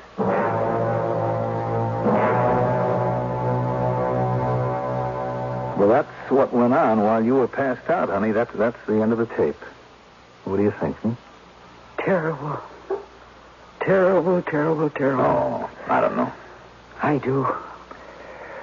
I just thought you should hear it. Terrible. Why? Why is it terrible? Because I couldn't do it. You sure tried. And I couldn't do it. I loused up the whole thing. I couldn't even take my own life. I couldn't even do that right. I never do anything right. Oh, come on now. I don't know about that. Well, I do. No, you don't.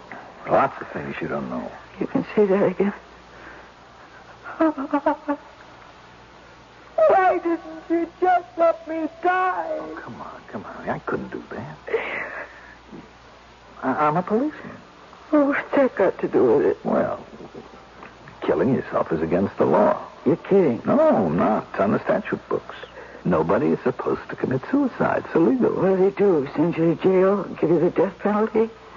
Suicide is punishable by death. How do you like that? You feeling a little better, honey?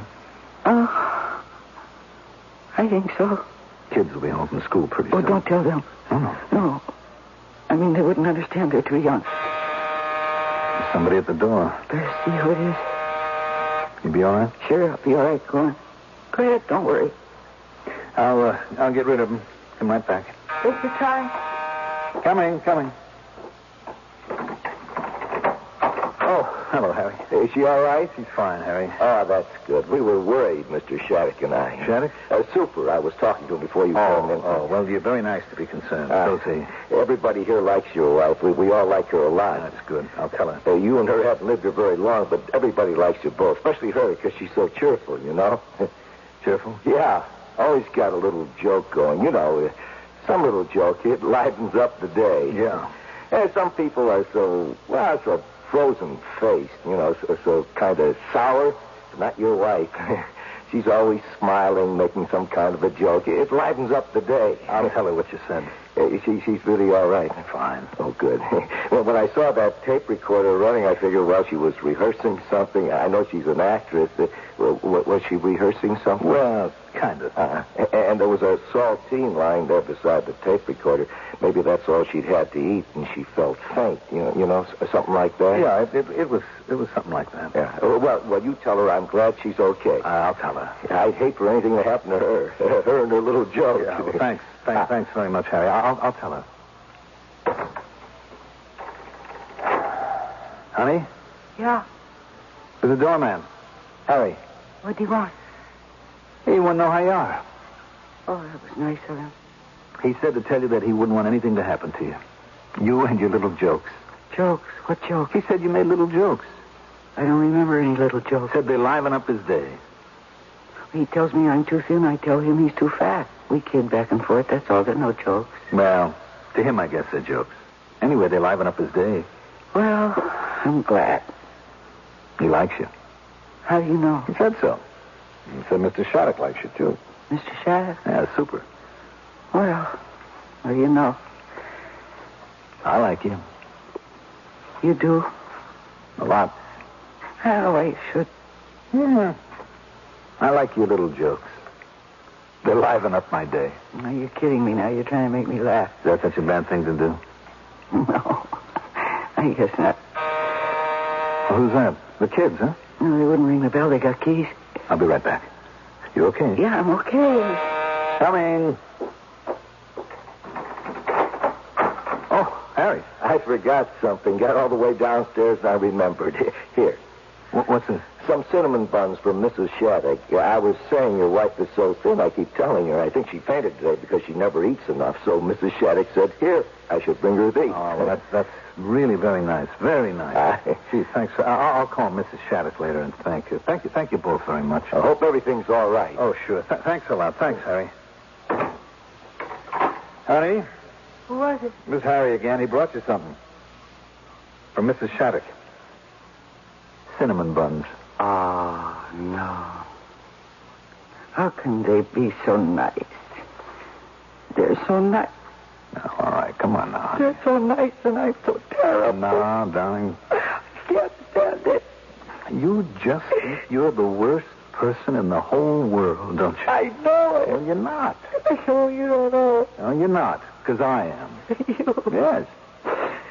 You don't cry all the time and complain and hate everybody and wish that they'd all go away and leave you alone and not keep expecting things of you.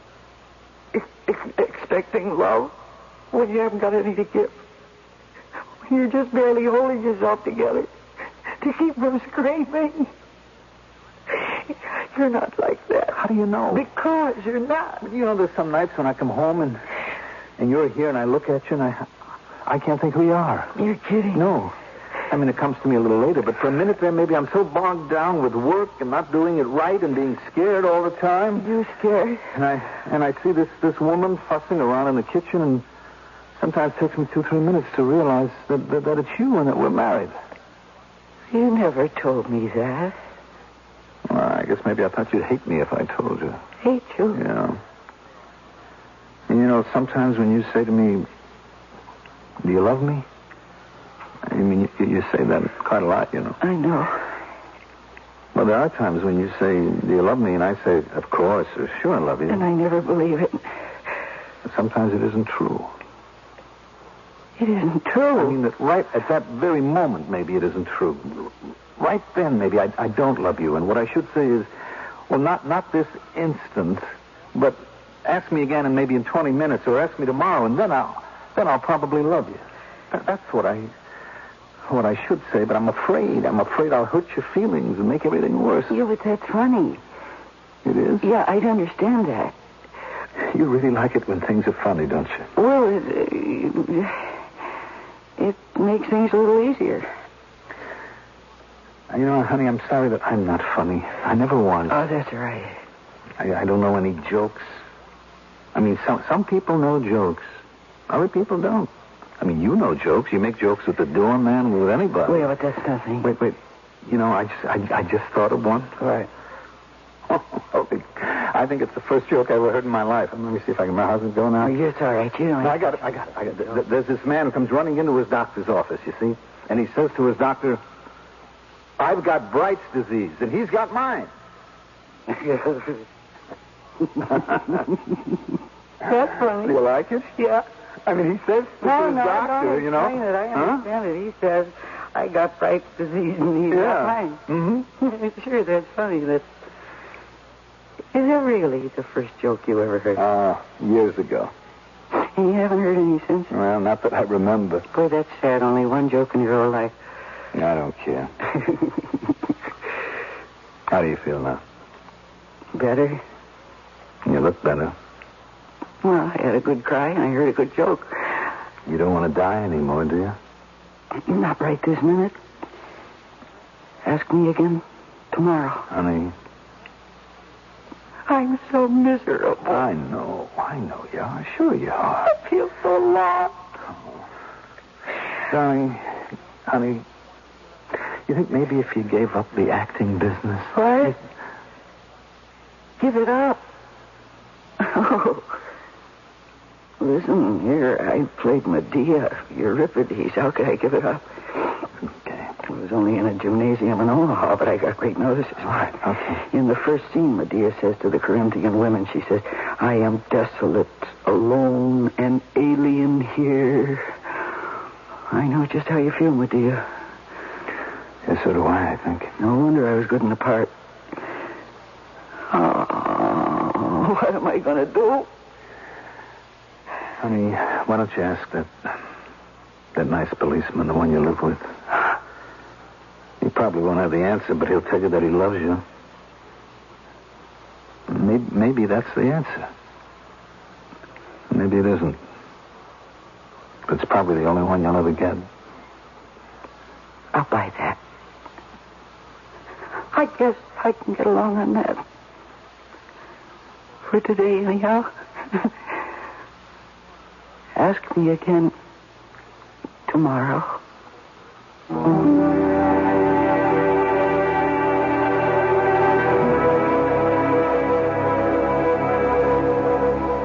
The great philosopher Friedrich Nietzsche, who died at the start of this century, who had such great aspirations for mankind and such disappointment in himself that he went mad.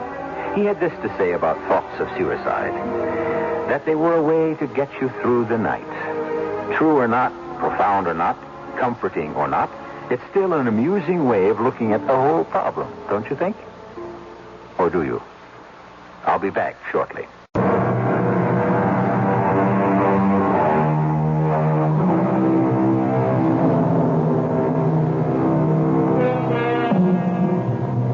I trust we haven't depressed you with our little tale of attempted suicide. Personally, I don't find it depressing at all, either the story or the fact. It's another reflection of man's wish to have his say in the big crises of his life. And like so many of his ardent human wishes, he is often deterred not by morality, not by illegality, not by any deep considerations, but by the pathetic and very endearing fear of simply failing and looking ridiculous. Our cast included Mercedes McCambridge, Mandel Kramer, and Sam Gray. The entire production was under the direction of Hyman Brown. And now, a preview of our next tale. Come away, dear. This is no place for a little girl. It's all right. I don't have to cry anymore now. What do you mean, now? I mean now that I know Mr. Charles hasn't really gone away. He just talked to me and told me I shouldn't be afraid. Would you excuse me, please? I have to go upstairs to my room and think about all the things he told me. Is that child all right? I don't know. The 3 people she loved most in the world taken away from her in less than a year. I'm not wise enough to know what that might do to the mind of a child, especially one as sensitive as her. Radio Mystery Theater was sponsored in part by Anheuser-Busch Incorporated, brewers of Budweiser. This is E.G. Marshall inviting you to return to our Mystery Theater for another adventure in the macabre. Until next time, pleasant dreams.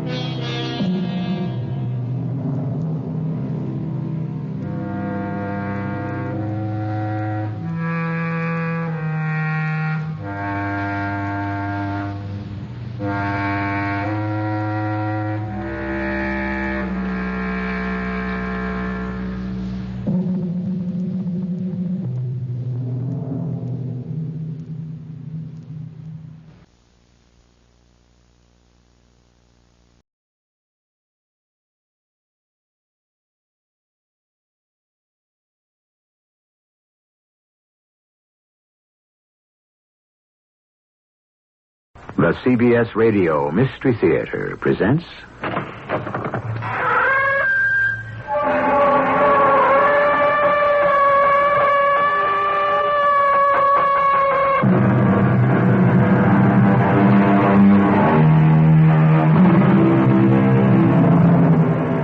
Come in. Welcome. I'm E.G. Marshall. An ancient Persian poet once said, "If thou hast 2 coins, spend one for bread. With the other, buy hyacinths to feed thy soul." It is that search for symmetry and soul through an underbrush of superstitions that entangled ancient Egypt that spurs our tale today.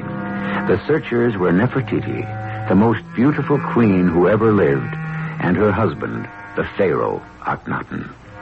They were very young monarchs, idealists, visionaries, and 2,000 years before their time. There's someone in the river. You down there. What are you doing? Swimming! He must be mad.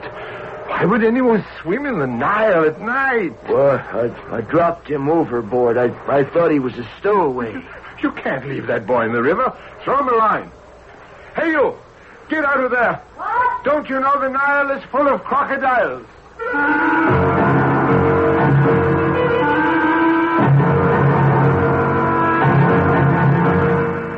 Our drama, The Curse of the Scarab, is based on archaeological findings and was written especially for the Mystery Theater by G. Frederick Lewis. It stars Tammy Grimes. It is sponsored in part by True Value Hardware Stores. I'll be back shortly with Act One.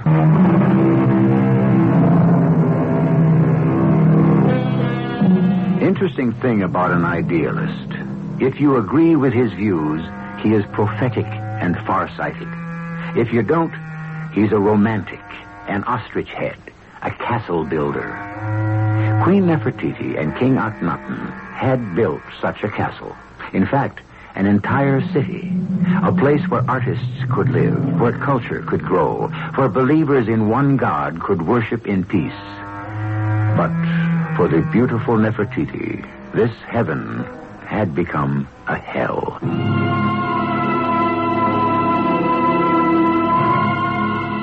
True, I was a queen. I had almost alone turned a barren desert into the new capital of Egypt. Amarna, we called it. Modern palatial houses, tree-lined avenues, gardens, pools, room for 100,000 dreamers. Suddenly, the taste of achievement turned sour in my mouth. I had lost my little daughter to death and lost the love of my husband to life. Only one star, one ambition, shone for me in a very black night. I had one reason left to live. You sent for me, Queen Nefertiti? I've misplaced it again. I don't know why I do that. You suppose it's intentional? You've lost the scarab necklace. Don't tell me you found it. I did. And I had the clasp fixed. Let me fasten it about your neck. Of course, I don't wish to lose it. What am I saying? It was a present from General Horenrab. That time when I gave him the gold he needed to pay the soldiers. He gave it to me. It was his grandfather's. I think if anyone's been listening, they've gone away now. Are you being spied on? One never knows. Come closer, Mariani. The time is now. Now? Yes. You and I have talked about it many times. You take little Tutankhamun and my girls and keep them safe with your sisters until the day I can send for them. I'm not waiting one day longer. Nefertiti, you're going to do it now? Leave Amarna in secret? But everybody knows you. The Pharaoh will give the alarm and you'll be brought back. Listen to me, Mariani. I thought it all out carefully. The first month of Shemu starts tomorrow. Our first month of harvest. My husband goes by chariot to every farm until the harvests are all gathered. That gives you 2 months. Will you go by chariot to Thebes? Too dangerous. There are Bedouins and outcasts everywhere. I would have to take an army along to protect me. So what do you plan? Many years ago, the Pharaoh and I went into the hills behind Thebes to gather the Fellahin about us. To make them believe in one powerful God as we did. Not the countless gods of our ancestors. We disguised ourselves as beggars. I was a beggar boy carrying a bundle of clothes. So I should become a beggar boy again and smuggle myself aboard one of the barges returning up the Nile to Thebes. Nefertiti, I must go with you. But what about your little sisters and my children? I couldn't have Akhenaten find them. I have friends who will take care of all of them. They love children. No one will ever find them. But I can't let you go alone to Thebes. Have you any idea how dangerous it could be? I'll disguise myself as a boy also. We'll each carry a bundle of clothes. More than that. I have vowed to bring with me the poor little body of my dear daughter, Meketaten. Are you sure it's wise? It's the wish of my life to have Meketaten buried in the consecrated ground of our ancestors in the Valley of Kings. That takes time. The Pharaoh will learn of it. Once I am back home in Thebes, Queen Tai, his mother, will protect me. She's never approved of her son's religion. I'm sure she'll do everything possible to see my baby is buried in honor. Where is Meketaten now? It's horrible. She lies in a secret crypt in the cellar of the palace. But to smuggle even a baby's coffin aboard a barge, how can we? In a basket. A plain, ordinary covered basket.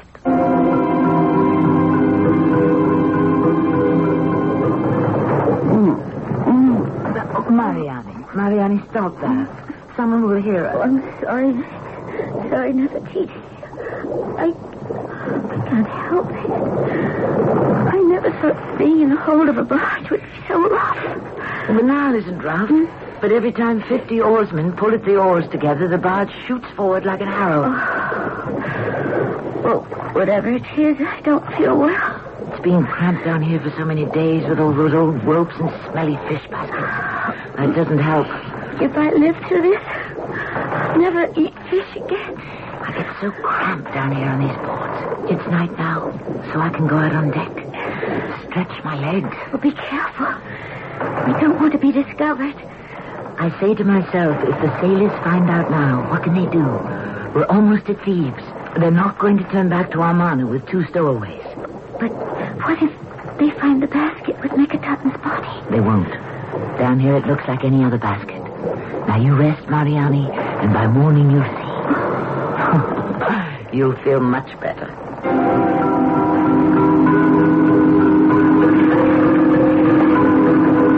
Hello, boy. You startled me. I haven't seen you on board before. I work down below in the cellar. What? I mean, the hold. The hold. You're not much of a sailor, are you? Works in the cellar. Is this your first trip? Yes, it is. Yeah, we're almost at Thebes. You have a family there? Oh, yes. I wish I did. But my old mother, she died last month. Haven't got any family anywhere now. That's what comes of being a sailor.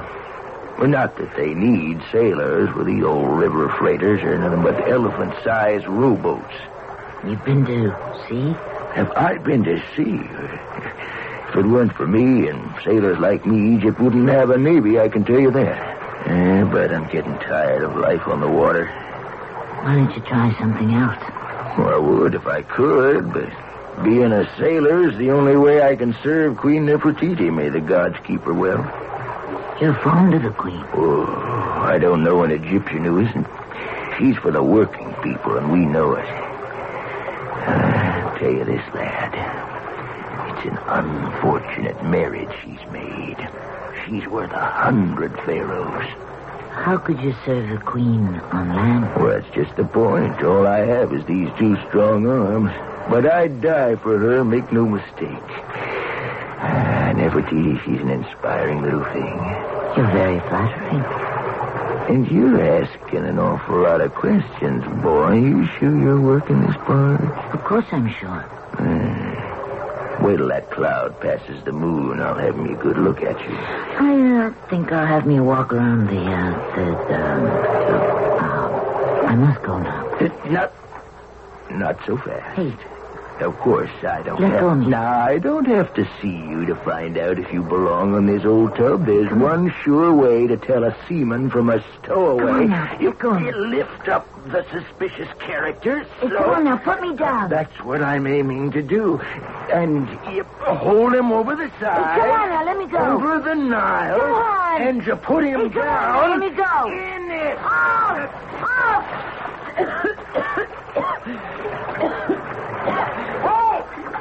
I'm in the river. If you belong on a boat, you'll have no trouble in the water.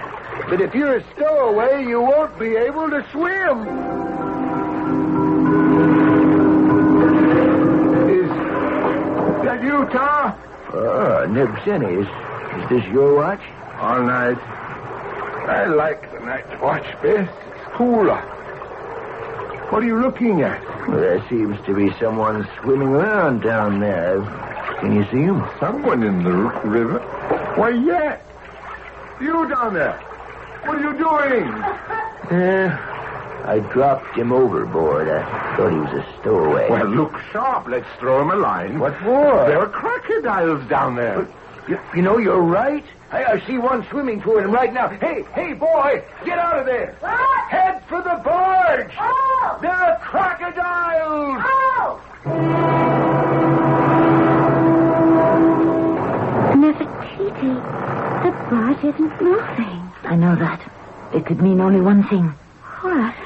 By my count, we have spent 3 weeks and a day on this barge. We should be in sight of the harbor.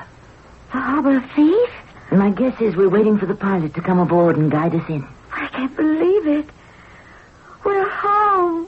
Oh, let me hug you. Oh, Nefertiti, you're soaking wet. I went in swimming last night. In the water? Mm-hmm. In the Nile? But there are crocodiles everywhere. A few. But there isn't a crocodile in the Nile who can swim as fast as I can. Did anyone see you? Oh, yes. By the time I came out, I had quite an audience. Oh, you really have a lot of nerve, Nefertiti. It's been too long since I rode horseback or swam. I used to love sports before I became queen. It's not good for anyone to spend their lives sitting in a golden chair. I'm going to change all that. I know you will. You're the one woman who can do anything once you make up your mind to it. When we pull into the dock in Thebes, the hardest thing I've ever had to do is before us. You mean carrying that basket? Yes. Mm-hmm. It's a burden I wouldn't wish on a single Egyptian mother. But it must be done, or I'd never, ever be able to sleep peacefully again.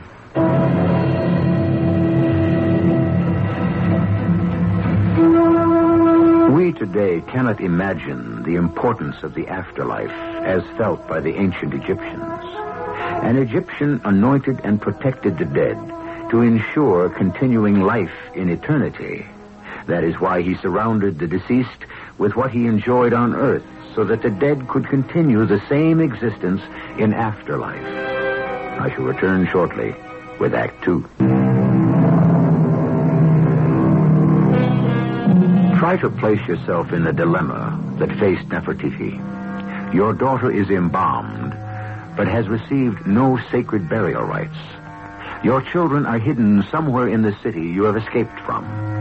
Your husband, to put it mildly, is a religious fanatic. He also happens to be the most powerful man in Egypt. Only courage stands between you and the collapse of your entire future.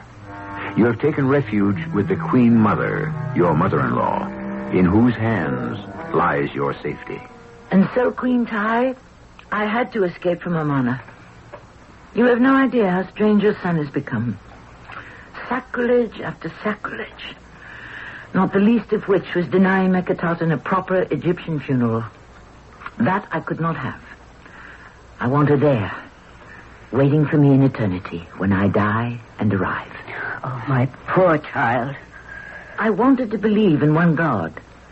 I thought it made so much more sense than a separate God for every human effort. But when I saw how this belief, how imbalanced it made Akhenaten's mind, the way he acted, I had to escape with my child. We must have the proper burial before he finds out. You're afraid Akhenaten will come here to Thebes, And try to stop it? Yes, I do. How long will it take, Queen Mother, to prepare the sacred ceremonies? Is there time to dig a tomb in the Valley of Kings? Meketaten will be taken to the Valley of the Queens, into a burial chamber I have built for myself. What's that? Don't be frightened. It's a signal which I must answer. I'll go myself and see what it is. Yes? What are you doing here? The palace guards brought me. They said this is where I should go. Do you have a message? I do have something, my lady, but I want to be sure it goes into the right hands. The soldier said it was valuable. Please give it to me. Well, how do I know I'm giving what I have to the right party? I am Queen Tai. May the earth swallow me 1,000 pardons. I had no idea. The Queen Mother herself. I prostrate myself before you. Get up. We don't do that here. I'm a poor seaman. I meant no harm. Neither do I. Now get on your feet. Thank you. I could see by the carving it had a royal crest, so I came here. Came to the gate, and the chief of the palace guard said he recognized it. It? What? Give it to me. This scarab on a necklace. I had no idea. It's not my fault. May I have the scarab necklace, please? Oh, yes, please. Take it. I don't want it. Where did you say you found it? Oh, on board a barge. Well, we came from Armagh. I'm a poor seaman. I meant no harm. What is it, Queen Mother? Oh, it's you. Well, have I done something wrong without knowing it? I'm not a thief. I'm a loyal subject to the Pharaoh and Queen Nefertiti. He has brought this necklace. I don't know why the guards escorted him to our door. May I see it? The scarab. Queen Ty, this was given to me by General Hornrab. The guards must have recognized it. That's why this man was given safe conduct. Do you want a reward? Oh, no, nothing. I had no intention of it. I knew it was valuable, but money, I wouldn't think of it. Just let me go, miss. Do you know you are speaking to Queen Nefertiti? Oh, no. I'm done for. Your name is Tar. You are a seaman. You worked in a barge that arrived in Thebes from Amarna. Oh, Your Highness, you are blessed with a godlike sight. You are tired of sailing on river barges. You would like to work on land. Your mother has died. Everything. She knows everything about me. You will report to the commander of the palace guard and tell him the queen would like you to be her personal bodyguard. Oh, come, child. What do you know about this ruffian sailor? I know he is honest and faithful to the queen. And if he so much as catches any unauthorized person on the queen's property, he would throw them into the Nile, even if the Nile were filled with crocodiles.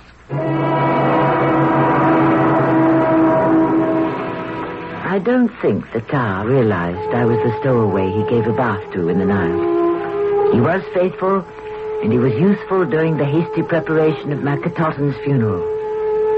Finally, the day came. The procession of mourners walked behind Queen Ty and myself, and we followed the tiny little coffin down the steep stairs into the tomb.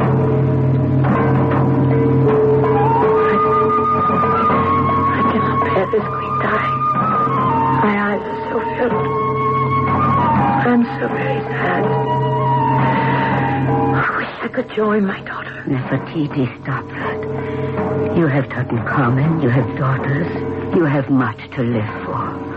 I know that for 18 dynasties we have believed that death was only the first step to a wonderful transformation. But supposing it's not the passage to the true eternal life, supposing Makatotan is reborn, she will be all alone. I'm here and she's... How could she be happy there? That is why her toys and her dolls and her little ebony and ivory chair, all the things she loved, are all being placed with her. What if we're mistaken and it's not true? And when I die, I shan't see her again. You ask too many foolish questions, Nefertiti. I wish Akhenaten were here. He loved her once. Akhenaten. He'd never allow this. We're heretics in his eyes. May the gods spare him when it is his time. We are now in front of the golden doors to the sepulchre. Did they bring the cornflowers and raisins? She loved raisins. Of course they did. Nefertiti, repeat after me. You will live again, Makatotan. You will live again, Makatotan. You will live forever, Makatotan. You will live forever, Makatotan. You will remain young as you are forever and ever. You will remain young as you are forever and ever. We passed through the golden doors into the corridor which would lead us to my daughter's final resting place. All her toys and clothes and dolls and favorite foods and fruits and flowers were placed along the corridor. Behind us, guarding, was Tar, the sailor. Sir, where are you going? I am a priest, you fool. I have indulgences for sale. You cannot pass. I'm the Queen's bodyguard. It's just the man I want to see. You're a priest? Carrying that box around your neck like a street vendor selling figs and dates? Oh, you know nothing about funeral ceremonies, bodyguard. I can see that. In this box, I have indulgences for sale. In what? Well, where are they? Indulgences guaranteed to place the hand of the deceased into the hands of Osiris. Take a look. Those clay figures can do that? Very helpful. I'll make you a good price for a dozen. Less than a dozen is hardly worthwhile. It's not effective. A waste of your gold. Your mistress will appreciate it, I guarantee you. Oh, I don't know anything about indulgences. All I know is no one is allowed in there. Now, you'd better go. Meketaten's coffin was placed in the inner chamber, the figurines of the protective gods at each corner. It had all been such a rush. The artist was still painting the walls for the story of Meketaten's journey through the underworld to her final resurrection. Queen Tai and I stood there crying, and suddenly the door was thrust open. Nefertiti! Oh. Mother! What is this charade? Akhenaten. Son, restrain your soul. Nefertiti, may you be accursed.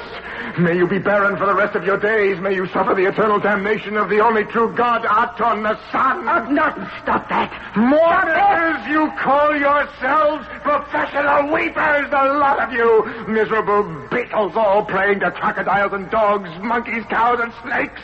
Defiling my daughter, Meketaten, defiling her, the high priestess of Aton. Indulgences for sale. Oh, so you still here, bodyguard? What's happening inside the burial shrine? I hear all kinds of loud noises. Oh, I have no idea. Haven't you sold all those trinkets yet? Trinkets? You watch that sacrilegious tongue of yours. You, painter or artist, whatever you call yourself, what is all that nonsense you're daubing on the walls? Give me those paints. I'll paint you the truth. There! Smashed on the wall. Reds, greens, blues, yellows. Those smears are what I think of your gods. Nothing. You're killing Nefertiti. Look at her face. It is white. Oh, Mother, how could you do this? I remember those grotesque demons around my father's deathbed, and now to see these monstrosities again. And this mockery assails my soul. Give me those cheap clay statues. I grind you to the ground. You, Osiris. This one, too. Anubis the dog. Lie on the ground, Anubis, where dogs belong. He has gone mad. How can you believe, too, modern Egyptian women, that these symbols mean anything? Nothing. Do you think the dark powers of the netherworld will be frightened by these playthings? How can you be so stupid to think this primitive magic will open up the gates of life after death? Open that door! Priest! Come in here! You, with that box about your neck. Me? Did you call me? You called for a priest. I can help. Yes, priest. Let me hear some mumbo-jumbo. Unto the great God we deliver this child in peace, in peace, in peace. Tell me, how much gold are you charging, priest, for a safe ticket to eternity? Give me that box of rubbish. Off with it. I'll show you what it's worth. That's what your indulgences are fit for. Mud, dirt, the ground. What are you doing, Akhenaten? Don't touch that coffin. I am taking the flesh of my flesh. The body of Meketaten, high priestess of Aton, away from this place. Stand aside, all of you. No. In her honor, I lift high this golden box with this golden child.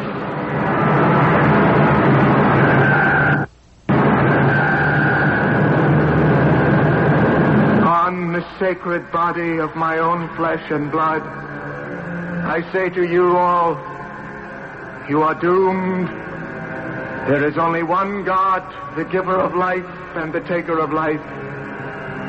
I shall now bring the remains of this child back to the city of truth, Amana, and bury her in the eternal house of Aton, the sun. free of demons, ghosts, dolls, and superstitions. And you, my loyal, noble wife, robber of bodies, defiler of Aton, you will be placed in chains like a common foreign captive slave and brought back to the city of truth for the world to mock.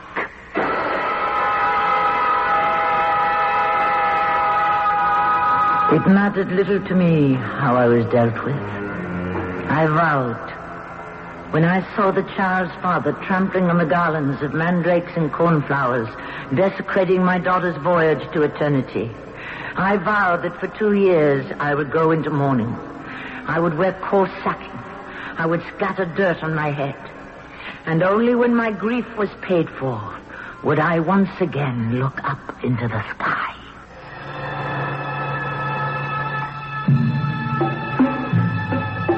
That cry from a mother who lived thousands of years ago in an ancient culture is the same as any mother's lament over a lost child today. Centuries have passed. Statues have crumbled. The desert sand has covered much of what dynasties of Egyptians had built. But sadness, courage, and love still remain. I shall return shortly with Act 3.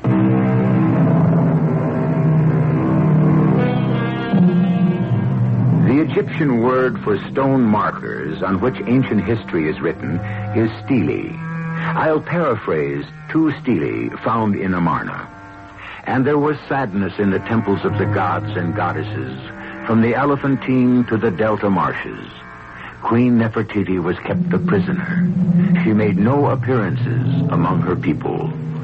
The pharaoh Akhenaten led the court of Amarna in singing hymns to Aton, to which I shall add, they sang hymns while enemies cut off pieces of the land and Egypt bled away. I tried to wipe the sad memories of Meketaten from my mind, but the other day I came across some little sandals I had been making her of woven glass beads, the strap to look like a lotus flower. I had never finished them while my dear one was alive, but I did have one affection left in the world. Horenrab, commander of our armies. It was a blessed day when he returned to my life. So, this is where Queen Nefertiti lives. Where she is imprisoned. It is a big room. And up there, 5 steps up, I see the royal bed. I sleep there when I sleep. With the seal of the sun god on the ceiling. At the pharaoh's insistence. And how is Akhenaten? He lives in a world of his own. But so do I. Behind the curtains next to the bed, I have our real gods. There's a plaster portrait I always loved. The famous head and shoulders of Queen Nefertiti in her royal blue headdress. Would you believe it? Tutmus the sculptor is still working on it. He's never satisfied. I should be satisfied to own such a portrait. Tutmus is the only one who hasn't deserted me. Akhenaten lets him come occasionally to work on it. That's why the plaster and the colors and the palette knife are on his stand. Oh, I see you still have my scarab. I wear it for luck. Nefertiti, I have come to tell you that the Pharaoh must die. He is killing Egypt by neglect, and I cannot stand by any longer and watch it expire a little every day and do nothing. I have no feeling for Akhenaten. I'm glad. There is no one else who can get close to him but you. So, it is you must do it. I couldn't. Then I will. But when I do, I'll need your help. How can you ask me to be a part of this? My own husband. Loyalty after what he's done to you? Dragging you through the streets in chains. Oh, I know it was 2 years ago, but never in the history of all Egypt has anyone of royal blood been treated like a cheap trophy of war. When does Akhenaten visit? No set times, but I don't expect him today. Nefertiti, you are still queen of our people. They are being murdered in Ursalim, in Lebanon, in Palestine. The lands surrounding us have all been lost to the enemy. It's too late to bring back to life the hundreds of thousands who have died, but it is not too late to rid the world of an insane pharaoh. Who sent you here? 500,000 people who looked to Amarna for help, and who died waiting. I cannot. Then I shall have to do it alone. I believe the pharaoh is arriving. I'm very afraid. Good afternoon, my dear. I've asked Tutmos to join us shortly. We will have some pictures made. How are you, my dear? Good day, Pharaoh Akhenaten. Ah, I know you. What are you doing in Amarna? Why aren't you back in Thebes with the palace guard? My king, do you know that all the provinces of Egypt have been lost? Everything gained by your father, Amenhotep, and his father before him? There have been whispers, Nefertiti. I don't like whispers. So I've asked Tutmos to sketch some pictures showing how happily the House of Aton rules. You and I together. He'll be here in a moment. My king, have you heard me? Then we'll have these new drawings copied on temple walls and public places all over the land. You, sir, you are interrupting me. Of course I heard you. I know all about that. Every day I receive a letter from some prince or governor asking for this, asking for that. Troubles, invasions. Who believes that? They want our gold. You knew. You've known all along? I never believed a single clay tablet. Where is that Tutmos? You're spending too much time fooling around with that head of you, Nefertiti, and that silly blue hat. Hornab, you may leave us. Go back to your army. Egypt has no army. In 2 months, maybe less, the entire Nile and maybe Hittite. Do you believe that? King Hatti wouldn't dare. You have forgotten. King Hatti is dead. His son is king and ruthless. They know Egypt is a land of peace and harmony. They'd have nothing to gain. I can't stand to hear you talk such nonsense. Akhenaten, don't be a fool. The general could still organize an army if you'd let him. Stupid. Stupid. You dare talk to me, your god, like that? Yes. You take your hands off me, Hornab. I am holding your arm so long as it is raised against the queen. Put it down. How dare you? General, you will go down into the courtyard and stand by the pool where I can see you from this window. You will stand at attention. I shall be there, Pharaoh. Let go of me. Why do you squirm so? There. I release you. I'd say this figure Tutmos did of you could be improved on. Don't you dare touch it. The shoulders are much too big for the head. Suppose we cut a bit off. Stop it! What are you doing? You're crazy. And suppose we cut down the other shoulder to make it even. You are a destroyer. I should have known. Give me that knife. You leave that beautiful thing alone. Coward. Coward. Get off the floor. You're not hurt. Now, kneel. No. Kneel, I say. That's better. God forgives you. God? What God? How would you know if he forgives anybody? You can't even make the ignorant and superstitious believe, with all your gold discs on the altars of temples, with all your destruction of statues of the great pharaohs. The Fellahin once threw stones at you. Now it's hate. Egypt hates you, Akhenaten. Those priests in Thebes deserve what they got. Empty treasuries. I didn't destroy statues. I tore down false gods. And if the priests hate me, they hate the truth. The truth as you see it. What about the Egyptian who lives now? You can't destroy him, deface, or chip away what's in his heart. That's where I carry the old gods. Inside. and so do they. How do you know?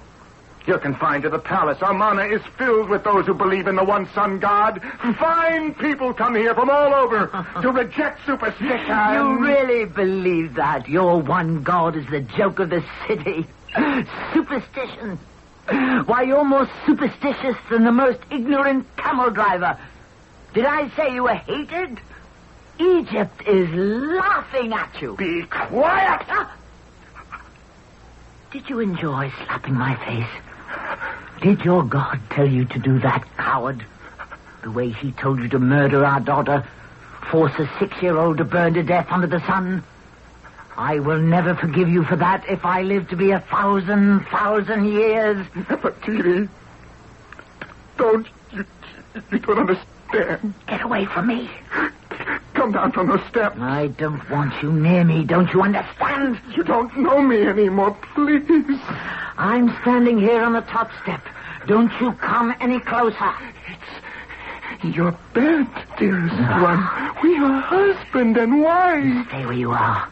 Fear is written all over you. Enemies around you, enemies at home. What is your god Aton, the sun, done for Egypt? Have hidden behind this curtain. There. Oh! Look. There they are. My gods. Thoth, the standing baboon. Sobek, the crocodile. They protect me. You traitor. And what has he done for us, your one god? Where is he? I am Aton. I am God. I am God of the universe. I didn't see the palette knife Akhenaten still held in his hand. He came up the steps towards me, trying to get at me. Somehow it caught in the curtain. He turned and stumbled down the steps.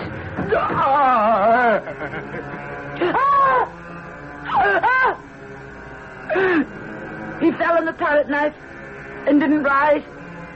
The gods had struck him down.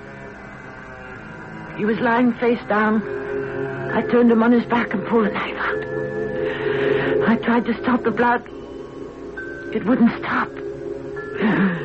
And then I fainted.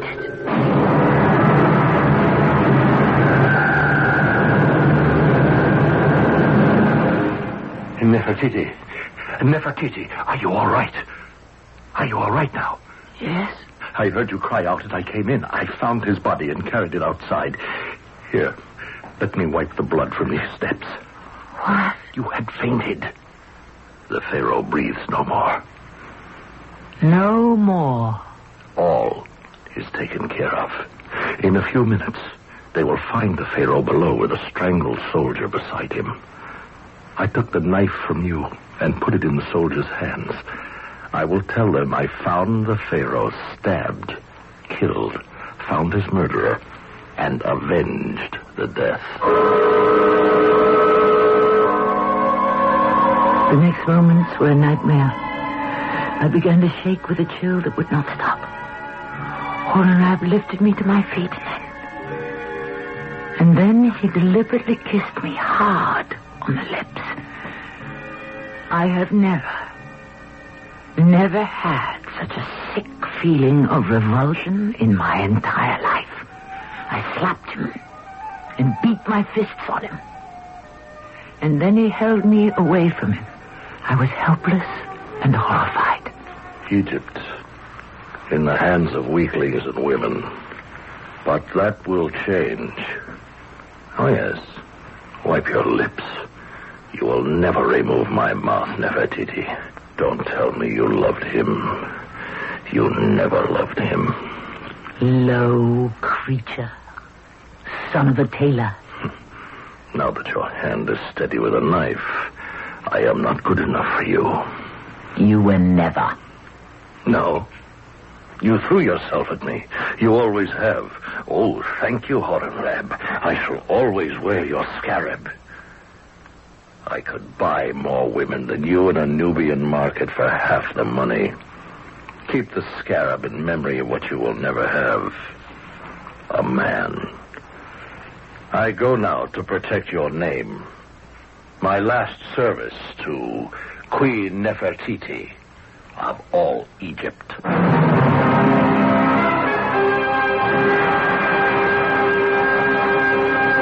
And So I, Nefertiti, queen of all Egypt, stood alone to rule my people. I had survived death. I had survived treachery. I had survived love.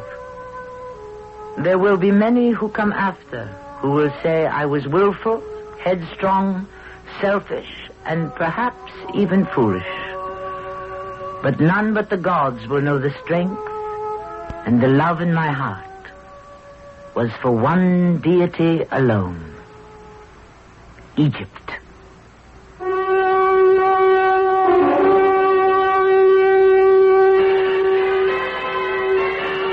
We close now the golden doors on that golden age and hope these extraordinary people have come alive for you. Like the alabaster vases unearthed from the pharaoh's tombs today, 30 centuries later, the luster remains. The splendor of those ageless dynasties will never dim or die. I shall return shortly.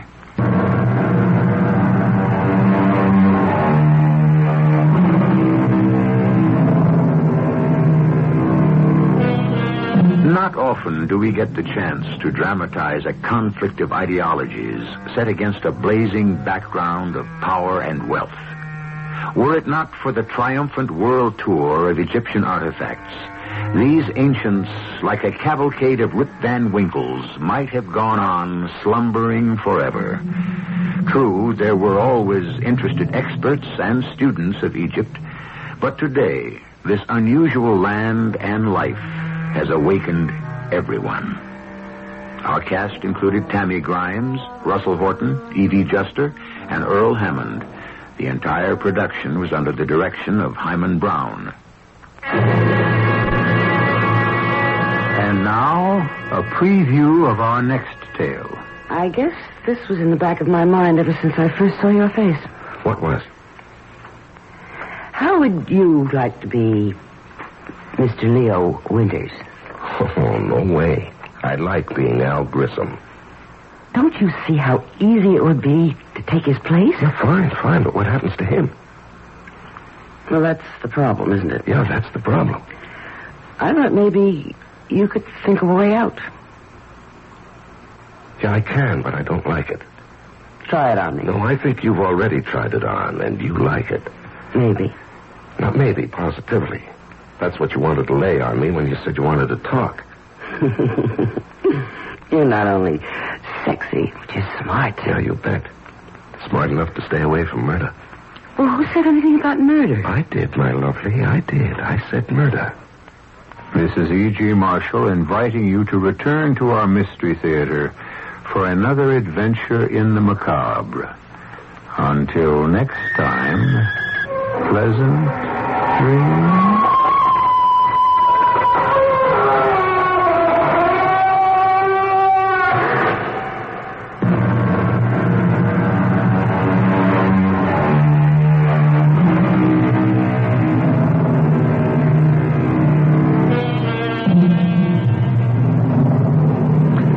Tune in tomorrow night on the Radio Mystery Theater immediately after the 8 o'clock news for Dead Ringer.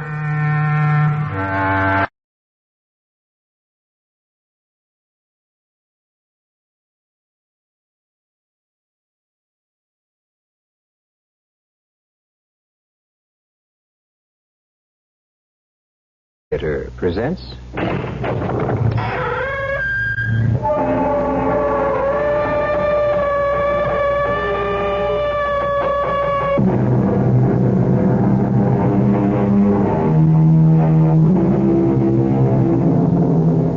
Come in. Welcome. I'm E.G. Marshall. Welcome this time to a tale of the supernatural. Not frightening, not in the least horrifying, but intriguing, mystifying, strange. We all of us know that in this world there is a power greater than ourselves. Call it what you will. God, a force, the universal conscious, it exists.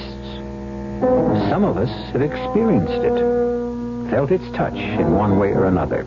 But few have met with it in so unusual a way as the celebrated concert pianist Anton Wahlberg. Lottie. My dear Lottie, if what you say is true. It is, Anton. I know it is. But impossible. Nothing is impossible. We only think it is. Lottie, I lost my hand. My right hand in that accident. My hand is gone. It no longer exists. And yet I am able to play. True. Your hand no longer exists.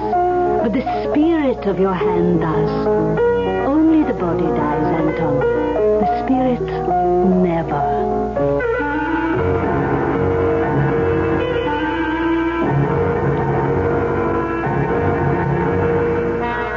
Our mystery drama, The Hand That Refused to Die, was written especially for the Mystery Theater by George Lothar and stars Mandel Kramer. It is sponsored in part by Buick Motor Division and Anheuser-Busch Incorporated, brewers of Budweiser. I'll be back shortly with Act One. Say, do you know what happens this time of year? The swallows come back to Capistrano. Nope. The buzzards come back to Hinckley Ridge, Ohio. No. Bulldogs all over the world begin to shed. Not even close. Oh. This, my friend, is the time of year when you can get a super little deal on the practical but elegant Buick Apollo. And just between you and me, it may very well be the best chance you'll ever have to buy a Buick. I could have sworn this was Buzzard Day in Hinckley. It makes good sense to use sense in the sun. Don't overdo and get overdone, 'cause the sun can age and can hurt your skin. So cover up or come on in. Constant overexposure to the sun could be harmful. Your American Cancer Society advises moderation or protective clothing or sunscreening lotions. Remember, Cover up or come on in. You can paint your home in the same muted earth tone colors our colonial ancestors used to paint theirs. Hi, Frank Lieber here to tell you about True Value Hardware Store's True Test Supreme Latex House Paint. It comes in 24 Jamestown colors, like salmon gold, Chelsea blue, and Samoset gray. The colonials used dyes from roots and barks and mixed them with buttermilk of all things to achieve those colors. True Test Supreme Latex House Paint puts those same kind of colors into a rich, easy-to-apply latex. Latex, with the durability of a fine oil-based paint. It covers most surfaces in one coat. It resists stains, mildew, blistering, and smog. And it dries quickly, just 30 minutes. Painting tools clean up in soap and water.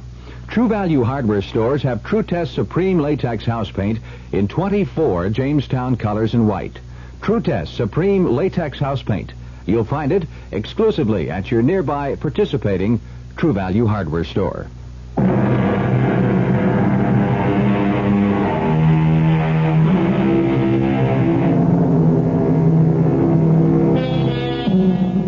Psychics tell us there is a life after death.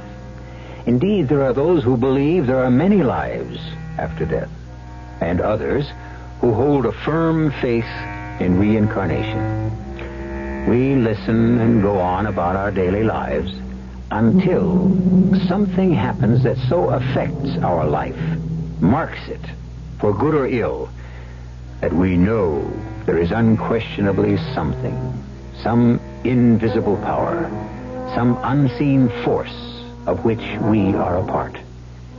Anton Wahlberg began to realize this on the day he came home from the hospital to his luxurious penthouse apartment in New York City.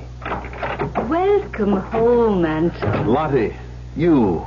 I thought you were in Chicago with your young prodigy. He can get along without old Lottie Stern for a few days. You arranged this, Alexis. No, my darling, nothing was arranged. Lottie wanted to be here when you came home from the hospital, and here she is. Well, arranged or not, you're more than a pleasant surprise, Lottie. You're what I need. You depend on your old teacher too much, but I'm glad you do. It's very heartwarming for an ancient crone like me to be wanted, needed, by so handsome a man, so talented a man. Handsome? Talented? I have only one hand now, Lottie. This left one. What good is it to be handsome? What use the talent? Lottie, I need you, too, to cheer him up. Well, of course, you're depressed, Anton, Depressed? There's no word to describe my despair, Lottie. Why did this happen? Why to me? I was at the peak of my career. I was Anton Wahlberg, one of the most celebrated concert pianists in the world. I was 7 weeks ago. I no longer am. Ended everything. My career, my life ended. There is never an end without a beginning, Anton. The closing of one door is merely the opening of another. And what door might be open to me without my right hand? Only God knows. And you will too, when you seek it. Now, speaking of which, I asked Ada to serve tea in the music room. Come, let us go and seek that. Excellent idea, Lottie. Anton? I'm not sure I ever want to enter my music room, my study again. Oh, my darling. Never mind the sympathy, Alexis. It is the worst thing in the world. Come on, into the music room. I, Lottie Stern, order you. You hear me, Anton? Lottie, I don't think I can bear even the sight of the piano. Anton, you must. So, your Ada has laid out a fine tea for us. Cucumber sandwiches, your favorite chocolate cake. Who opened the keyboard? The keyboard? The piano keyboard. Alexis, I told you it was to be closed and never opened again. I know you did, darling. And you promised me. You promised. I kept my promise. The keyboard was closed when I left to bring you home from the hospital. I checked it personally. Well, perhaps Ada... No, I gave her strict orders. She was not even to touch the piano, even to dust it. I'd do that, I said. I cannot bear the sight of the keys. Close the keyboard. Damn it, I'll close it myself. Oh, dearest, you're trembling. No, some good strong tea will take care of that. Alexis, darling, will you pour, please? Lottie, the day I get an ounce of sympathy from you, that will be the day. I wouldn't hold my breath.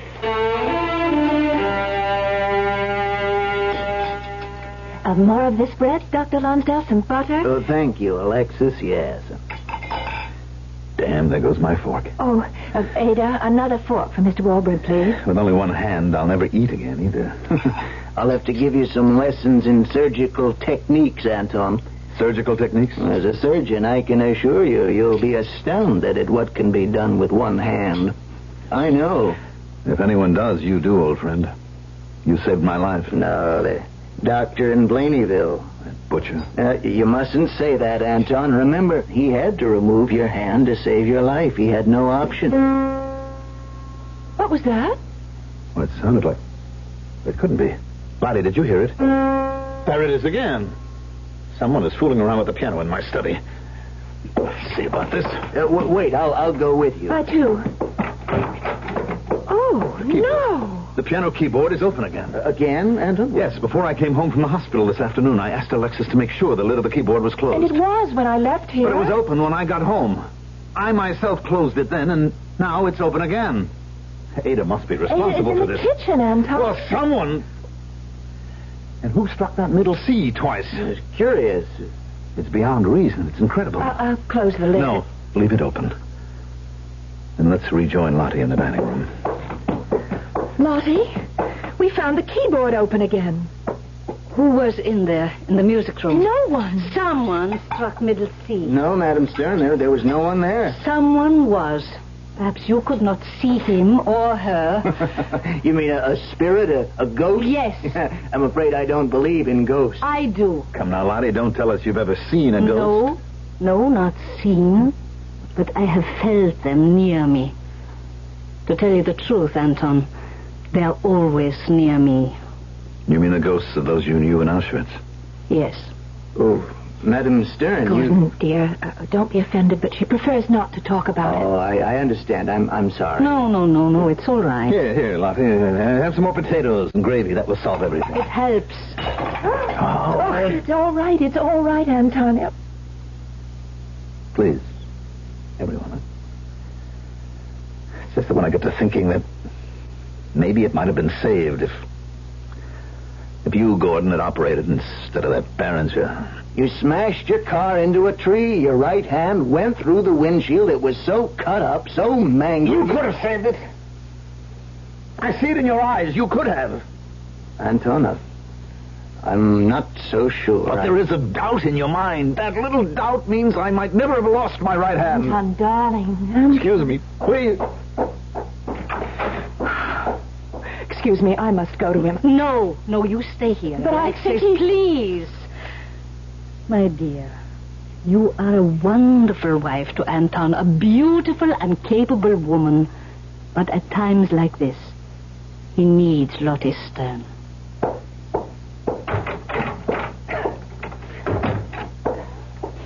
All right. Get it out of your system. Come on, let it come, all of it. Lottie. I know. Who would know better? My hands, you see? You know what they did to them. The Gestapo at Auschwitz. I know. They broke your fingers one by one. And when they healed, broke them again. And your career, Lottie, that was ended too. Yes, it was. And I felt, well, there are no words. How can you describe the sudden darkness in the soul, the emptiness in the heart? The physical pain, it was bad. Each finger snapped. It was horrible. The pain, unbearable. But all this, nothing compared to what went on inside me. So, my darling Anton, I know what you are going through. I know. Now, Lottie, what am I to do? Tell me, what am I to do? What everyone does when all else fails. And what is that? Turn to God. Lottie, I don't believe in God. Not after what happened to me. Did you believe before? I don't know. Never thought about it much. Wait, let me. Hello? No, this is Madam Stern. Yes, he is. One moment. It's for you, Anton. Someone named Bill Stone. Oh, yes. A friend of mine works for United Press. Hello, Bill. Oh, well, thanks. Oh, well, I'm going to be all right. Yes? What? Strangled? Gordon and I thought that... Anton's on the phone, something. It's impossible. Well, Bill, I know you better than to think you play any kind of sick joke on me. I don't care what they say at the FBI. Somebody made a mistake. Yes. Oh, well, thanks, Bill. Thanks for calling. Anton, what is it? That was Bill Stone. You know Bill. Of course. Well, he said a story's just come in over the wire from Blaneyville. So that's where you had your accident, just outside Blaneyville? Yes. Dr. Barringer was found dead this afternoon in his office. Strangled. Strangled? By one hand. One hand? The bruises show that one hand strangled him to death. A right hand.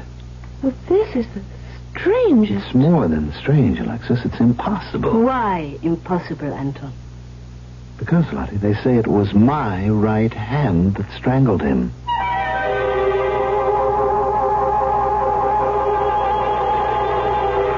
Strange. Bizarre. Words, unless, like Anton Walberg, you have experienced them. Then, strange, bizarre, macabre change from words to something alive in your bloodstream. Well, you're experiencing them now. You're imagining them. And there is nothing more alive than your imagination. I'll be back shortly with Act 2. May I help you, sir? One hair shirt, please. One bed of nails. And that cat of 9 tails for self-flagellation. What's your rush? Why try for sainthood in one weekend? It's not that. It's just that my old hair shirt is at the cleaner's. My bed is getting dull, and my whip has been going soft on me. You punish yourself a great deal? I get what's coming to me. But isn't it a bit overmuch? Well, I deserve more than I ever get. One cat of 9 tails coming up. And do you want a bed of nails with or without the saw? Cancel your appointments for self-punishment. Break the whip. You have no right to treat one of God's creatures, you, in that way. He forgives you. Forgive yourself. A nudge toward self-respect from the Mennonite churches.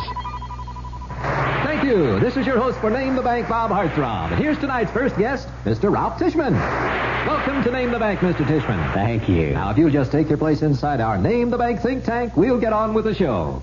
Can you hear me all right in there, Mr. Tishman? Yes, I hear you. It's a little warm in here, though. Fine. Now, may I have the first clue, please? Mr. Tishman, there's a bank in Dallas that offers a multi-service checking account for only $3 a month and gives you $10,000 accidental death insurance. Can you name the bank?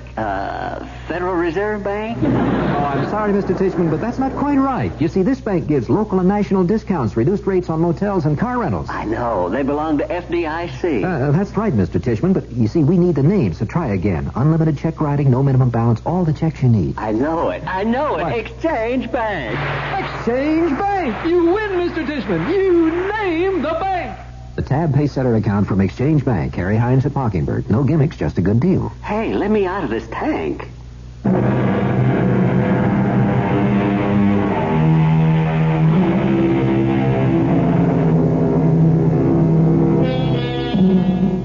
Certainly no greater tragedy could happen to a concert pianist than the loss of his right hand.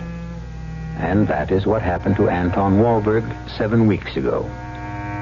Now, in the music room of his expensive penthouse apartment in New York, Anton Wahlberg has received news that shocks him and his guests. They've made a mistake at the FBI, that's all. Darling, where did the FBI come into this? The hand that strangled Barringer touched things in his office. Left prints. The Blaneyville police wired them to the FBI, and my prints are on file. They are? Some years ago, Gordon, I took out a $2.5 million insurance policy on my hands. Thank God I did. And the insurance company naturally wanted my fingerprints for identification. Oh, I see. And the prints on file at the FBI... Matched the prints found in Barringer's office. A mistake. I doubt if the FBI makes mistakes with fingerprints. Lottie, what else could it be? Lottie, will you stop looking so mysterious? You see, no hand, Lottie. It was cut off here. It's dead. Is it? That's a curious thing to say, Madam Stern. Dr. Lonsdale, what would they have done with Anton's severed hand? Well, it would have gone to the nearest mortuary. Very likely the coroner or medical examiner would examine it, and then it would have been destroyed. The hand, but not the spirit of the hand. Oh, good Lord, we're back in the psychic world now. I believe. You don't. You will. I very much doubt that, Lottie. What I do believe is that my hand could not have strangled Dr. Barringer. If it were possible, which it isn't, why? Why would my hand strangle Barringer? You know the answer, Anton. The hand could have been saved. Because it wasn't. Revenge? What else? Oh, nonsense. That's what else. Alexis, No I more. tell you, No, please. I asked you and Gordon to dinner tonight to help cheer Anton up. It's turning out to be the most depressing evening one can imagine. Now, if you don't mind, from here on in, we're going to talk about cheerful things.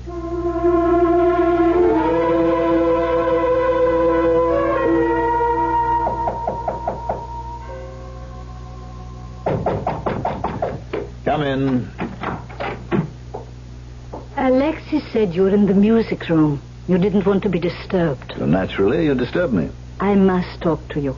And you have shut yourself away for nearly a week now. Lottie, I don't want to see anyone, including you. Now, Anton, as your coach... Coach of what? A one-handed concert pianist? All right, as your business manager... You should reduce your fee by half. I'm only half a man, less. All right, as your friend. Yes, Lottie. Yes, you are that. And the best anyone ever had. So then you listen to me. You cannot go on burying yourself in this room. Why not?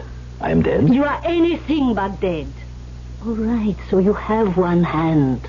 There is much you can do with one hand. You can teach. I would loathe it. I did too, at first. Almost. I couldn't bring myself to it.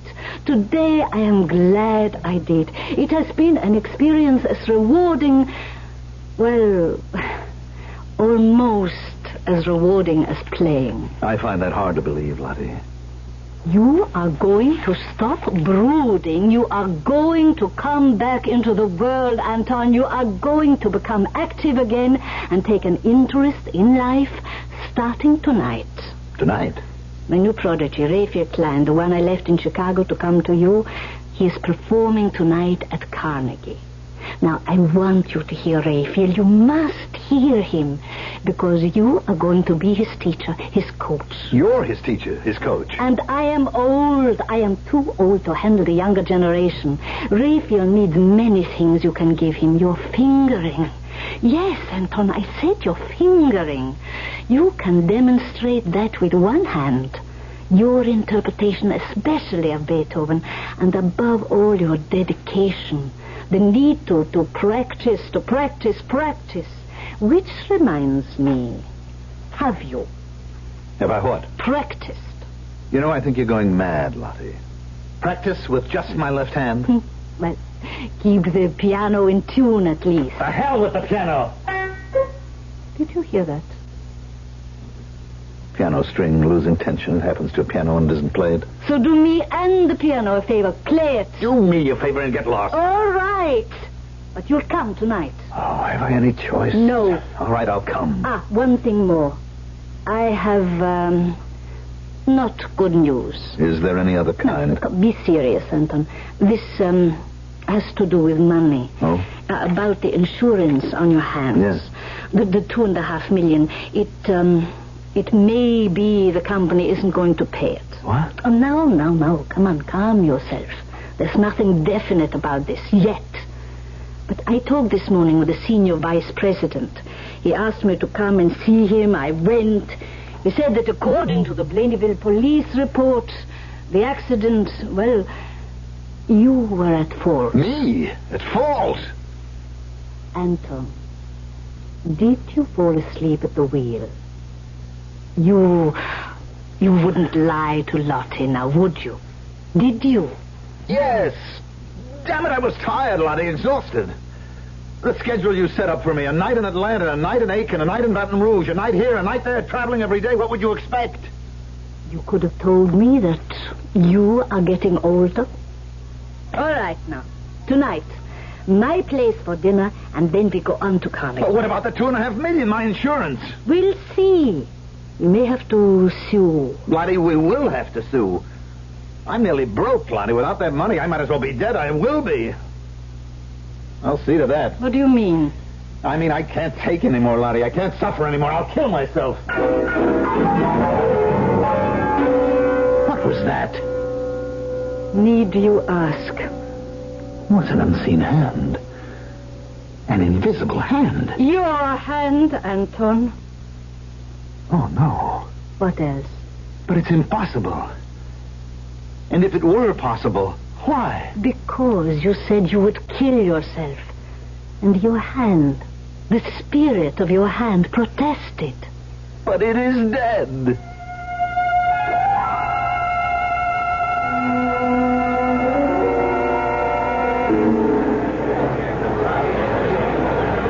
Here we are.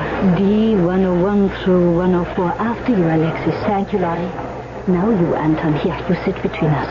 What a pity that Gordon couldn't make it at the last minute. Well, emergency operations, too bad. Well, he will hear my Raphael another time, for he will someday be famous. You are silent, Anton. You say nothing. What's to say? Oh, you don't always have to say something. You could be just pleasant. I will be, if I can think of anything to be pleasant about. Raphael Klein will change your mood. He will play first Chopin Fantasy Impromptu. It is one of your favorites. A favorite I shall never be able to play again. Ow. What is it, Anton? Now, look, Lottie, enough is enough. What are you talking about? You slapped my face. I didn't touch you. Yes, you did. Anton, I didn't. Lottie, look at his cheek. Yes. It's red, as if someone did slap him. You? I saw you. Later. Oh, look, Alexis, isn't that young and handsome? Oh, yes. Oh, that, too, is good for the box office. The women will go mad over him.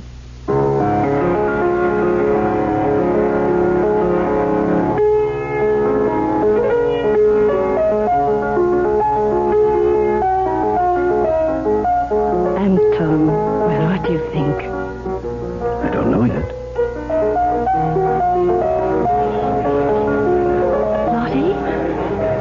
His arm. Raphael Klein's right right arm. Something's happening. He has trouble, some sort of trouble. God, it's as if he's fighting some invisible force. Look. Lottie, this is unbelievable. His right arm is hanging by his side, but his left hand placed for both the right and the left. I can't believe this is happening. I cannot believe it. Chopin cannot be performed with one hand, but he's doing it. It's a miracle.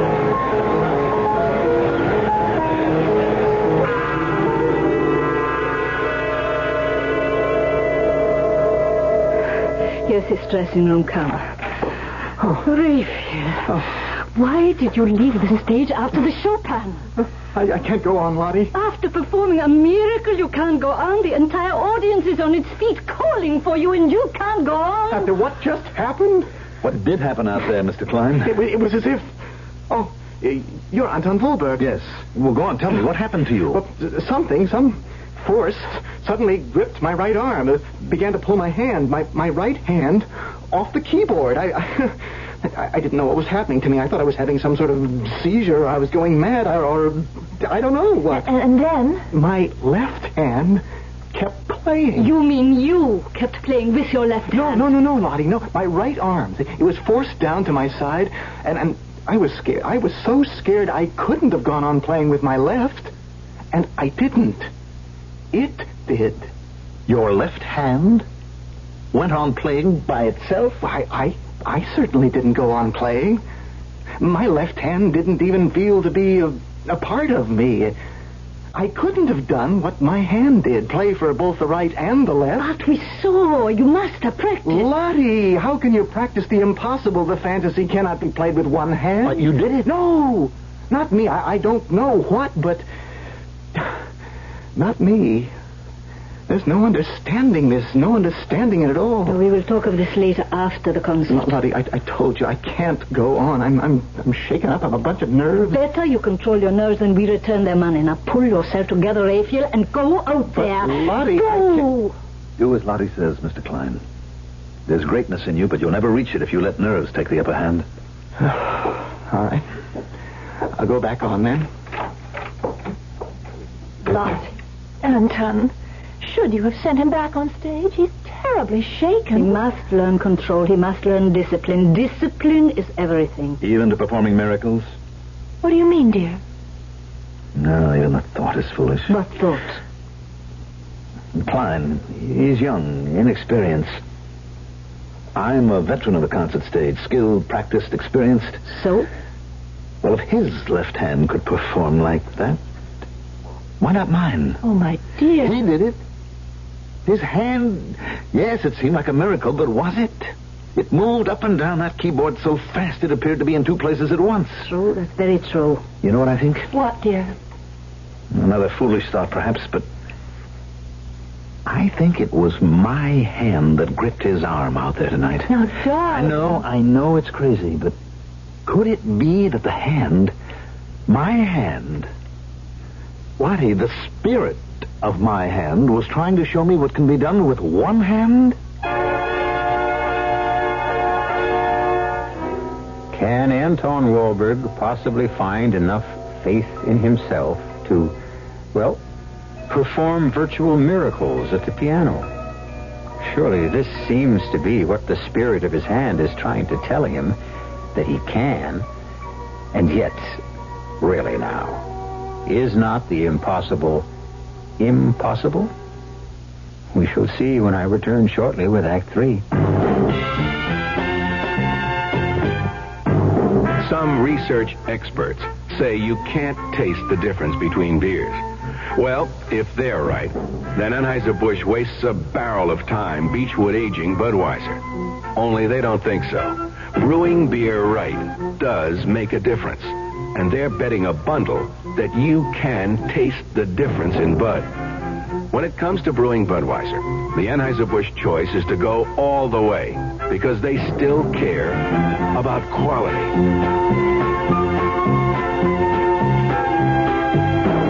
Look at it this way. If the Bud people have a choice between what some experts say and what beer drinkers say, well, you'd better believe they'll go with you beer drinkers every time.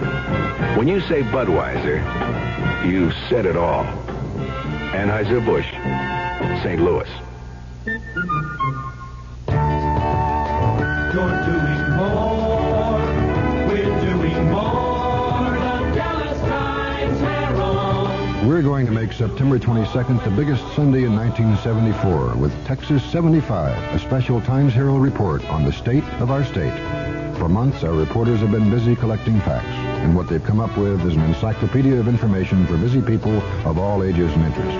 Did you know the Salesmanship Club of Dallas sponsored the first PGA Tour here? And that Texas leads the nation in number of rodeo performances each year? Everything you ever wanted to know about Texas in one quick reference source. Texas 75 gives you what you'd have to pay for in an almanac. And it's free in the September 22nd Dallas Times Herald. Subscribe now. Call 744-6101. Texas 75. It's another reason why the hare finally beat the tortoise.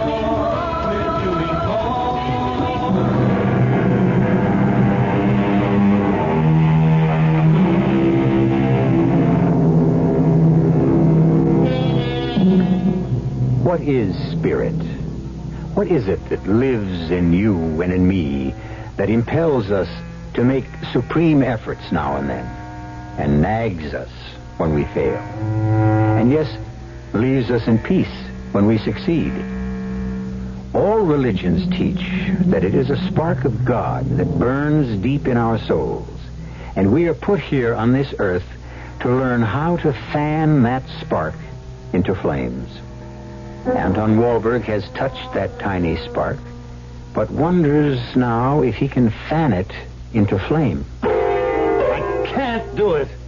I can't. It's impossible. I was a fool to think it could be anything else. You have been trying for less than a week. I shouldn't have tried at all. What Raphael Klein did that night, there was something supernatural. It had to be. But this piano isn't supernatural, and neither am I. All right, Anton. You have practiced enough. Now, Anton, I must speak to you. I spent several hours at the insurance company today. Several hours? Yes, they had much to tell me, much to show me. There is more than enough evidence to prove negligence on your part, Anton. Evidence that proves you were driving at approximately 75 miles an hour at a time when you were in an exhausted state and you must have fallen asleep at the wheel. They deny the claim. Well, they offer a compromise, a settlement. I will not... Now, you will wait a minute. Always you will not this and you will that. Now, please, listen. And then if you want, you throw a tantrum. I'm listening. All right. The terms of the policy are clear. They're all too clear. They are well within their rights, the company, not to honor the claim. Still, you have paid the premium for many years and they wish to be fair with you. So they offer you the compromise. They settle for $100,000. Fair. They settle $2.5 million for $100,000. How long can I live on that? That's peanuts. So you will live on peanuts until you discipline your left hand to perform for the right one as well. Now don't look at me as if I'm crazy.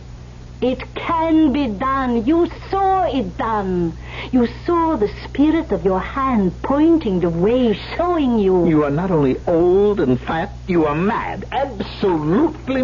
Okay to come in. Ada said we'd find you in the music room. Come in, Gordon. Come in. Madam Stern. Oh, Dr. Lonsdale, it's good to see you. I apologize again for missing your dinner, the Klein concert the other night, but couldn't be helped. You are forgiven. Well, Anton, you wanted to see me? Yes, I'd like your opinion, Gordon. The opinion of a professional man, a man who knows what he's talking about when it comes to the human body and what it's capable of. Yes? Gordon, Raphael Klein did a remarkable thing the other night. I know. I read the critics the next day. He did the impossible, I understand. But he did it. Lottie, please. Gordon, what I want to know, what I want you to tell me, can I duplicate what Klein did? Play a piano concerto that requires two hands with only one? Yes. Lottie says I can. I say I can't. I've tried for nearly a week now, and I find it impossible. In your opinion, if I were to go on trying, could I do it? Well, I've been thinking about what Klein did and puzzling over it, and frankly, I can't explain it. I understand his right arm suddenly became paralyzed. Is that so, Madam Stern? You might put it that way. Well, what other way would there be? Well, that night, in the excitement of what happened, I'm afraid we all acted a bit stupidly, Gordon. I'm ashamed to say that even I believed that my right hand, the spirit of my hand, had taken hold of Klein's right arm and forced it down to his side. You may well look at me as if I were out of my mind, Gordon, but I did think that at the time. I can see you've changed your mind. And you, Alexis? Well, I... Madam Stern? No, I have not. But, my dear Madam Stern, You it do is not understand, Dr. Lonsdale. Some curious things have happened, things which cannot be explained in the normal way. The fingerprints that prove Anton's hand strangled Dr. Berenger. Well, a mistake in the fingerprint. You know that's not probable. It's possible. That piano there, it has played with no one near it. Played by an unseen hand. How do you explain that? That's a tough one, huh? Gordon, I apologize. I didn't ask you to come here to put you through an inquisition. All I want to know is, do you think I can do what Klein did that night? I don't mean perform miracles. I mean with practiced discipline, could I train my left hand to move quickly enough, skillfully enough to do the work of both? No. No, of course not. You did... Gordon! Gordon! My throat is just choking. It's the hand! It is the hand! I command you, stop! You hear? Stop! Oh, good Lord. Are you all right? I hope so. Whatever gripped my throat, the power, the strength, It was the hand. Now I know. Anton. No, Alexis. Now I believe. The other night, you remember, Lottie, when I said I'd kill myself if the insurance company denied my claim? The hand banged angrily on the piano. It was telling me I was wrong to think such things. In Carnegie Hall, just before Klein came on stage, I said I'd never be able to play again, and the hand slapped my face. And then the hand, the spirit, demonstrated through Raphael Klein what the human body can accomplish. I'm going to do it. I'm going to try to do it, and if it's humanly possible, I will. With God's help, I will.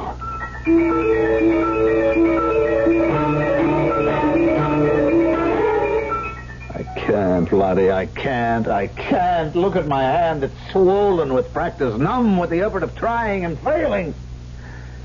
I said I would do the impossible with God's help, but even God has given up. Yes. He gets tired too sometimes.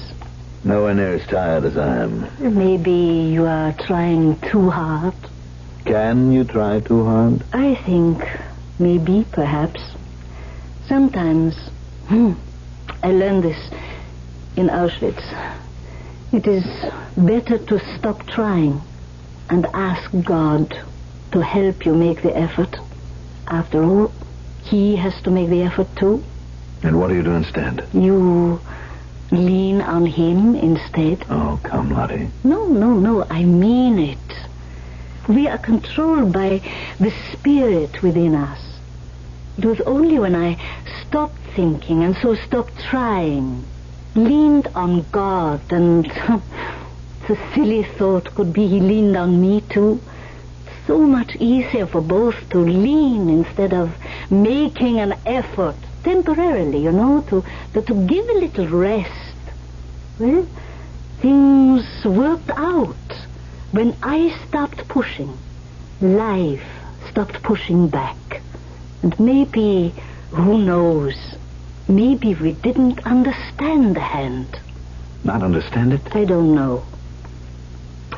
Well, anyhow, I have come to ask you a favor, Anton, a big favor. Of course, Lottie. Anything. I cannot coach Raphael any longer. I am too old, and he is beyond me now.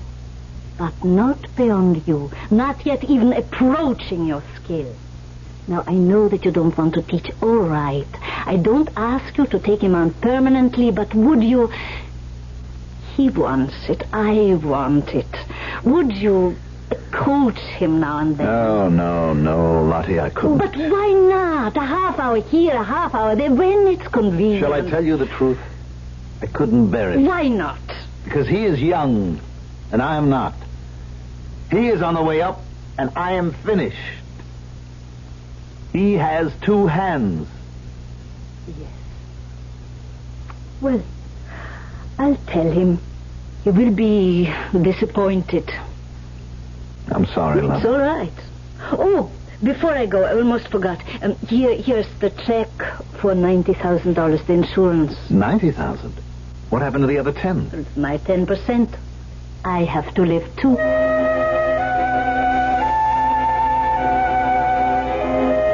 No, Alexis, no. He's here, I darling. don't With care. him. You must care, so who cares you don't care? Come in, Rafie, come in. Lottie, I am telling you... Enough. Alexis, dear, please, some coffee. Yes, of course, Lottie. Now, Anton, you don't have to coach him, you don't have to teach him, but you can show him. And that is what you're going to do, because I, Lottie Stern, say that is what you're going to do. All right, Lottie, what is it? He is having trouble with the impromptu, and he has a concert in St. Louis in 10 days. You can show him in an hour. All right. All right, go help Alexis make the coffee. All right, Klein, sit down. Play.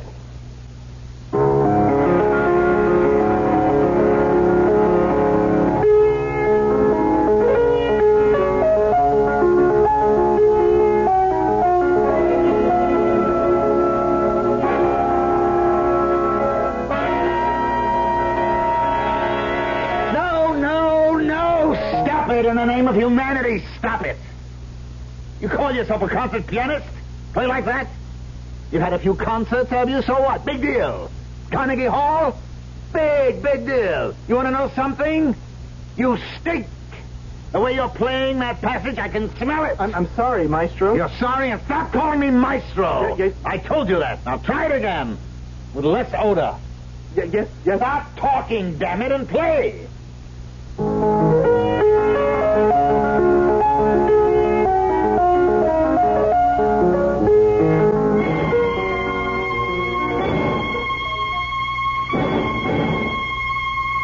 Listen to me. Will you listen? Yes, Anton. Yes, Anton. Yes, Anton. But you don't listen. If you listened, you'd hear. And if you heard, you would do. A lot better than you've been doing for the last 5 hours. You tired? Dead tired. Have some more coffee. It's cold. We'll get used to it. Hot coffee backstage is always cold. How are your hands? Okay. You want a hot towel for them? No, I'm all right. And begin again. From the top.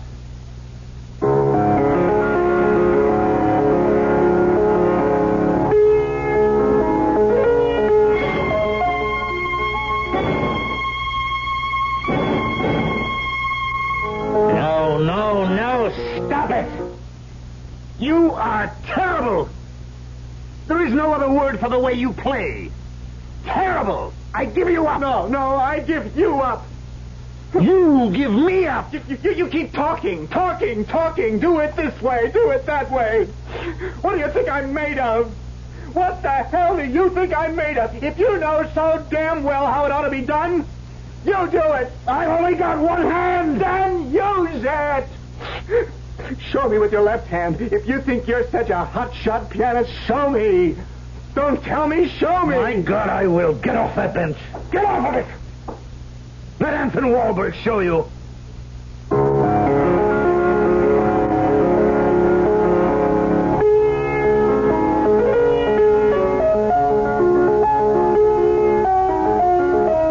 I'm playing.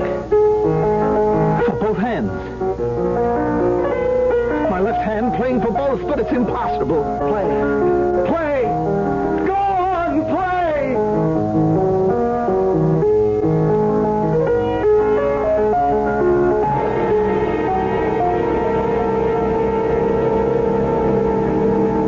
It was a trick, Lottie. All a trick. What else? He deliberately played badly. He could play that passage better than you ever could, and does.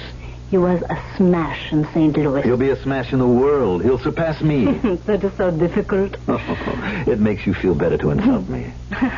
Anton. Anton, we have been through so much together, so much.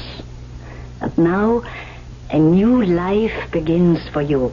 You will be Rafie Klein's Madame Stern, his coach, his manager. No, Lottie, I will be his Anton Wahlberg.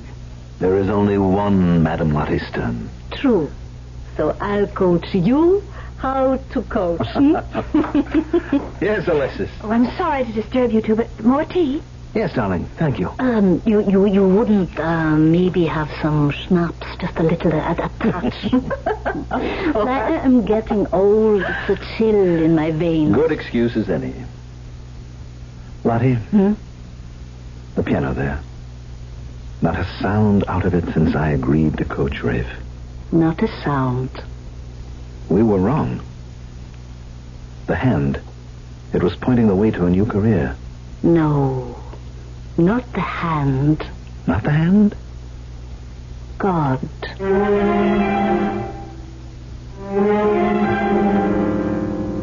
God works in mysterious ways, his miracles to perform. Says so in the Bible. Must be so. But how often in your life, how often in mine, have we moved toward one goal only to end up at another? And then, who's to say which was the right goal? I think God. What do you think? I'll be back shortly. Excuse me, sir, but do you know what happens this time of year? Right on, pal. I happen to know that right about now a freak blizzard falls on Dumont, New Jersey, and they're snowed in for the rest of the summer. Happens every year. Nope. You see, what happens this time of year is that you can get a particularly good deal on what is perhaps the most luxurious mid-size car on the market, the mid-size Buick Century Regal. Well, what good's a car when you're hopelessly snowed in? Well, that's a point. Sure, I've heard that phrase, give to the college of your choice. Good idea. And I know all colleges need more money, what with inflation and all. It's just that since I graduated, I've been so busy, not just with my career, but with the community affairs, too, I haven't found the time to reevaluate. Take the time now and give more to the college of your choice. Now. A public service message of this station and the Advertising Council.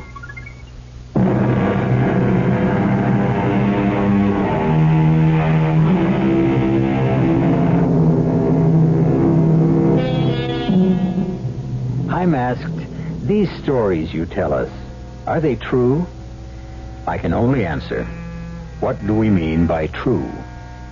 Some actually happened in real life, as we say. Others, let me confess, are products of my imagination. And most important, yours.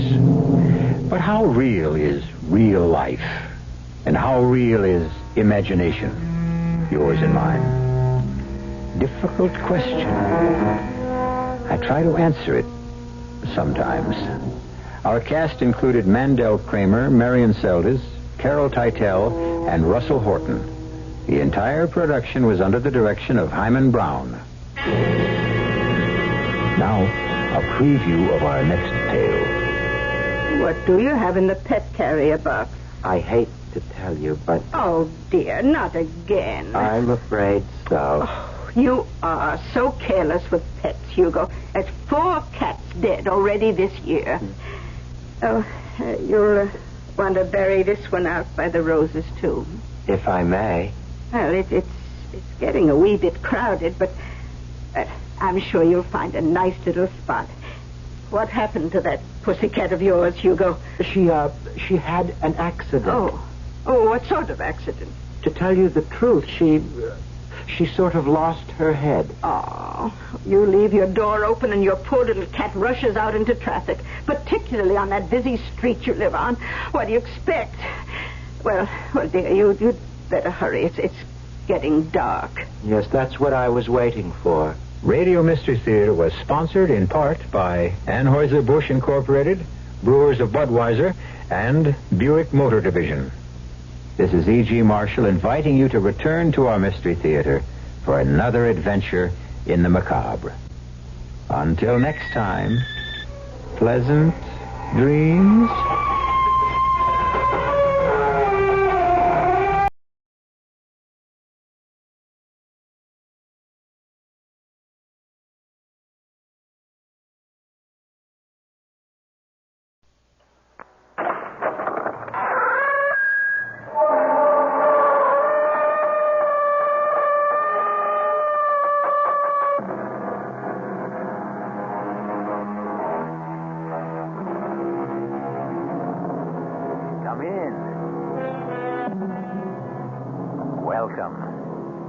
I'm E.G. Marshall.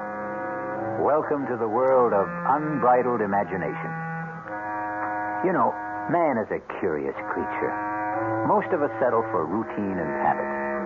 8 hours on the job, another 7 or 8 in bed, and the other 8 on some hobby that is neither too physically demanding nor asks for too many mental gymnastics.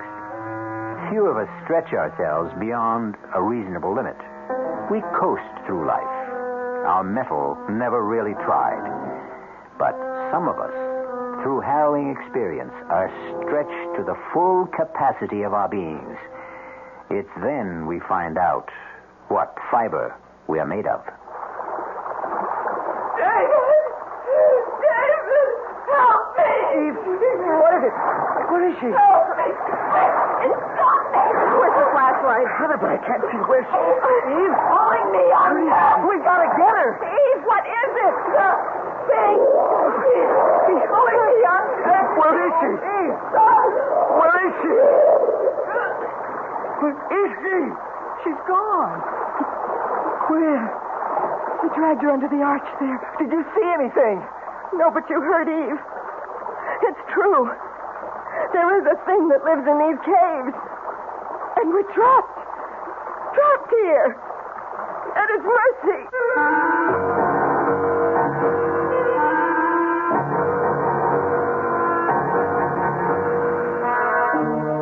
Our mystery drama, The Thing in the Cave, was written especially for the Mystery Theater by Ian Martin and stars Terry Keane and Marion Seldes.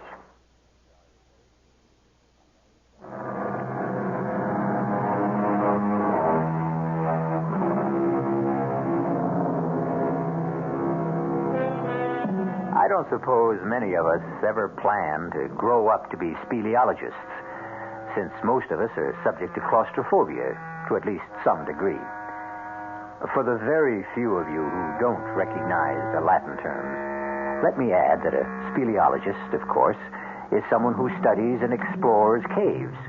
And claustrophobia is that suffocating, pervasive dread of being shut in. This tale concerns itself with 4 young spelunkers. Those are cave explorers who do it only for fun. And their gruesome experience of being cave-bound. Literally buried alive.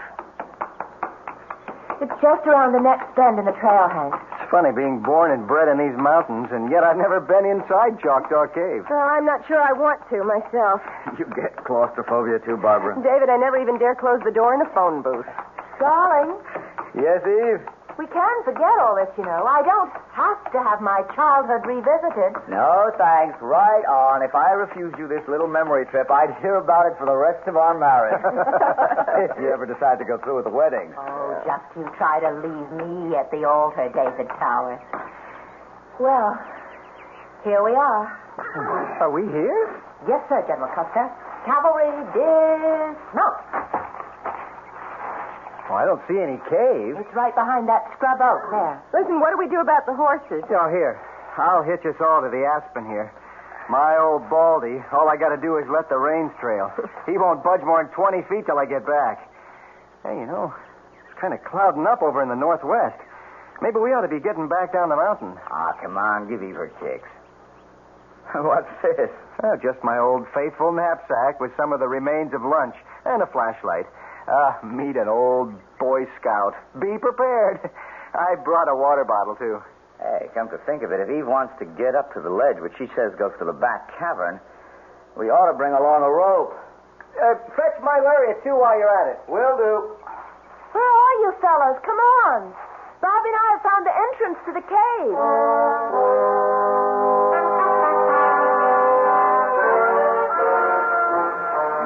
Sorry. It all seemed a lot bigger when I was a kid. Barbara and I can make it all right. Crawling, but Hank comes in the giant size. Hank, can you make it? It's just about as tight as a cork in a bottle. If I get stuck, you can be sorry if this is the only way in and out. With just a moment, we can all stand up. You'll see. Maybe we should all forget it. You scared? No, but I'm not exactly happy either. I don't know if Hank can... We're here. In the cave. I can stand up. Oh, come on, everyone. It's just beautiful. It's just as I remembered it. You're right, Eve. It's breathtaking. Like a cathedral buried at the bottom of the sea. Oh, hey. All green like Saint-Chapelle in Paris. How in Paris? Oh, it's a marvelous chapel near Notre Dame with all stained glass windows that make you feel as if you're scuba diving and looking at it through water. Hey, I can hear water, too. Somewhere. Come on. I'll show you where. Listen, look out for the, what do you call them? Stalactites, if they hang from the roof. And the ones from the floor are stalagmites, right? Here it is. Here's the waterfall. How about that? Oh, that's beautiful. But where does the pool drain? Well, nobody knows. But some say it's bottomless and it goes right through the earth. Well, where does the river that makes the waterfall come from? Up there? Well, the kids I used to know climbed up to the ledge there and then went in through the cleft. They say it comes from another chamber behind this. Where it comes from before that, I guess nobody knows. What's that? Maybe it's him. Him? Where are you talking about? I know, I'm crazy. Oh, but it's such fun to remember how we kids used to come here together and talk about the thing. The thing. Well, what was the thing? It was just something we made up, some country legend someone had heard about this creature, this monster that lived in an underground river, whatever it is. What kind of monster? Well, you know, slimy and slippery and all the blob, with one great red-rimmed eye and long, snaky tentacles that crept and crawled along the rock until suddenly they pounced. What was that? Sounded like thunder. I bet that storm broke outside. Come on. We better get going. Oh, just wanted to get into the cave behind us, where we are. Just once again. Oh, no, count me out. This place is giving me the heebie-jeebies. I'm getting a little tight in the throat myself. Come on, darling. You're right, David. I must have been a little crazy. I don't know what it was, but something seemed to draw me here. Almost as if it was something calling. Come on, Eve. Run! Yes! Eve, come on! It sounds like the whole mountain's caving in. No, go back! Go back! Come on!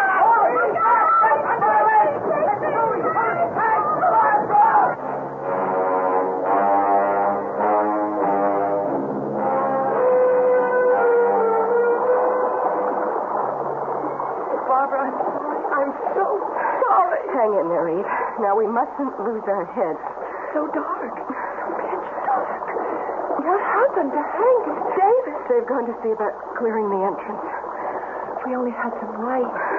The boys had the only flashlight. Wait a minute. What is it? Is it the... No, cool it, Eve. Just Hank and Dave coming back with the light. Oh. Any luck? You both all right? We'll make it.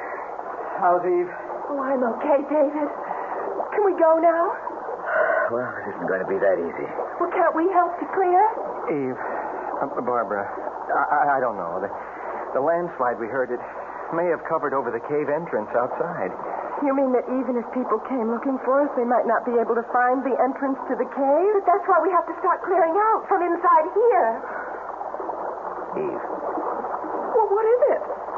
I mean, at least we know where the way out is. We can crawl back through the tunnel, Eve, and then we'll... we don't know where the way out is anymore. What do you mean? The whole area where we passed along the stalactites and the stalagmites has collapsed. Even if we could guess where the tunnel going out began, the rocks blocking it are so large, it would take a bulldozer to move them. Oh, good Lord. Then we're trapped. We're sealed in like a tomb. And it's all my fault. Oh, darling, it's all my fault. Come on, darling, baby. Say, let me handle it. Eve, stop it. Stop it. Take it easy, Barbara. Now, Eve, come on. You've got to get a hold of yourself. Oh, I'll be all right. Sure you will. Hank, have you any ideas what we can do? Well, I guess the first thing to do is not to panic. Now, we've got water. I've got some chocolate bars and a couple of sandwiches left over from lunch in my saddlebag. We've got light, as long as the batteries last. Which reminds me. Do we have to be in the dark? Well, there's no sense in using up the batteries when we don't need it. David. Right here, Eve. Hank, what are our chances of being found? Oh, it's hard to answer, Barbara. Of course, they'll miss us back at the ranch by tonight. Oh, it didn't say where we were going. But when they find the horses hitched right outside... It's always supposing they weren't buried in the landslide. Is there any other way out of the cave you know of, Eve? No, not really. Like I told you, some kids got up on the ledge at the top of the waterfall, and they went into some kind of a chamber behind there. But they claimed that...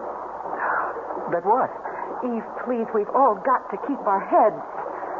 Well, it's just that the thing came rising out of the water, hissing and snarling, so they just took up and ran. Well, I don't guess four of us grown-ups, as long as we stick together, are going to dream up any boogeyman out of the shadows. I've got to turn the light on for a minute. 20 after 4. They won't miss us till dinner time. By the time they started any kind of search, it'll be dark. Yeah, and with the thunderstorm and the Pacoda River running high as it does at the ford, they may figured we hold up at Halfway House. That's this side of the river? Yes, and there's no phone, right, Hank? That's right. Look, it's only about 20 feet up to that ledge. It'd be easy to climb. Dave and me could go in through that cleft and have a look around. Maybe there's a way out that way. You girls wait here. Oh, no way. I'm not sitting around in the dark. We'll all go, Hank. Well, okay. You climb first then. David, right behind you. Then Barb, and I'll come up last. Let's go.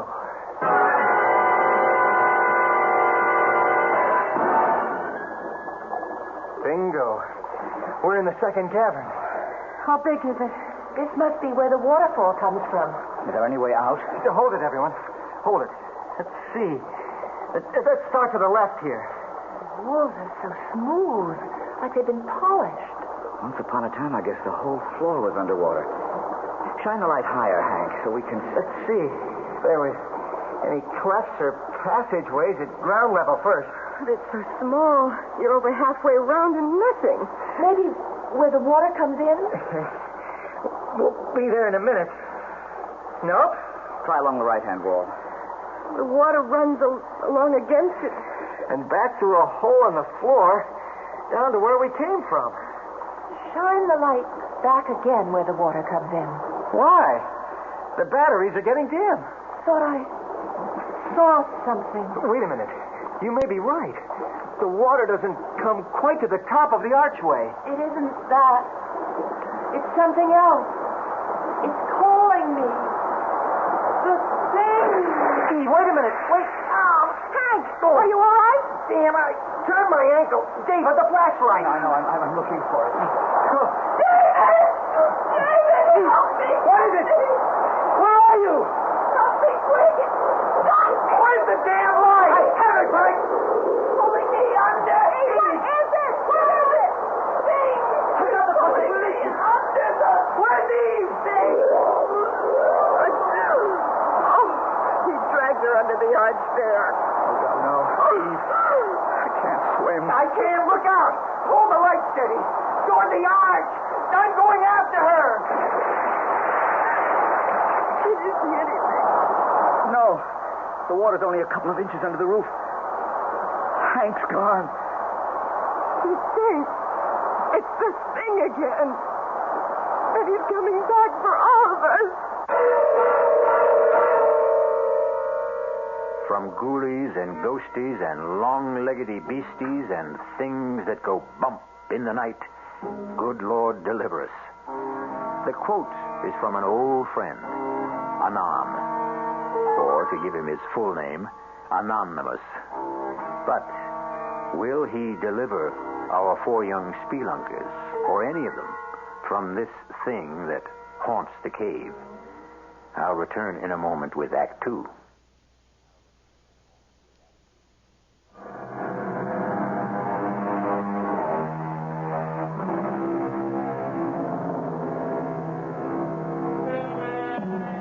There's a creepy, crawly feeling about the very thought of being shut in anywhere, without doors or windows. Confinement of any kind is as foreign to the human animal as it is to his fellow beasts. And as for caves, I know I wouldn't be found dead in one. Oh, I hope that figure of speech isn't a prophetic one for one of our 4 young friends who are cave-bound. What was that? Column of water. I don't know. But didn't you see something inside it with great arms reaching out like a tree? It was just a geyser, a water spout, some freak of nature. Eve said there was a thing. Oh, what does it matter? Eve's gone. She's dead, drowned. And it's my fault. And Hank hasn't come back either. David, you can't help it if you can't swim. Hasn't helped Hank, but he could. He's disappeared. She was my girl. If anyone had to die with her, it should have been me. Maybe they've gotten to another cave. If they hadn't, their bodies would have come up to the surface. Look at that vortex there, Barbara. Where the spout, or whatever it is, came from. Just before the archway. Spins like a whirlpool. It could have sucked them both down to the bowels of the earth. Oh, David, what are we going to do? I don't care anymore. Well, I do. Give me that flashlight. Oh, it's getting dimmer. Maybe there's a hole or passage higher up that must... What's that? Back. The lights to them. Put it out. No, I can't. I don't want to be in the dark with them. We'll have them all over us. One brushed against me. Please, help me.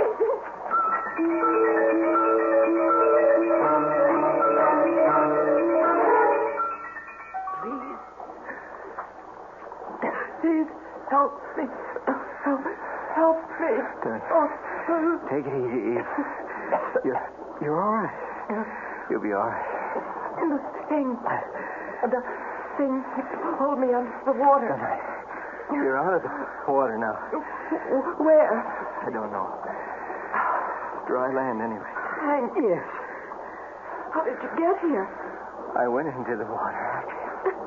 Try to save me? Oh, it's an Eagle Scout. You know, trustworthy, loyal, helpful. What about David? He can't swim. Oh, but how did you... I don't think I could explain. What do you mean? It just doesn't make sense. The stream was flowing out of the arch.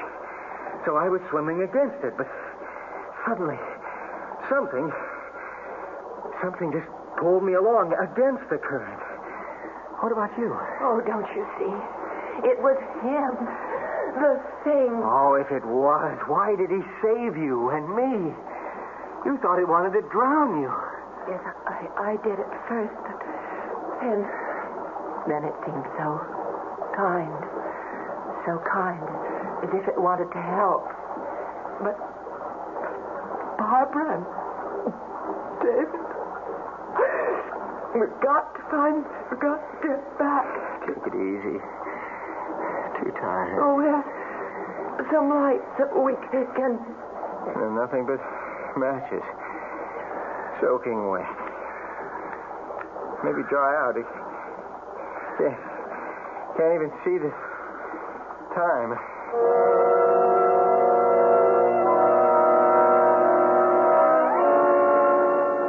David. Yes, Barbara? Would the light disturb the bats again? They make my flesh crawl, but anything's better than the dark. Well, it must be night outside by now. I have a hunch they've taken off for the outside cavern. Well, are they in for a surprise when they find there's no exit anymore? Maybe they know of one out of here. Let's try. So far, so good. Getting so dim. Isn't all that high.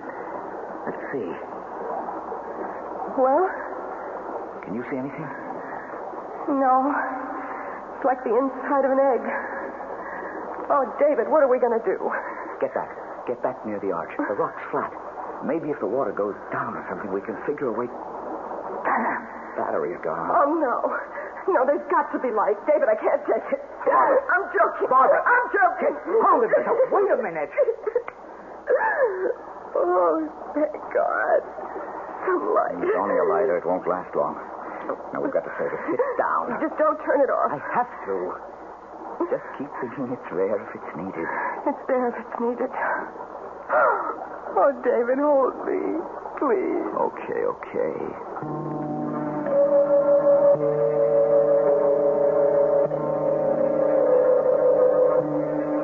Oh, Hank, I got you, all of you, into this. But Eve, that won't help. What we need to do is move around and try to get warm. At least we're dry. Try those matches again. Oh, no good. If only we could see to... What is it? Look up, Eve. Way up there. What do you see? It's a shaft of light. Sunlight that's coming from outside. It means there's a way out. But it's so high up. It's so little. With any luck, as the sun rises, it'll give us more light. Then we can explore.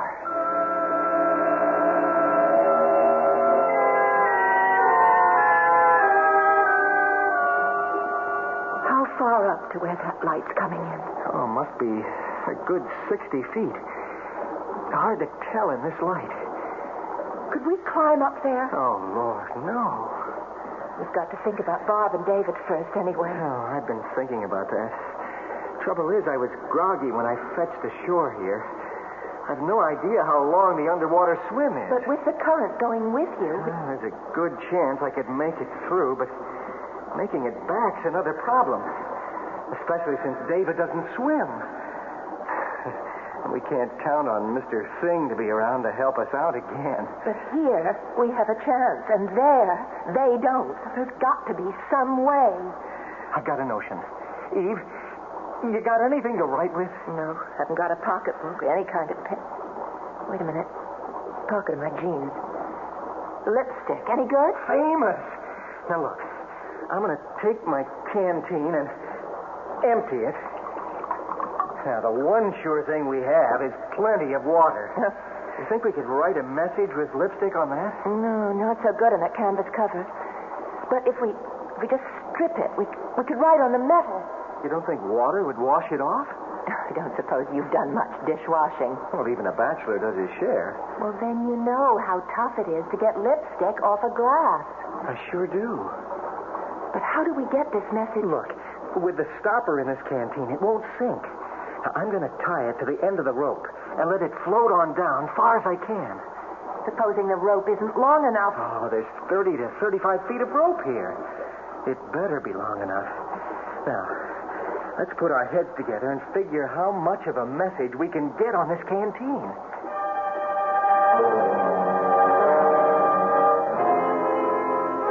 David? Yes, Bob? Is it me? Or is it getting hard to breathe in here? It's all in the mind. You know, it's funny. What?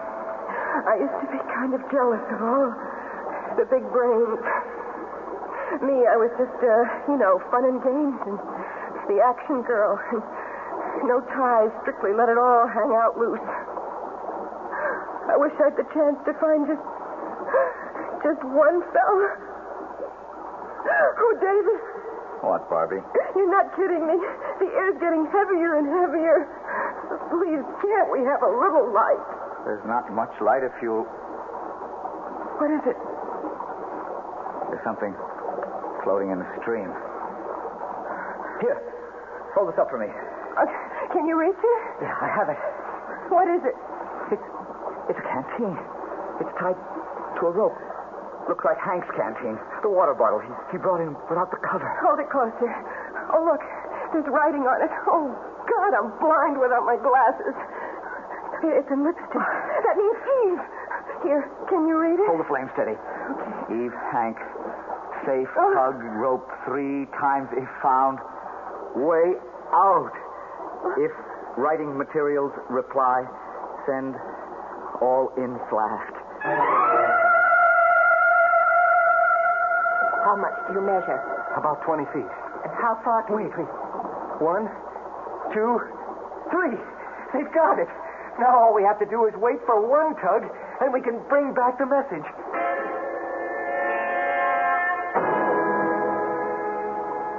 There's so much more we should have told them. The time.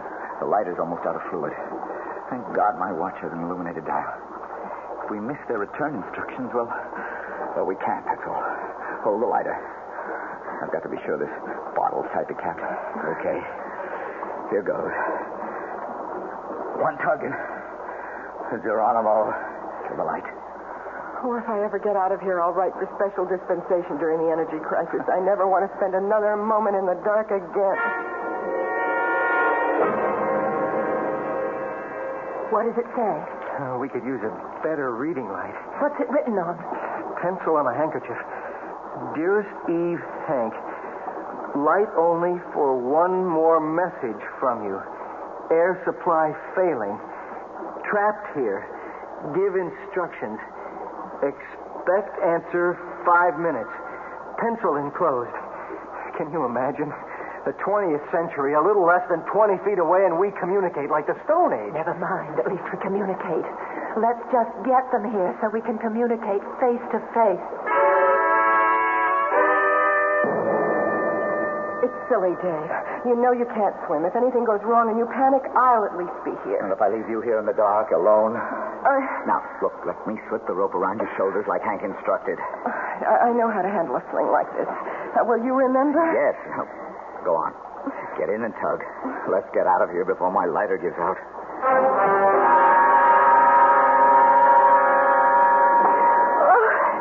It's nothing. I could have swum it alone. I didn't hold my breath more than half a minute. Oh, Bobby, it's so good to see you again. Let's get that sling off and float it back on the bottom of David. Yes, hurry. You think you'll be able to manage? Oh, sure. A cinch. Oh, here you are, Hank. Oh, I just hope your boyfriend isn't jealous. You mean the thing? No, I'm sorry. I shouldn't have said that. 17, 18, 19... 20, 21. It should be right on the mark now. What's the matter? Haven't he tugged yet? Give him a chance. I hope the lighter hasn't run out of fuel. But if he can't see, then how can it get... Watch it. There's the tug. Come on. Let's all pull fast. Should it come as easy as that? Something's wrong. He's lost the rope. Oh. He's lost the rope, no. all right. But it's something worse than that. Get back, everybody! Get back!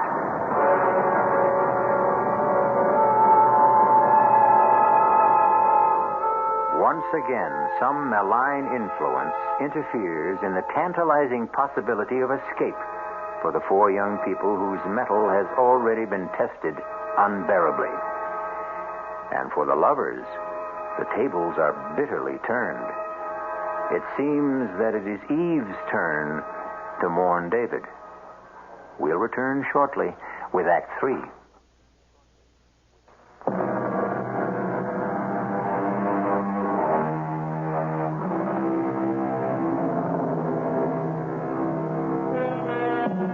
Instead of David appearing from the tunnel, secure on the rope, there is an empty sling tied to the canteen for a float. And behind it, a boiling spout of frothing water spewing from the narrow opening of the channel like a huge fire hose, reversing the normal current till the opposing forces drive a seething lake over the floor of the cavern.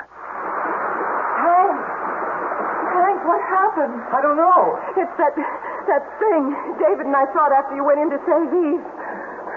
David said it was some sort of a water spout, a geyser, or... Look! What? Floating in. It's David! Help me! Right with you. Easy. Eve, let me get him. Don't let him go. It's all right. The water's washing him ashore. Is he He swallowed a lot of water. Let an RN and an old lifeguard handle this one. Get him on his back, Hank. Yeah. That's right. Now, help me pull his jaw forward. What's that for? Free his tongue so he doesn't strangle. Okay, now let's get the water out of his stomach. And then we'll start mouth to mouth. But what happened, David? Lighter gave out, so I had to lie there in the dark, feeling with my hands for the bottle to come through. Suddenly, I felt it, but it slipped out of my hands, and I fell in the water, grabbing at the rope. That must have been the tug I felt. I don't know. I lost the rope, and I was floundering when suddenly the water began to literally boil all around me. The water spout? Yeah. It lifted me half out of the water and flung me against the arch. I guess it knocked me out. You've got quite a bruise on your forehead. It's what happened to us, Eve. What do you mean? There's some fault right below there.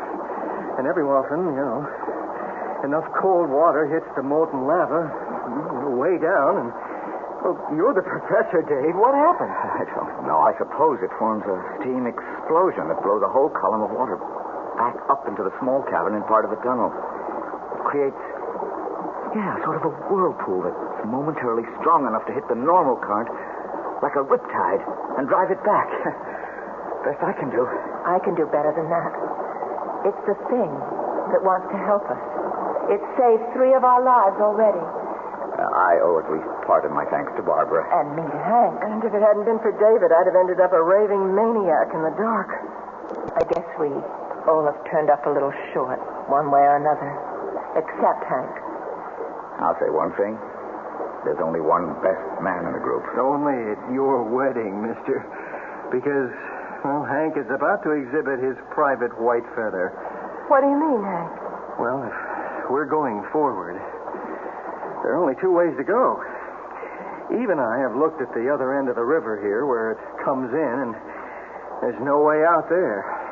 How about the cleft up there where the light comes from? Well, looks to be the best bet, only, Davy, old man, that's 60 or 70 feet up there. And I want to tell you, heights turn my belly to water. Even that first 20-foot climb we made, I'd like to die. I didn't dare look down after we got there, so what do we do now? We climb. Just let me look it over. No, shouldn't be too tough. Are you sure you're up to this, darling? Eva, I may be an egghead, no muscle boy, and I can't swim. But one thing I do know how to do is climb mountains. This one's my baby.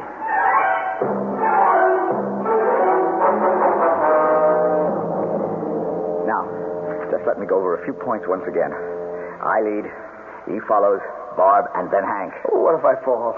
You're on a fling. The rest of us can hold you, and if you don't lose your head, try to relax. And as you swing back to the wall, grab hold again. But you're not going to fall. Yeah, but... Look, it isn't a tough climb. The main thing is, don't look down. All right. Just keep your eyes up. And each one follow whatever toe holds or hand holds the one before is used. I'll test each one of them first. Most of the climb we can follow ledges. If they feel narrow, face the wall and move sideways. Don't look down. And no hurry. Don't anyone try to play hero. If you're tired, let me know, and we'll rest, okay? I'm not worried, darling. I trust you, Dave. Well, if we don't get started, I may never move. Here we go.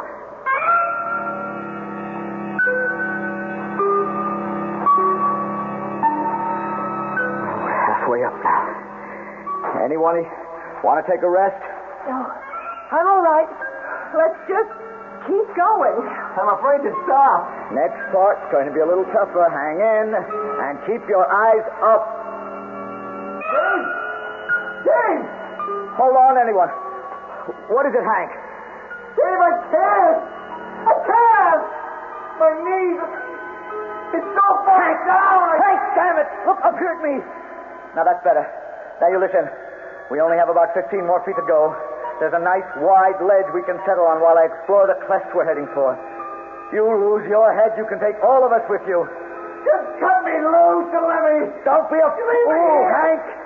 We're a few feet from getting back in the world. Come on, don't let us all down. All right, I'll try!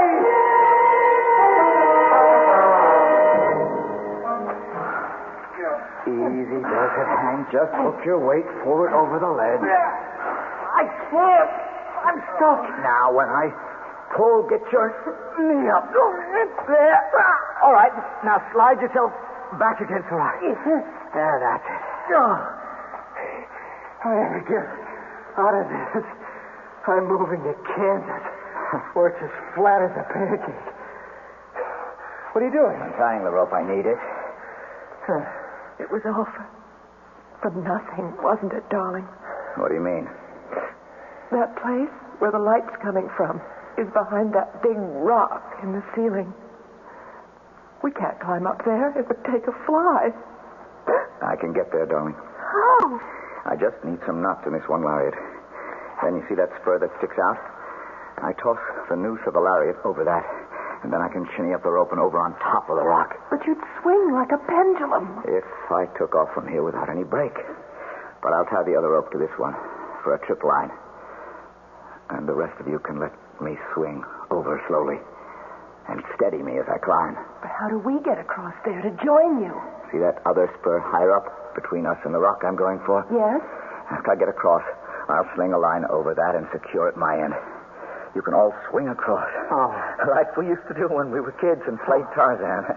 It's only about 10 feet. I don't think I could do it. You've got to, darling. It's the only chance we have left.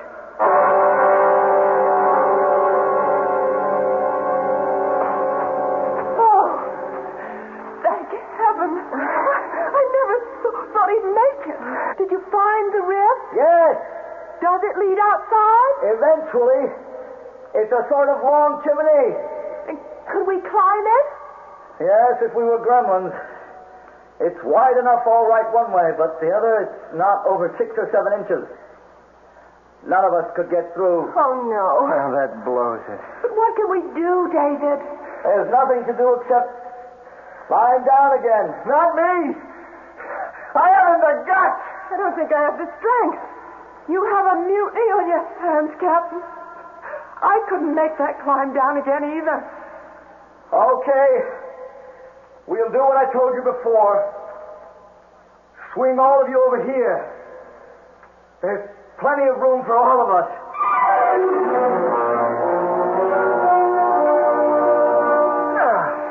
I got you, Eve. Back on good old terra firma. Just like riding down an elevator. Oh, thanks, Hank. So we all got down easy.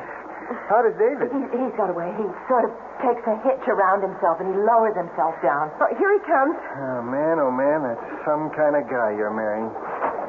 Everybody all right? We are. A few rope burns, that's all. Sorry I put you through all that for nothing. That wasn't much help. But it was worth a last chance. You have to harp on it? I'm not giving up yet. What else is there to try, darling? Faith. Trust in God. I don't think he'd have put us through all this much and not planned to save us.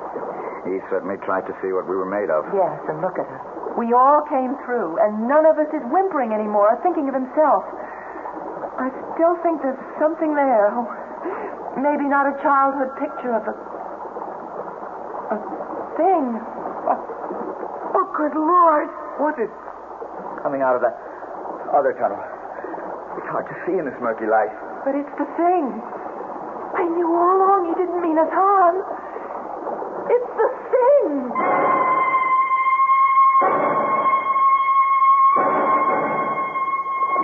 I reckon I must have thrown quite a scare into you folks. Jim Trimble here, Deep Sea Diving and Ocean Bed Recovery Incorporated, ex-frogman in the Navy. You got a mess of folks mighty worried about you on the outside. There's going to be some relief once my boys bring in scuba tanks and gear to get you to the outside there. Just, let me give them the go-ahead. Hello, Praise 2, this is Jim. All 4 missing persons alive and well. Proceed with plan as outlined.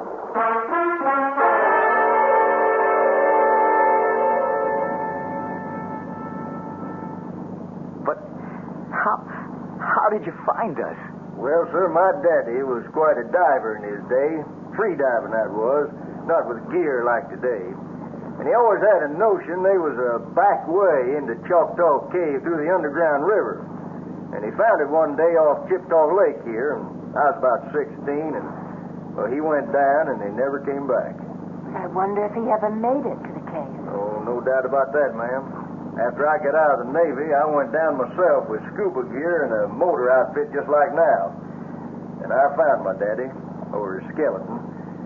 I figure he got down just holding his breath, but trying to make it up again at that angle, the current was just too strong. And after it got him, it brought him back to rest here, you know. I brung him out and buried him proper. I'm sorry, Jim. No need. He died doing what he wanted to do. But how did you find us? Well, Hank's old horse, Baldy, was smart enough to outstep that landslide, and when he turned up downhill, folks got alerted, but there wasn't a hope of digging you out, and they sent for me, and I got flown in from San Diego, and that's how I come to scare you into thinking I was that old legend I guess my father started. But the thing... It isn't a legend, Jim. Your father never really died. He was the one that saved us.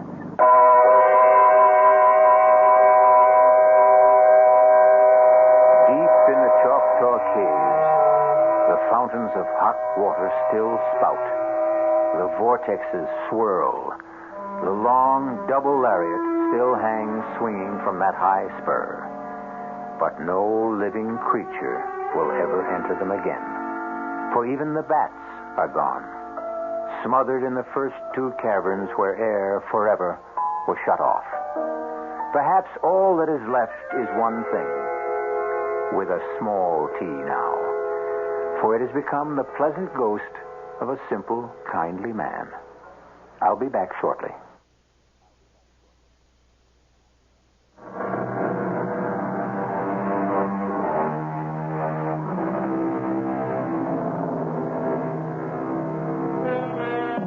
So, for this time, a happy ending.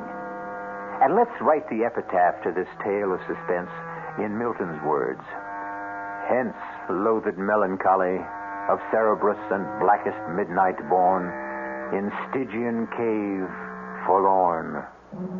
For myself, I equate cave with the Latin word spelled the same way, C-A-V-E, but pronounced cave.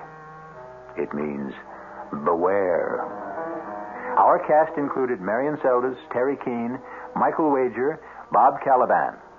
The entire production was under the direction of Hyman Brown.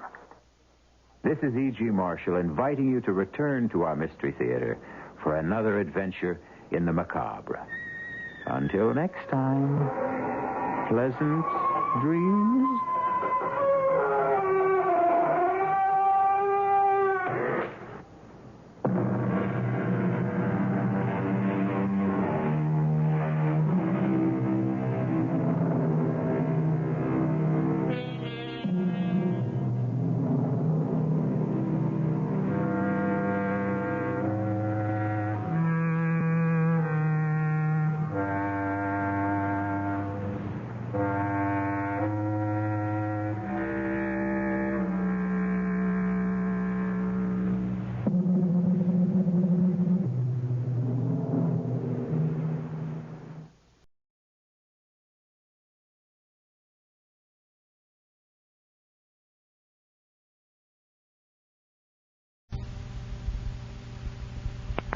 And now, Mystery Theater, brought to you in part by True Value Hardware, your store of first choice.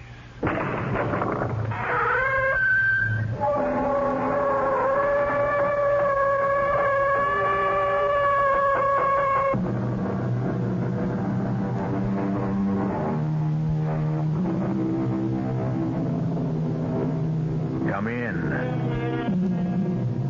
Welcome. I'm E.G. Marshall. Welcome to the world of primeval dread, to the fear you can hear. Do things have souls? Do natural forces embody malicious spirits? That was the primitive belief of mankind, stifled, they say, by the rise of civilization. But is it dead? Or does there move within us still the distorted shadow of some long-forgotten lore? Dark images we dare not face. Jeff Moore never found the answer, but the question shattered his life.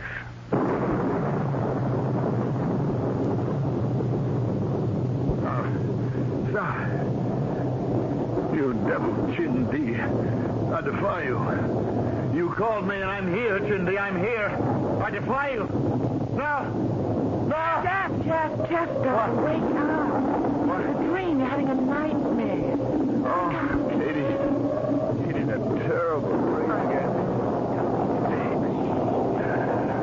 Just a storm. The horse again. The horse galloping toward me. The rider wrapped in a long black shroud. When he turned his face to me, it was a mass of melting flesh. It was the face of the man we buried out there in the sand. Katie.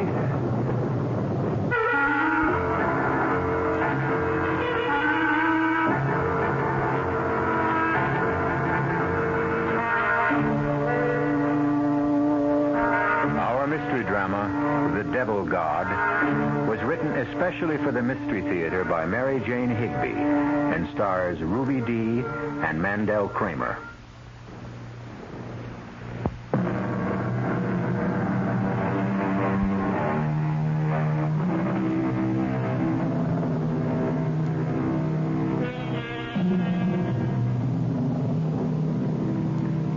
The main character of our drama tonight will never appear. I think you will feel his presence, however, as thousands have felt it through the long centuries that brought us out of the prehistoric cave to the place where we now stand. As Jeff and Katie Moore, a young couple from New England, felt it among the stark cliffs of the Southwest.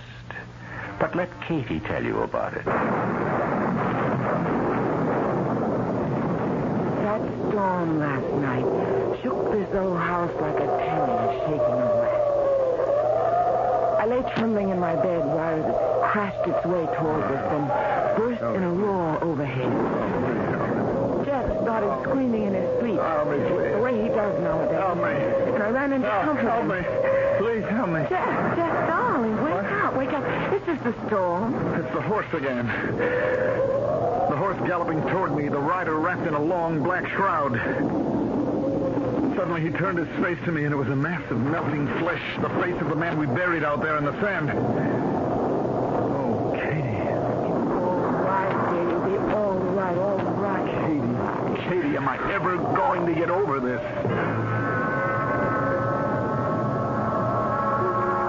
Funny thing about a vicious storm, how innocent and clean the world looks afterward.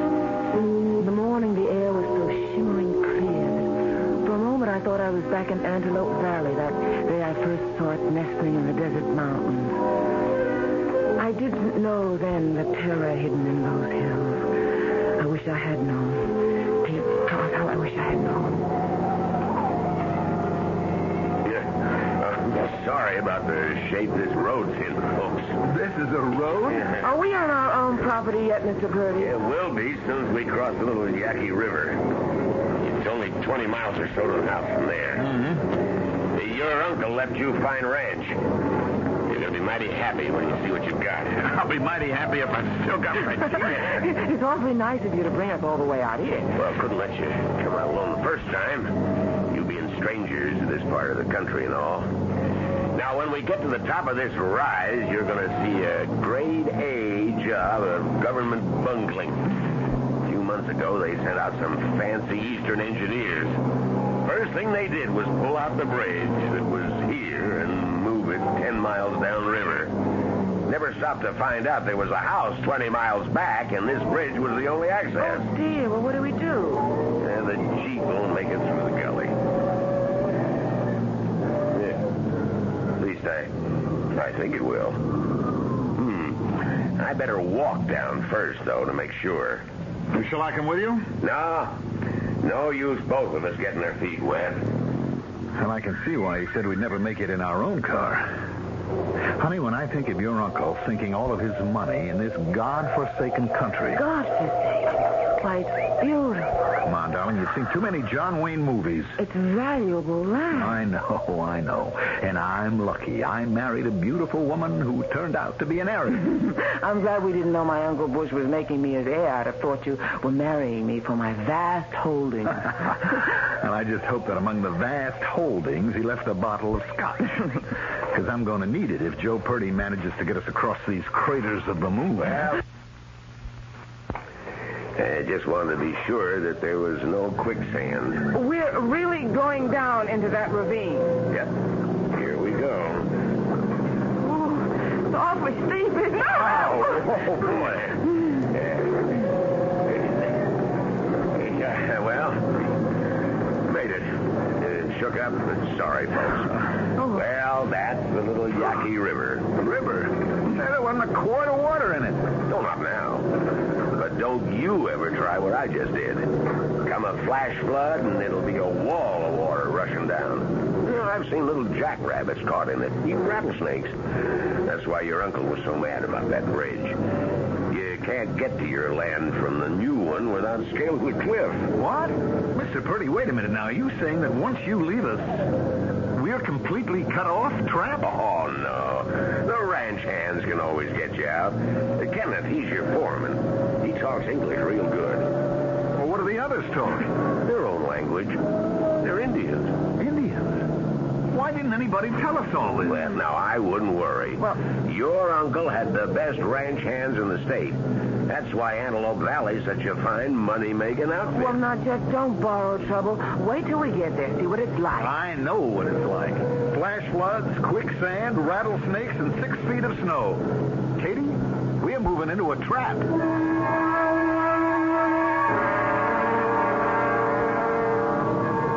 But Jeff's misgivings faded when Antelope Valley lay spread before us. The long white L-shaped house, half hidden in cottonwood trees and bordered by bright flowers. And winding in the distance, the gully that marked the upper course of the little Yaqui. Some Indians were standing around the corral. I waved, but they only stared back. And here we are, folks. Well, after what we've been through, this is kind of like Shangri-La, isn't it? We'll just get the luggage out. Oh, there's your foreman. Hi, Ken. Hi, Joe. Mr. and Mrs. Moore, Kenneth Yazzie. Yes. Nice to meet you, Kenneth. Yes. I'll help with your bags. Well, thank you. Then, if you'll excuse me, I'll get back to work. We're just finishing up. All right if I show you around later? Oh, yes. Freezer's well stocked, isn't it, Ken? Sure is. Couple of sides of beef and a lot of game. Now, don't you carry anything, Mrs. Moore. Just get the door for us, please. I've had the house open and airing for you all day. What a nice room. What a great fire. And look at this. You wouldn't expect a picture window in a ranch house, now would you? Oh, your uncle built himself a real modern... Oh, look up on the hill. What a beauty. Oh, you mean the horse? Hey, that's a palomino, isn't it? What? Isn't that a palomino out there? Oh, it's gone. I think you must be mistaken. I think you saw a deer. No, it was a horse, all with a right. wonderful golden mane. I'm going to get some sugar and see if I can't... No. What? Leave it alone. Why, Ken? That horse is no good, Joe. What do you mean? There's a bad feeling about that horse, Mrs. Moore. Leave her alone. She doesn't belong here. Whose horse is it? Bad feeling. Don't go near her. Let her go. But doesn't she belong to us? Doesn't she? Believe me, Mrs. Moore. You staying overnight, Joe? No. Have to get back to the office. The title company won't run itself, you know. Well, you'll stay and have a drink with us, won't you? The boys want to talk to you, Joe. Yeah, sure. I'll go out to the corral and say hello and, yes, Mr. Moore, I reckon I better have one for that road. We'll be right back.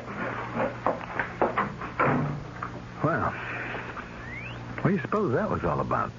The horse, you mean? That Indian looked so funny. I thought he looked frightened. A valuable animal like that shouldn't be running around loose. Oh, come on, darling. I want to see the rest of the house. Oh, look at this kitchen. It's huge. Hey, you can walk right inside the closets. Boy. Hey, your Uncle Bush Hyatt was no teetotaler. I'll say that for him. Get the ice, honey, and I'll see if I can find some glasses. There's enough liquor here to last the whole winter. What are you staring at? That horse again. Look through this window. It's heavenly. Oh, Jeff. Boy, Joe Purdy's sure deep in conversation with those Indians. They're kind of a sullen-looking lot, aren't they? No, I don't think I would exactly call this place heavenly, honey. Hostile seems a better word. You don't like it. Oh, Jeff, give it a few weeks' trial and... Look, it's beautiful, Kate, but... Oh, I guess I'm just tired. Hello? Hey, we're in the kitchen here, getting it all together. What do you have? Bourbon or scotch? Oh, bourbon. Bourbon's fine. I haven't found the soda yet. Will tap water be all right? Never mind the water. I'm going to ask you folks to put me up for the night. Oh, wonderful. Oh, sure. Wonderful. Well, here's to a happy life in Antelope Valley. Yes, cheers, Joe. Cheers. You don't mind if I call you that, do you? Of course not. Everybody does. Well, I have to ride out behind the hills tomorrow. Oh, why? There's a job to do back there. Nasty job, too. The ranch hands asked me if I'd do it. Why'd they do it themselves? No, they can't. It's something to do with their religion. Oh, and by the way, I want to talk to you about that. You've got the best cowhands in the state. Now, you'll get along just fine if you respect their ways, their religion. What is their religion? Well, as near as I can figure, the Indian lives in a different world from us. He lives in a world of spirits. Where we see a cloud, he sees a spirit. Where we hear the wind... Well, that's animatism. Well, I wouldn't know about that. But the important thing is not to rile those spirits. Okay, I'll drink to that. No, I'm serious. I'd advise you to be. Because, well, I've seen some mighty strange things in my time. And now about that horse, Palomino... Now, how about that? Now, is it ours or isn't it? Well, I figure it isn't. You see, anything the lightning god has touched belongs to him. You mean the horse was struck by lightning? It didn't hurt her. One of those freak accidents. But now she belongs to the lightning god. He'll strike down anybody who tries to take what is his. So, leave her alone, okay? Oh, come on. That's nonsense. Plain superstition. It's what they believe. Well, Kenneth doesn't go for this rubbish, does he? He seems like an educated man. He was a track star at UCLA. Almost made the Olympics. But Ken is an Indian. I see. All right, now look, let's get this straight. The horse belongs to this ranch, right? And it's a valuable animal, isn't it? I reckon so. Now, you're saying that I can't keep her, can't even sell her because of some whammy that somebody's put on her? I'm saying you won't go near that horse if you know what's good for you. But that's crazy. But don't be so sure. Well, you don't believe this drivel, do you? I don't believe it, and I don't not believe it. Well, that horse is going back into the barn. It's ours, and I'm keeping it. You take that attitude, and you'll be in trouble. Bad trouble. That is superstition right out of the Dark Ages. Older than that, I reckon. But it's their belief. And this would be one hell of a time to try to talk them out of it. They've got a dead man lying back in the hills to prove it. A dead man? If you're so cocksure about these things, ride out with me tomorrow when I go bury him.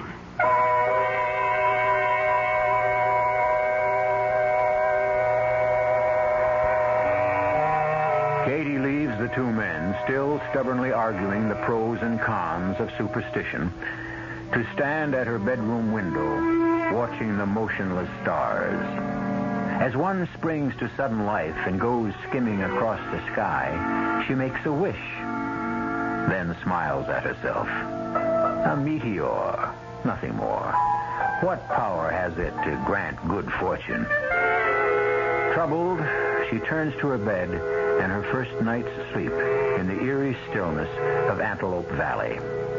I'll be back shortly with Act 2 of The Devil God.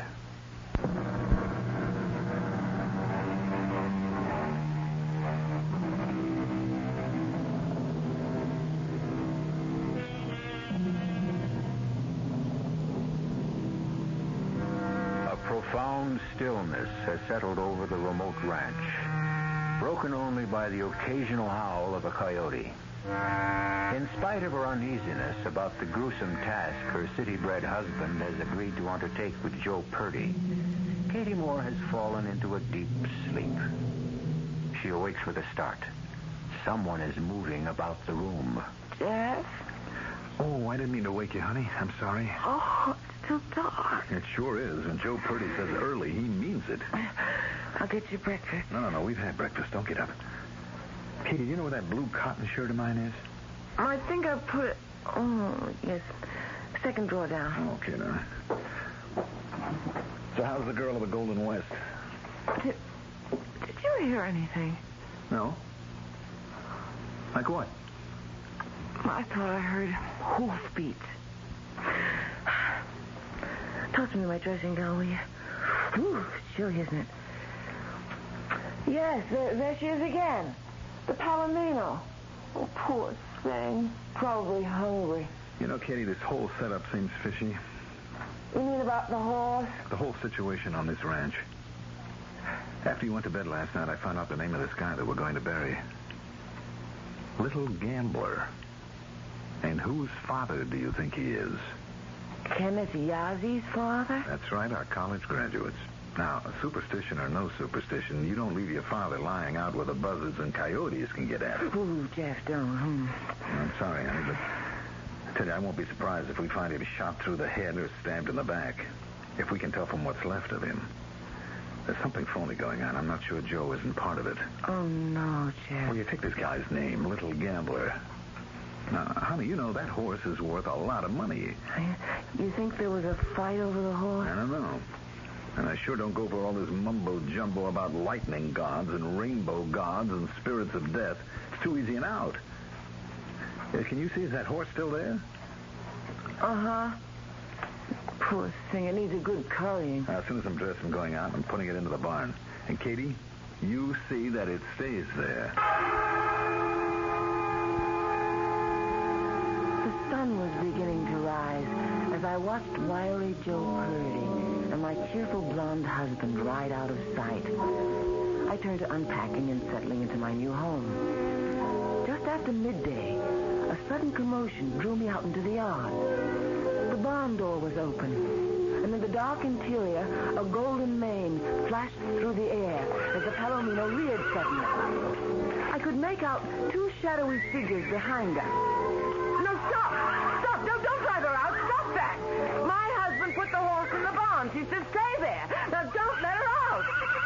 Doesn't either of you speak English? Something wrong, Mrs. Moore? Yes. My husband put the Palomino in the barn this morning, and I caught these men trying to drive her out. I don't think so, Mrs. Moore. Oh, yes, I saw them. The horse is no good. You mean she's vicious? That's absurd. She's as gentle as a lamb. No good for the ranch. She was my uncle's horse, wasn't she? Kenneth, I'm serious about this. We're keeping her. And from now on, I want the boys to take good care of her. They have other work to do. Oh, come on. All this fuss is because she was struck by lightning, isn't it? Let's settle this once and for all. This was my uncle's ranch. Now my husband and I occupy the place that he did. Your uncle understood Indian ways. I understand, too. I know how the ranch hands feel about the lightning god, and I sympathize. But I don't for 1 minute believe in it, and I don't think you do. Mrs. Moore, let the horse go. Otherwise, I cannot be responsible. You don't have to be. Just do as I say. He turned on his heel and left me standing there in the blazing heat. Tears of fury stung my eyes. I watched a buzzard circling in the clear sky. Then the thought of Jeff and the grisly job we had set out to do sent a shiver through me, and I ran back into the cool ranch house. I prowled restlessly from room to room until in my uncle's office I came across a photograph album. A pictorial record of his days as a trader on the Indian reservation. A recent snapshot, not yet pasted in the book, fell out in my lap. On it, my uncle had written, Scheherazade, first prize, Santa Fe, 1972. It was the Palomino.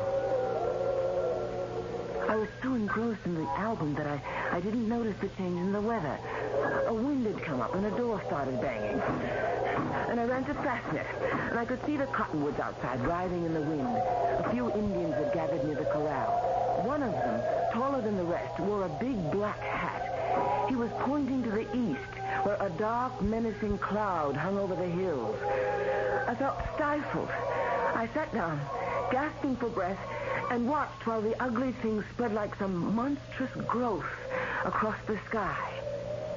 Shortly after sunset, Jeff and Joe Purdy returned. Honey? Oh, Jeff, I'm so glad you're back. Not as glad as I am. What a day. Nasty chore.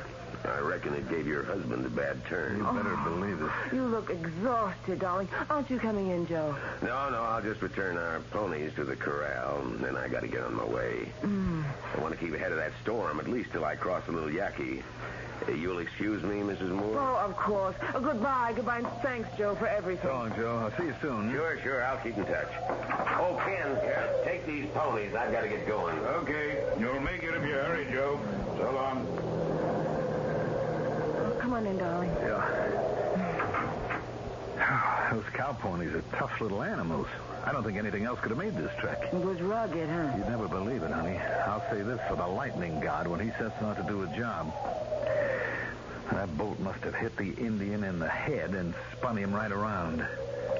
His face was like melted. Oh, even his moccasins were split. And the funny thing, his blouse was untouched, but the sleeves were gone. Apparently went up in smoke. And the flesh on his arms was peeled to the wrist. Do you think it really was lightning? Oh, no question about it. Freak accident. Strange how often people use that word about lightning. Freak. Yeah. You have to see it to know why. I mean, it looks deliberate. You know, like two guys are in a boat and one is struck by lightning and killed and the other one isn't touched. You know what I mean? The Indians think it's malicious spirits. Chindi, they call it. Well, it's nonsense, of course, but I tell you, standing alone with Joe out there in the desert, well, it was funny, but it was like I could feel a presence. I kept looking over my shoulder. I told Joe, and he said, "Yep, Chindi. That's the death devil, Chindi." Jeff. All right, look, honey, I was darn glad to get away from there. It's getting dark. That evil presence was... I better put on some more lights. Where's the light switch?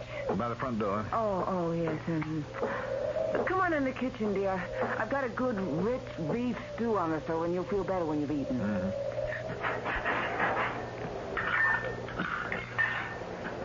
What was the scenery like back there? Sky, sand, and sagebrush. The handiwork of Chindi. Storm. My goodness, it's black outside. I tell you, I wouldn't want to be Joe Purdy driving back to town now. Lightning, look. Sheet lightning, isn't it? Scary, but beautiful. Lit up the whole hill. The Indians say it was Little Gambler's fault. His fault that lightning struck him? They say he rode a horse that fire from the sky hit last year. The Palomino? That's right. And he knew the lightning god gets mad if anybody takes what's his. You know, Katie, I'm afraid we're going to have to give her up. Oh, no. She's a jewel, a prize winner, you know. And she's been so neglected. It's awful. Uncle Bush was very proud of her. How do you know? Well, I found a picture of him standing beside her the day she took first at some horse show. Well, we can't keep her.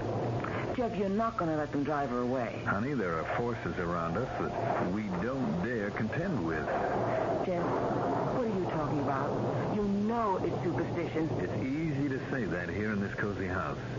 But out there, in those bleak burning dunes, I tell you, Katie, there was something. I could feel it. I feel it now. That was a close one, wasn't it? Yes. Sheet lightning is forked lightning.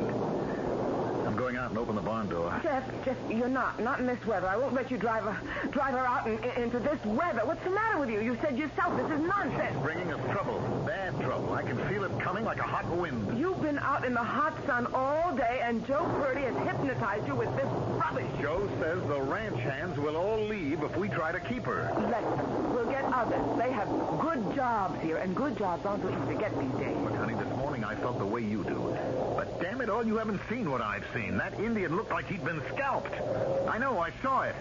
I'm not just talking. Now, we've got to get rid of the horse. Jeff, listen to me, dear. If we give in now, we'll lose all authority. You know, I had an unpleasant scene with Kenneth earlier. He was very rude. We can't start out that way. This taboo, or whatever it is stupid and barbaric, and we're not going to yield to it. I'm going to make some coffee. Stay away from the sink. That's not superstition. The pipes form a perfect ground for the lightning. You mean I can't even run water for coffee? Not until the worst of the storm is over. Now, it's heading for us right now. Joe was telling me that before lightning strikes, you can sometimes feel an electric charge run through your body. You feel your hairs rise. It's the hand of Chindi. Then you're probably going to be hit, and the only thing to do is drop flat on the ground and pray. Oh, flat. The light. Oh, hit a power line, I guess. Well, what do we do? Now, just keep calm. The lights will probably go on again. It's awfully dark. Have we got a flashlight? Yeah, but it's in the car back in town. Matches? Not since I quit smoking. Got to be some candles around here. I saw some this morning. I remember now. I was putting things in the kitchen closet. I know where they are. There must be matches there, too. I'll get some. Let's see now. It's over here past the sink. Yes. Mm-hmm. They're in the back on the third... Katie! Oh, what happened? Oh! Katie, are you all right? Oh! Katie, where are you?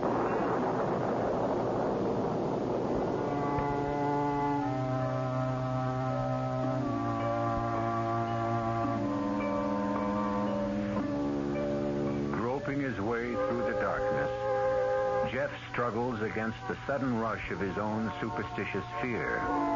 But one man's superstition is another man's firmly held faith. And perhaps the only safe conduct through the uncertainties of this valley of shadows is a healthy respect for the beliefs of others. Common courtesy or common sense should teach us that. If not, the powers that be may find harsher ways to bring the lesson home. I'll return shortly with Act 3.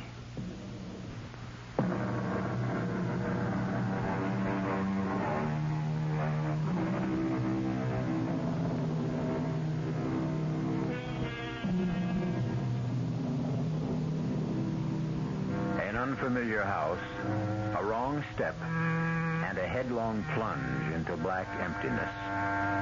Katie Moore lies dazed and frightened on a rough cement floor. Oh. Katie? Katie, where are you? Are you all right? I think so. Don't try to get to me, Jeff. Wait. I'll see if I can get up. Oh. Are you hurt? I don't know. Yes, I think I fell down. There. Oh, my shoulder. Don't move. Damn it, if I only had a match. Yes, there are steps here. Be careful. All right. Now, where are you, darling? Here. Oh, okay. All right, listen, do you think you can put your arm around my neck? I'll try. Easy. I better not try to move you until we get some light. I gotta find those candles. I'll be right back, darling. Watch yourself. All right. Watch yourself. Oh, Ken, thank God you brought a light. I could see from the bunkhouse that the place was still dark. I figured you didn't have a flashlight, so I brought a couple of kerosene lamps. But my wife fell down the cellar steps, and I'm afraid she's badly hurt. I didn't dare try to move her.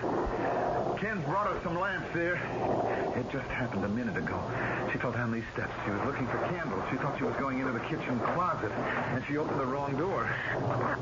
I can't move. I can't turn over. Let's see. Oh. Looks like it's the shoulder. collarbone. My leg's still all right. I can move them. Try slipping your arm around her waist. I think I can hold her so it won't be too bad. But it's Easy. going to hurt some, Mrs. Moore. Ready? Yes. Do you think we dare lift her? Yes. I've got her. Tell me when you're ready. I'll try now. There. Easy, darling. Does it hurt? A little.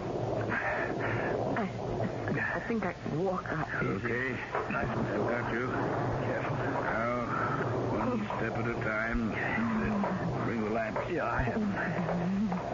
Take it easy, darling. Easy now. Just a few more steps. Just get me to the sofa. Okay. Can we get the lights on again, Kenneth? Not a chance. Till the worst of this is over. I have a hunch it hit the generator. We're going to have to get back to the bunkhouse. All right, here we are. Easy now, Mrs. Moore. Careful now. Easy, dear. I don't want to leave the ranch crew alone too long. They're resting. Yes, I understand. All right, go ahead. And Ken? Yes? Go to the barn and get rid of her. My horse? No. Katie, oh, no. don't make waves. Not now. You're right. Do what you think's best. Thanks. It'll make things a whole lot easier for me. That was a bright flash. That's the whole room. Oh, my God. What is it? You see that? Yes, I saw. They can't do this. I'll stop them. I'll try. What's the matter? What happened? The ranch hands, honey, they're leaving. In that last flash, I could see a long line of ponies. They're all just quietly riding away. Oh, Jeff, I'm frightened. All right, now we have to keep our heads here. We can leave, too. I don't know. People have been in worse spots than this. Now, look, we have plenty of provisions. It can't rain forever. I never saw such a downpour. Ken? Did they take all the ponies? No. There's one left, but it was badly hurt a few days ago.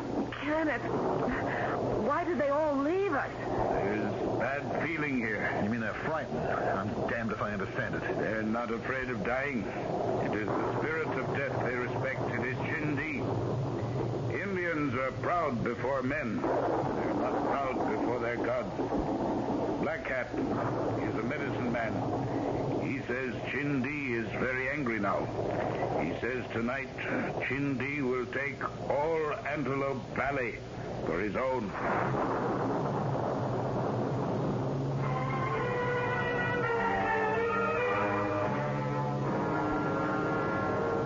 By morning, I was running a fever. It rained for 4 days without let up. But part of the time I was delirious, so my memories are confused. Try to drink this, dear. I want some orchids. Orchids, please. Honey, it's chicken broth. Try to take a little, huh? Mr. Moore, I'm afraid it's going to flood.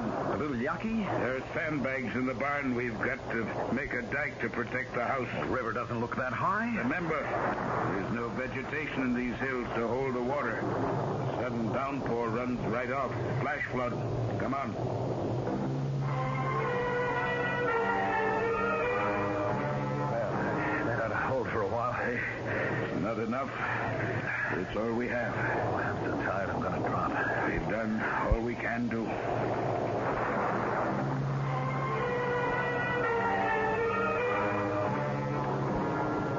Mr. Moore, we'll have to move to higher ground. When that water hits, the house may go. We can't, man. We can't move Kitty outdoors in her condition. We'll set a tarpaulin tent on the hill. Take blankets. Hurry. It'll come any time now.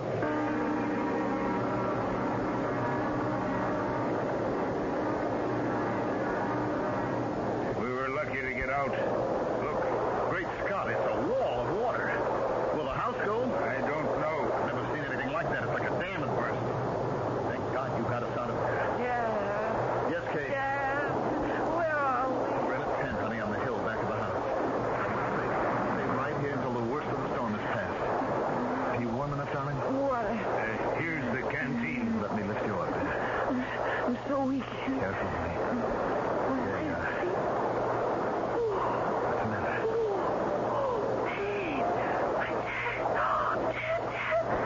Try to be quiet, darling. Ken, I've got to get a doctor.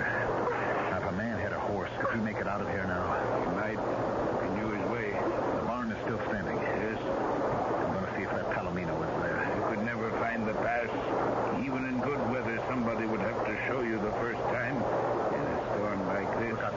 do something. I can't stand by and let my wife die. I'll go out to the barn. No. I don't expect you to touch the horse, Ken. I understand these things better now. And you can see that I must go. First, let's see if the horse is still there. Jack. Yes, dear. I'm cold. Yeah, the blanket is tucked off. Let me wrap it around you. Where's Kenneth? He went out to the barn a little while ago. I didn't dream. A man was riding by. And suddenly a horse burst into flames. Quiet, dear. Quiet, darling. That sounds like who? It must be Ken. He's taken the Palomino. Ken, no! Ken, I'll go! Ken, come back! Has he deserted us too? No, he's going for help. Oh, the poor guy. He must be frightened to death on that Palomino.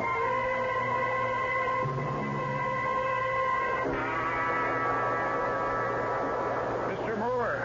Ken, couldn't you get through? There's a truck coming. I met them a quarter of a mile down. Joe is with them. It's search and rescue from town. Search and rescue? That's a local organization. They have special equipment. Mostly they go after hunters who get lost in the San Francisco peaks. Well, how did they know about us? The ranch hand sold them. Managed to throw a makeshift bridge across the Yaqui down below.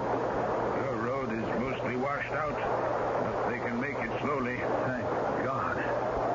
Ken. Yeah? Ken, I want to thank you for what you did. I know what it meant. It's all right. Look, we were wrong, Ken. We behaved badly. But when you've lived all your life a certain way and believed certain things, it's just hard to... Well, anyway, everything will be okay now. I hope you're right. Uh-oh. We'd better get back under the tarpaulin. The rain's starting again. Kindy circled around. It's coming from the other side now. Oh, nonsense, man. We'll soon be out of here.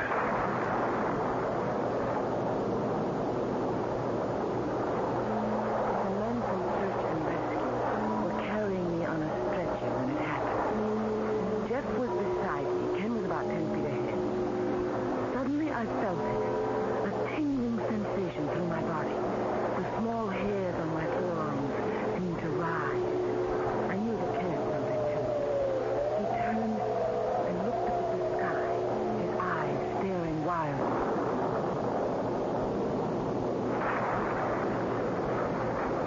There was a blinding flash. Then Ken was lying on the ground. Ken, oh my God. Kenneth! Don't try to get up, Katie. Joe. Joe, is he... Yeah. He's dead. It's my fault. We goaded him into riding that horse. I wouldn't let it go. I killed him. I killed him. I'll never forgive myself. I'm a murderer. Now, Mrs. Moore, it's not your fault. We don't control these things. They're accidents. You said Kindy would kill anyone who touched his property. You said it. You know you did.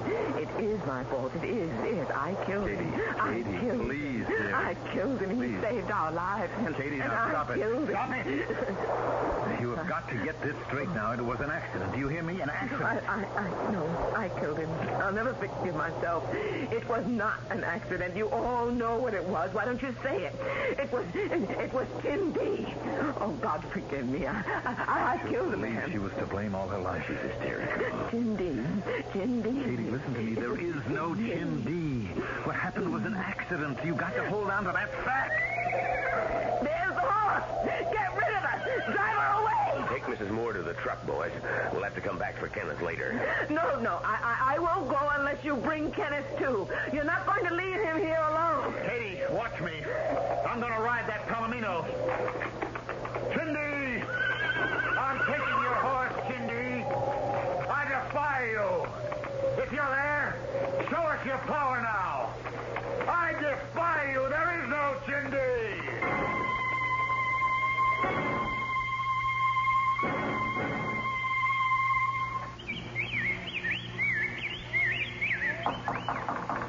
Miss Moore, you there? Oh, just Mr. Murchison. Oh, come on in. Oh, your hands are full. Just a second. I'll get the screen open. My wife sent this over to you. How nice. Well, she remembered you always did like it. Banana bread. Yeah. Well, we're Glad to have you back with us in Connecticut. We thought we'd lost you to the west. Oh, it's good to be back. Did you see Jeff? He's working over at the edge of the wood. There's a tree, he says, has to come down. It looks sturdy enough to me. But if he's talking about the oak near the clump of white birch, it ain't as solid as it looks. Are you planning to stay now for good? Oh, yes. We sold everything we owned out west. It was beautiful. Mary and I drove out there once. It was all too big for me, all too much. Connecticut is more cozy. Yeah. Well, I'll be getting along. I want to see Jeff. There's something I should tell him about that tree. Tell Mrs. Murchison I'll be over to see her as soon as I get settled. Well, if we can help, just let us know. What was that? Oh, sounds like he felled the tree. He wasn't going to chop it down. Jeff! You all right, Jeff? Jeff! Mr. Murchison, look. Now go back. Call the police. Tell them to send an ambulance. We can't move that tree, just the two of us. Now, quick, girl, quick. Then get the Hester boys. They're working on the fence.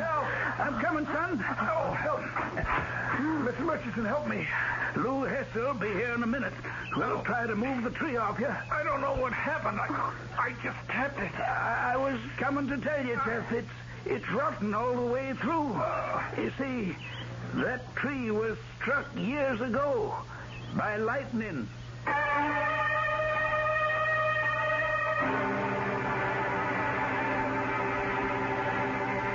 Jeff Moore is in a wheelchair now. Nobody knows just why. The doctors say he suffered no permanent injury when that tree fell. But sometimes late at night, when she hears the wind rising, the rain beginning to fall, Katie's thoughts go back to Antelope Valley and Kenneth Yazzie and the Palomino. And she wonders. I'll be back shortly.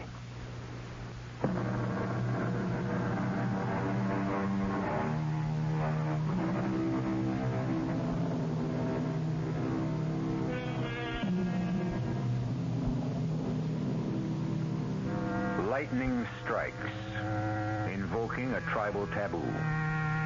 Result, 2 dead men and a house plunged into darkness.